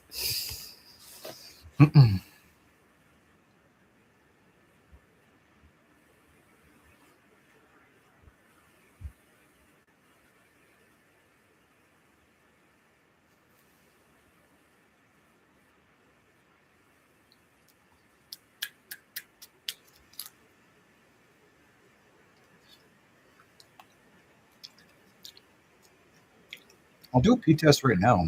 We'll do an official one. I'll make it as official as possible. And then I'll do it again. I got you. See, that's the whole thing. I never said anything about that either, too, because I wasn't sure. Like, I could just like see somewhat the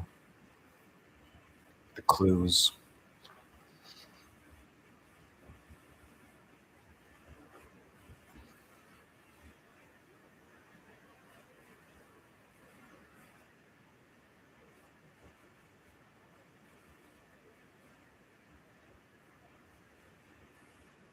What's he talking about? Is this another clue?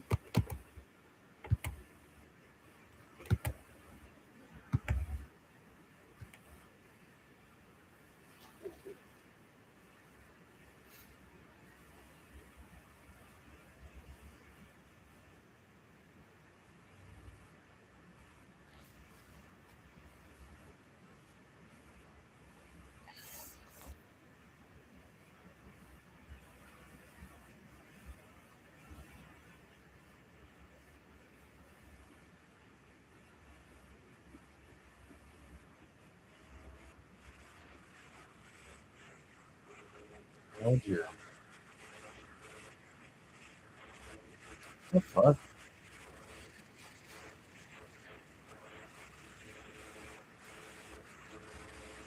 I don't think that was a clue. I think that was just part of the movie. See, that's the thing about um, trying to find the clues and then separating it from like just like the movie. That's the most difficult part. And it's the same thing when I'm out and about with people. Is I'm trying to um, like ascertain like what is what basically. And I have kind of ways to do that. It's basically like context. Context is a big one. You can kind of see expressions on people's faces as well too. There's an unnatural, it's like an unnatural vibe, look, expression on someone's face. context. There's a lot more clues when you're talking to someone in person than watching a fucking movie, though. I'll tell you that much. The movies, I go off of basically just context and just memories of hearing, and there's also patterns too. There's context, patterns. Yeah. You guys are ever wondering that?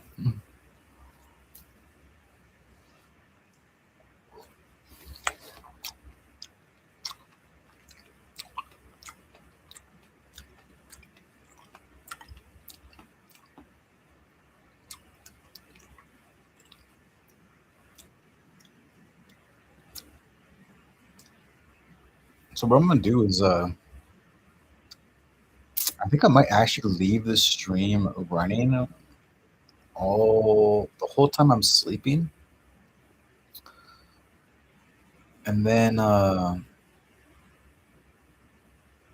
there's no reason for me to turn off the stream. I'm just kind of thinking about, right? Is this Charlie Manson?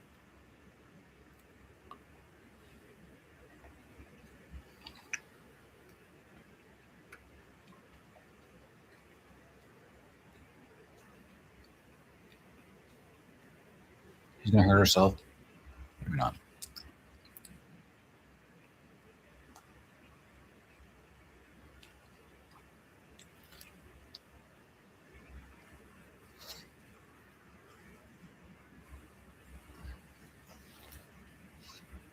I love the fact that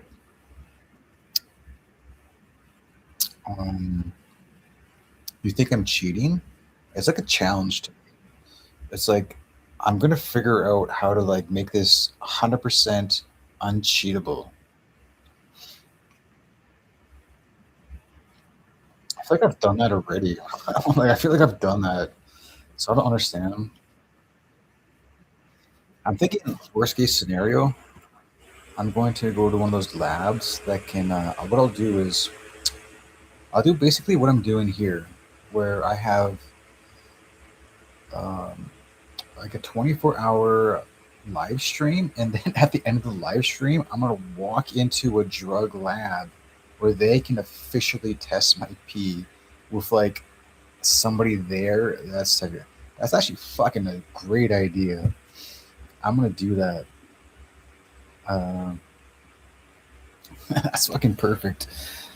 That's the next plan. So yeah, I'm gonna do that.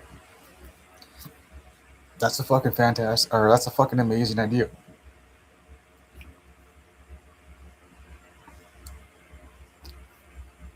Because the whole thing about doing a drug test at a drug lab is like whether they can test for like synthetic compounds in your urine that are somehow masking the metabolites. But what if I were to do what I'm doing here and then have them test my pee for me? That's it. That's how I can verify it. Like, how can you say I'm cheating if I do all that? That's what I'm gonna do. I need somebody standing here. I don't have anyone that was this.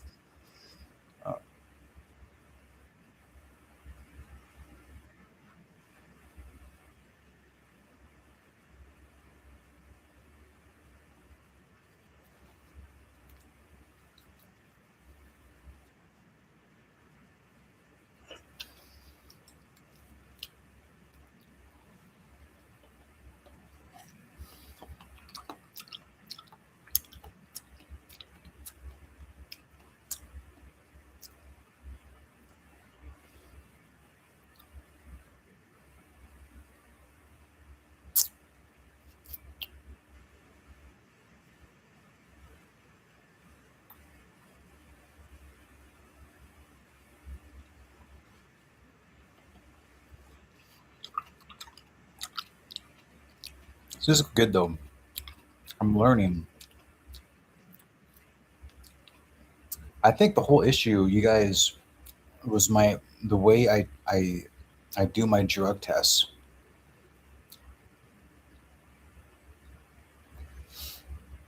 So I'm gonna figure out a way, man.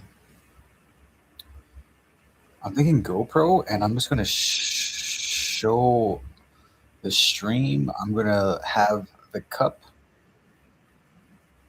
in a place that it can't be tampered with. I'll pee in the fucking the shower and just fucking stick the fucking stick in the fucking bottom, man.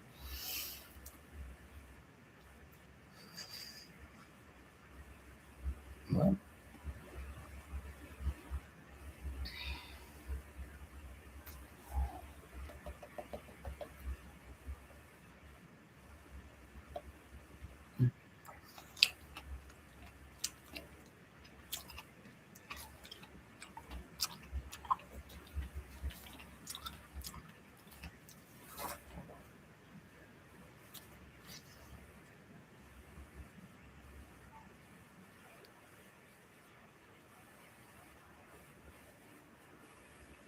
Am I pregnant? Oh, I get it.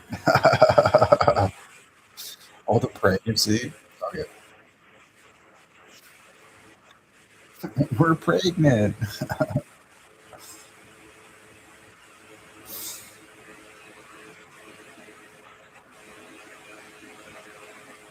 Oh, it's negative. What are you guys talking about? It's negative. We're not pregnant. What are you talking about? It didn't fucking click right away. Sorry.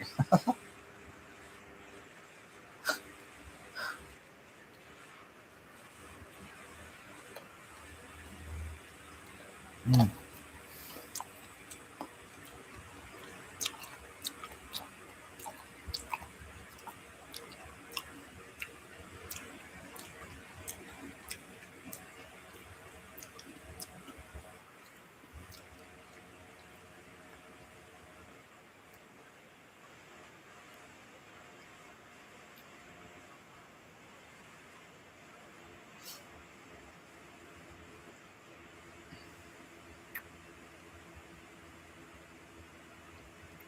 Why did I pick like the first recommended video or movie from Amazon? Honestly, I'm just in a mood where I just don't care. It's not going to bother me right now.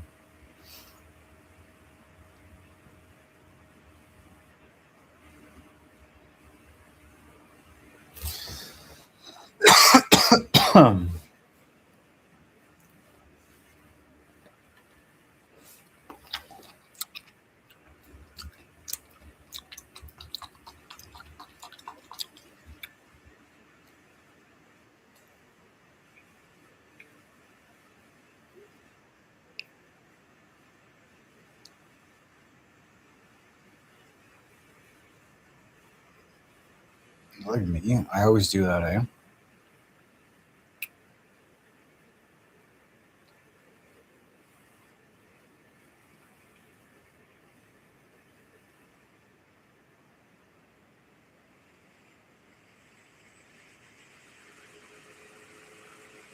It's fucking terrifying.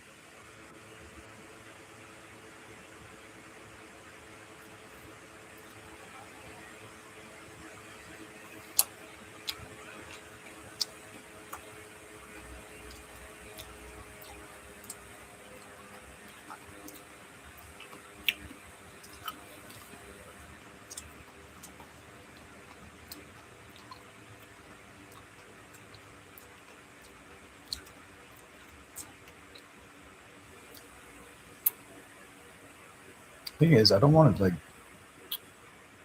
I just have to do official. I still have to figure out how I'm gonna do that.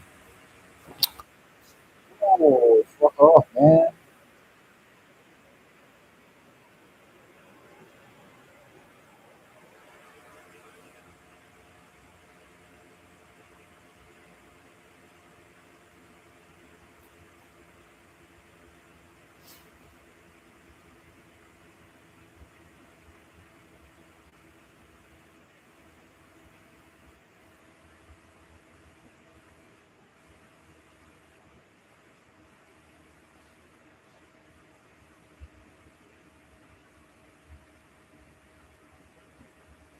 Holy fuck, that scared me. I was like, why isn't he moving?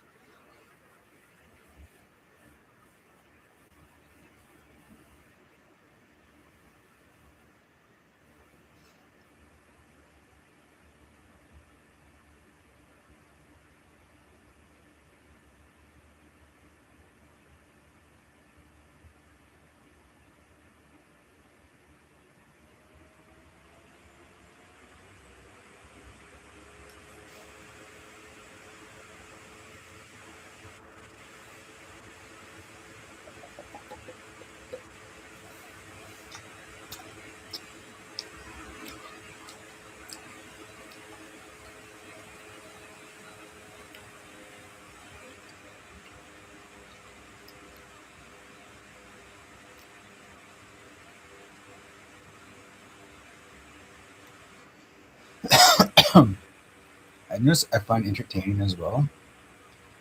You know how many things have to like happen in order for me to cheat? I have to acquire the thing that can adult the pee sample.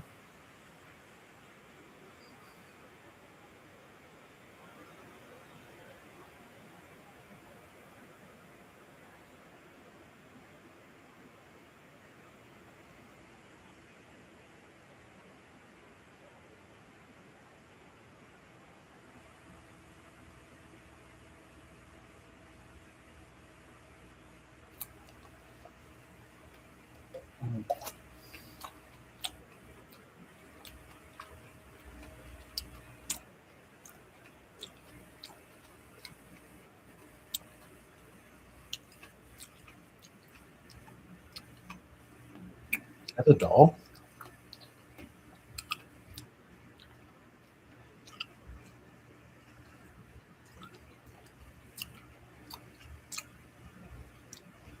I didn't drink any water for like 5 hours. I don't know.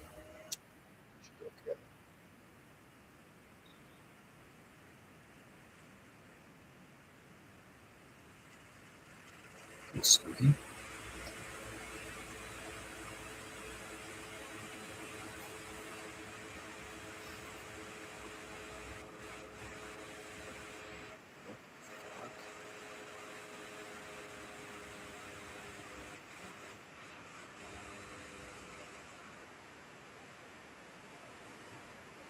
Kick him.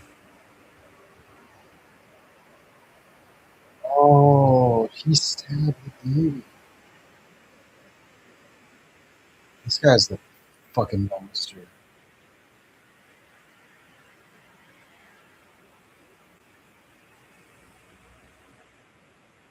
Fuck off, man.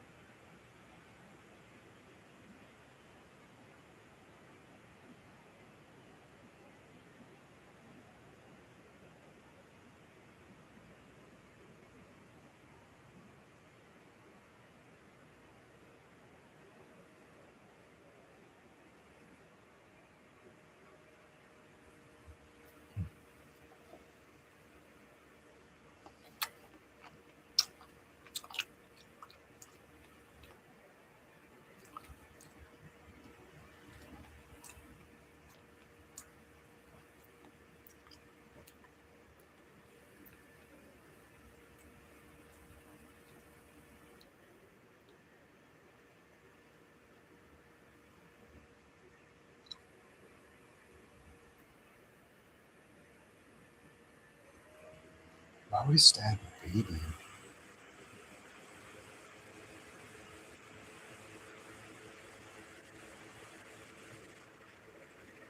It's nice to have a nice John for once. Honestly, it's actually it's so nice, man.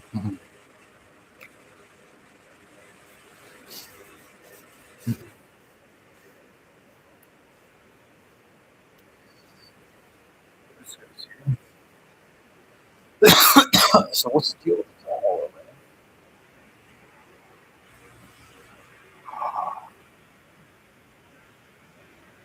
It's like chunky.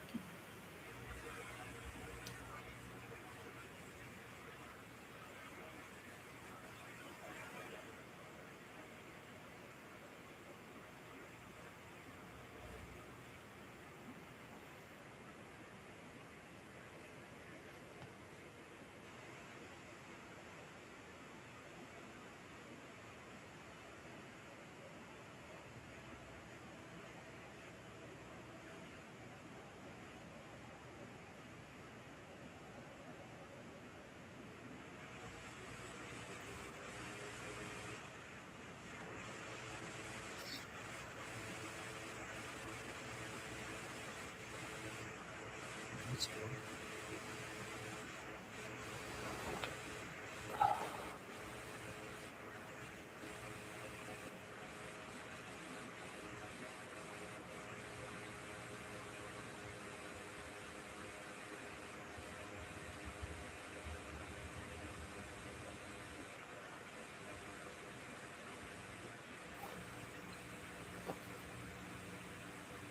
Yes, sir.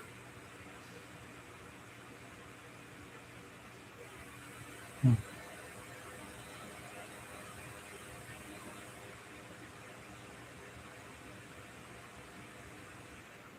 Sometimes it's just like I feel like there's certain things that are pertaining to like what's going on too. Like, and also it's like I think it could be a clue, but it's more like a percentage. I think of the possibility of it being a clue, and then I think of the percentage. And it's never 100%. It's always below 100%. You can never be 100% sure. Right? Although there's times where it's like, yeah, that's 100 fucking %, dude. There's times where it's like 99.9999999. Okay. Do that. There you go. Fuck, I can't do it. Respects. Respects. Mm-mm.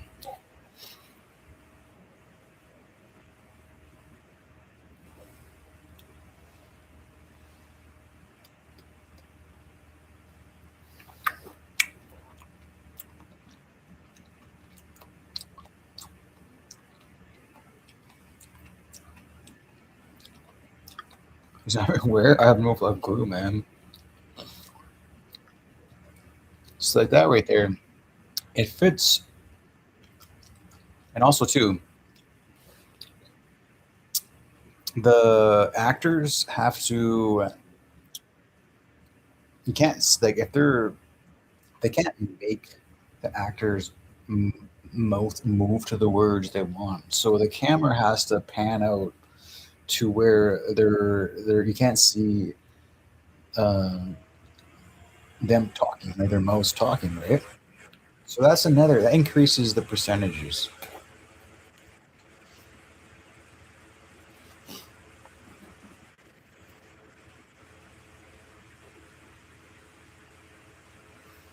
You know my promise. I promise fucking. I promise too much, man. I don't know why I promised I wouldn't go on Uber Eats, even though I like, I can probably legally, or I'm probably like allowed to, like by the insurance, right? Intact insurance. There's lint in my belly button. That usually means I need to clean myself. I think that's a direct indication.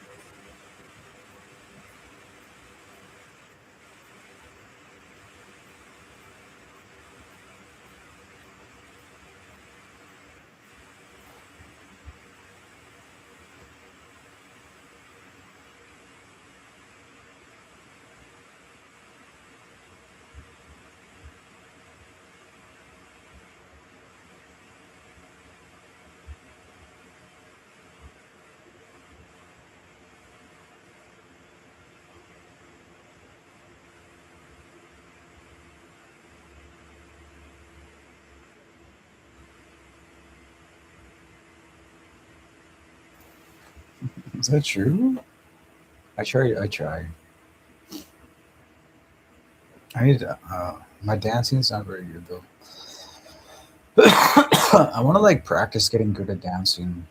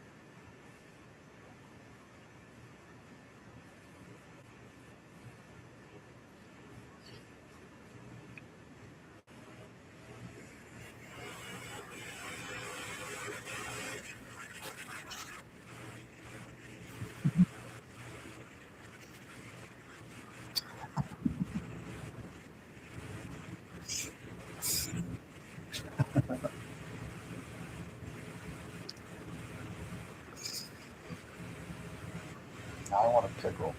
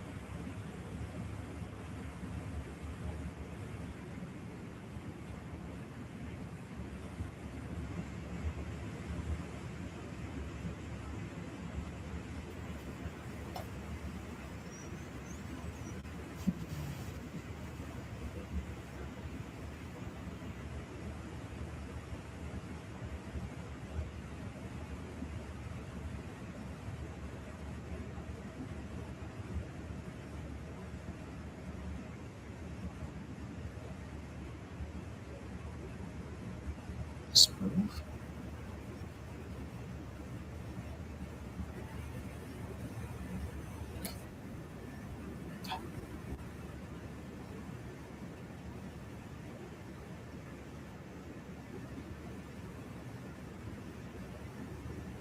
Chill. Shut the fuck up, man.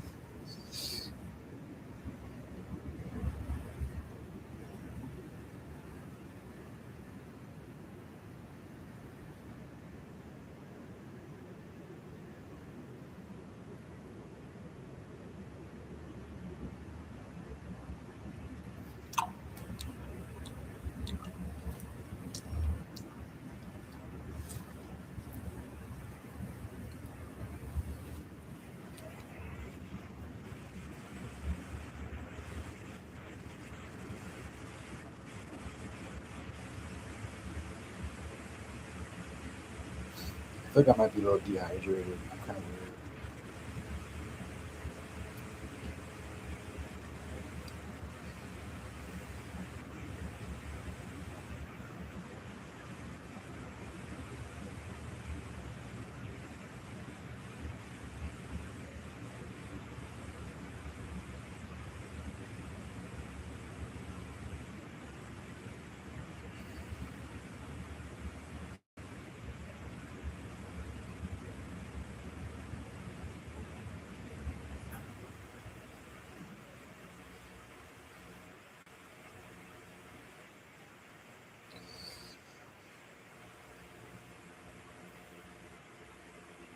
Dude, that video that had like all my pictures, where I was like going like this and stuff. How did that happen? I thought all those pictures were gone.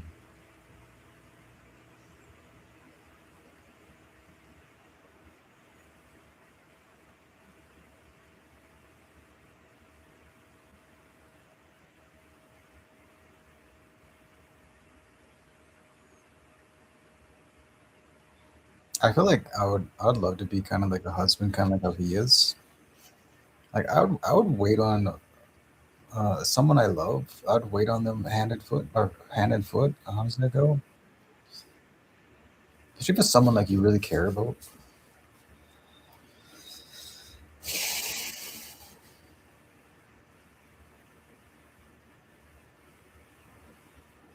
Wait them on hand and foot. Oh, it's a Jimmy Pop.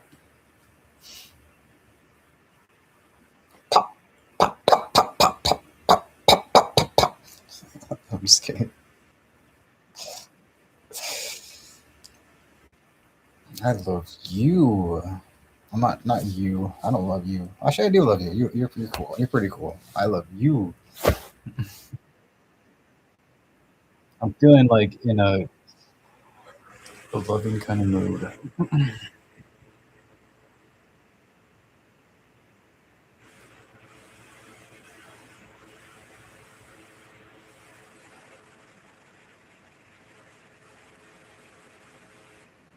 I don't have anything to say.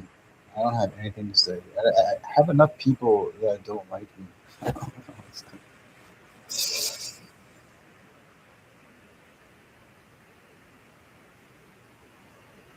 She's gonna get poked. That's making me uncomfortable.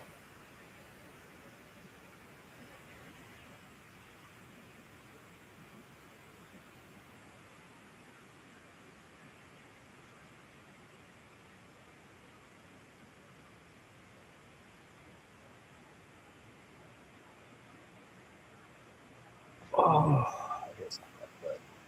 I was expecting worse. The way they were like building that up.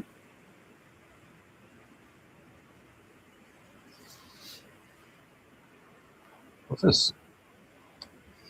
You got a clue. There's no. Well then, but if you're not guilty, surely you behave in a dot dot dot. But I'm treated as though I am guilty. You guys have to see that, right? Being treated as you're guilty when you're not guilty kind of sucks, man. Add that to the fact that um, I'm kind of in a fucking tough spot right now, man, and I don't have anyone I can trust. I'm all alone. I'm 100% isolated, and everything on the outside is just like so. It leads to bad things.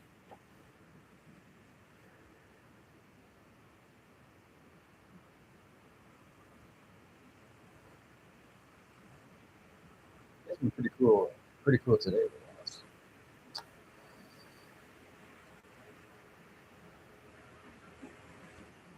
Oh, bro, don't do that, man.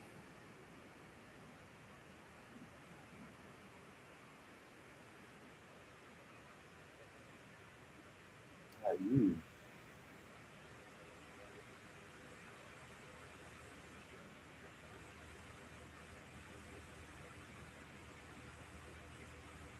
Is he wearing brown? He's cheating. We'll figure out a way. There's gotta be a way to. So I'm thinking, I'm going to have multiple cups. This is gonna sound crazy. This is this idea I was just thinking about. I'm gonna like when I do my official pee test. I'm gonna have a literal. I'm gonna take all these cups, rinse them all out, and then just pee in all of them in the shower. That's my plan.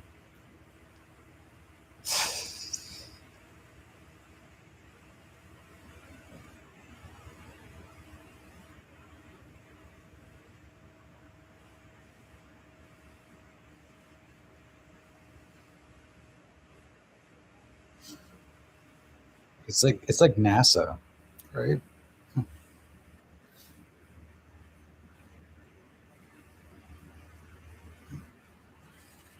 Instead of 2 ships, I'm gonna have 6 ships. I actually think I want to do that right away. I gotta start drinking more.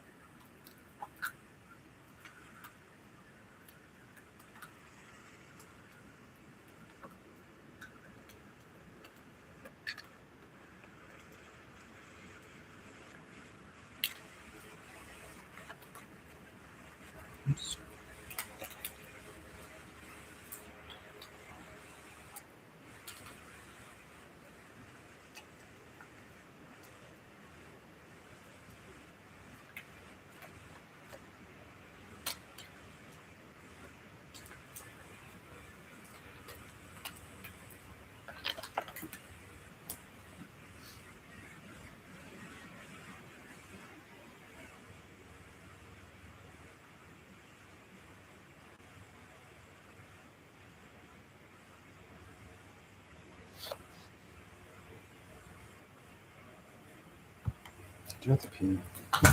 Okay, official. I'm gonna do an official pee test here. I'll try to make it as official as possible. We're doing this on stream, so I gotta be super careful. But there's less mirrors down here, which is good. I'm taking these two and a third one. I think I'm just gonna do 3. I'm not gonna do 6. I have to carry. Okay, the phone we'll put over here. This is going to be to confirm the picture of the test because it's kind of hard to see. We have 3 cameras. The camera I'm streaming with is not very good at close up. Reading like a little tiny line. It's a little difficult to see. Okay.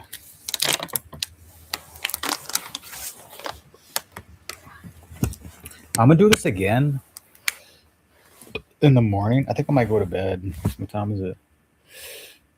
3:03. You know, this is probably a good time to go to bed.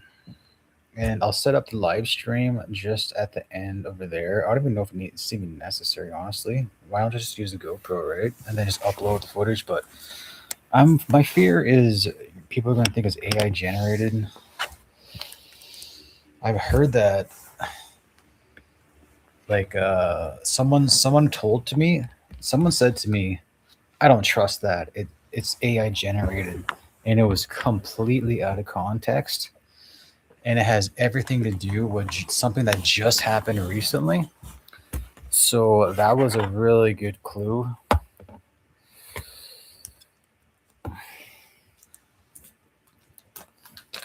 Okay. Hang on. I got to pull up the stream here just so I can get an idea of 5 hours in. I'll do it again, maybe. I'm pretty tired. It looks like doo-doo, eh? All right. So I feel like my sleep schedule has just been crazy.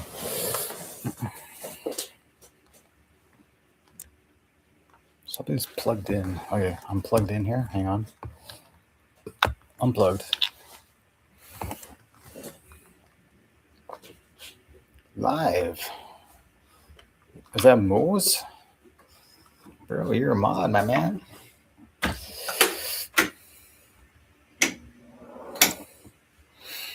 Lots of light. Okay. So here is the game plan. Not a very wide lens. That sucks. I really have to go pee. Uh-oh. Cold yellow.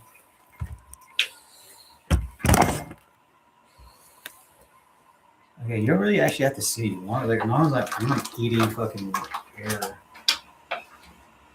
Alright, sorry, Mr. Teddy Bear. We're gonna have to put him over here. Oh, there's one more. I want to grab one more cup. Hang on a second. See me?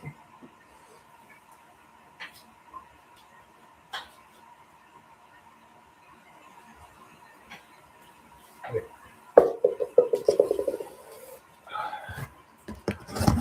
Oh, fuck. Okay. Whew. Okay, I'm going to use this just to take the picture. GoPro will We'll use this as well to look at the picture. This is good. I can see kind of everything here.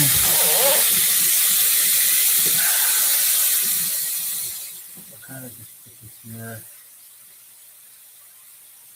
So I'm gonna clean my hands because apparently I think there's something going on where like I'm somehow getting something on my hands and putting that into here. Hang on, so put this down here. This is on as hot as it can be. You see that up to the left? That's hot. And I have this cup, just a coffee cup.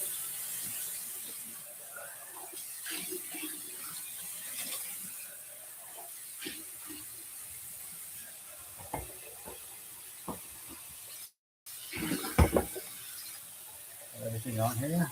But I really have to go through. So what I'm gonna also do, you can see the steam. I don't know if you can see that on the screen. There's steam. It's so hot. Why is it so hot? It's hot down here. Why doesn't it get hot upstairs? That's interesting. Okay. We use the GoPro just to kind of look at this. I'll use the GoPro as my backup here.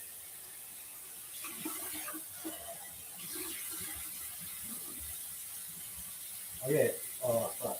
Okay, so I have this has to be really important. I'll put this here, put the GoPro down here, and I'm going to wash my hands here. There's nothing on my hands. That seems to be some sort of way of me adulterating these. Oh, we got soap right here. I'm going to soap it up. There's nothing on my hands whatsoever. I'll take my shirt off in one moment.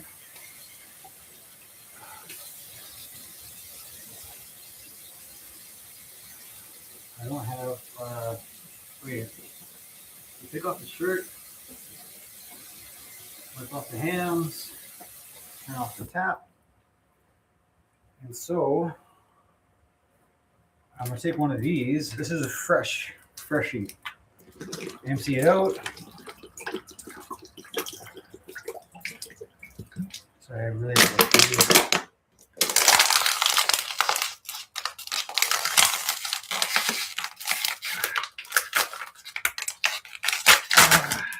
get that opened up.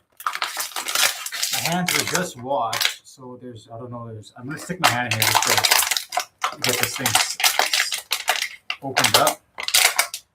And then we'll just rinse this real quick, just in case. So washing this water fill up makes me really have to go pee. Okay, cup number 2. Fuck it, we're doing 2 cups. I really gotta pee. It's a fucking sink, man. I'll do it again.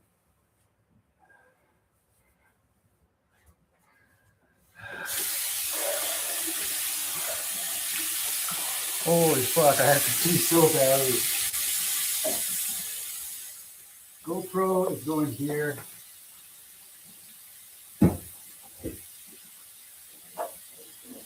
Oh, I'm peeing everywhere.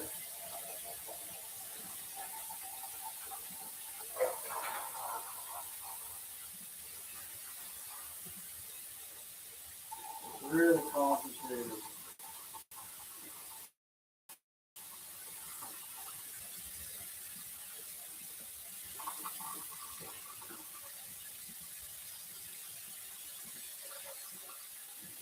Okay, I'll clean it up, don't worry. I'll clean it up. That's hot. We got a bit of spillage. Oh. Okay, so now the drug tests are fucking in the other room. Hang on a second. I have to get the drug test. Holy fuck, something got stuck. Okay. I'm holding it, both my arms are being used. Dude, my chest is really hairy, isn't it? looking on the stream, it doesn't look that hairy in real life. Sorry, I have to pick up these.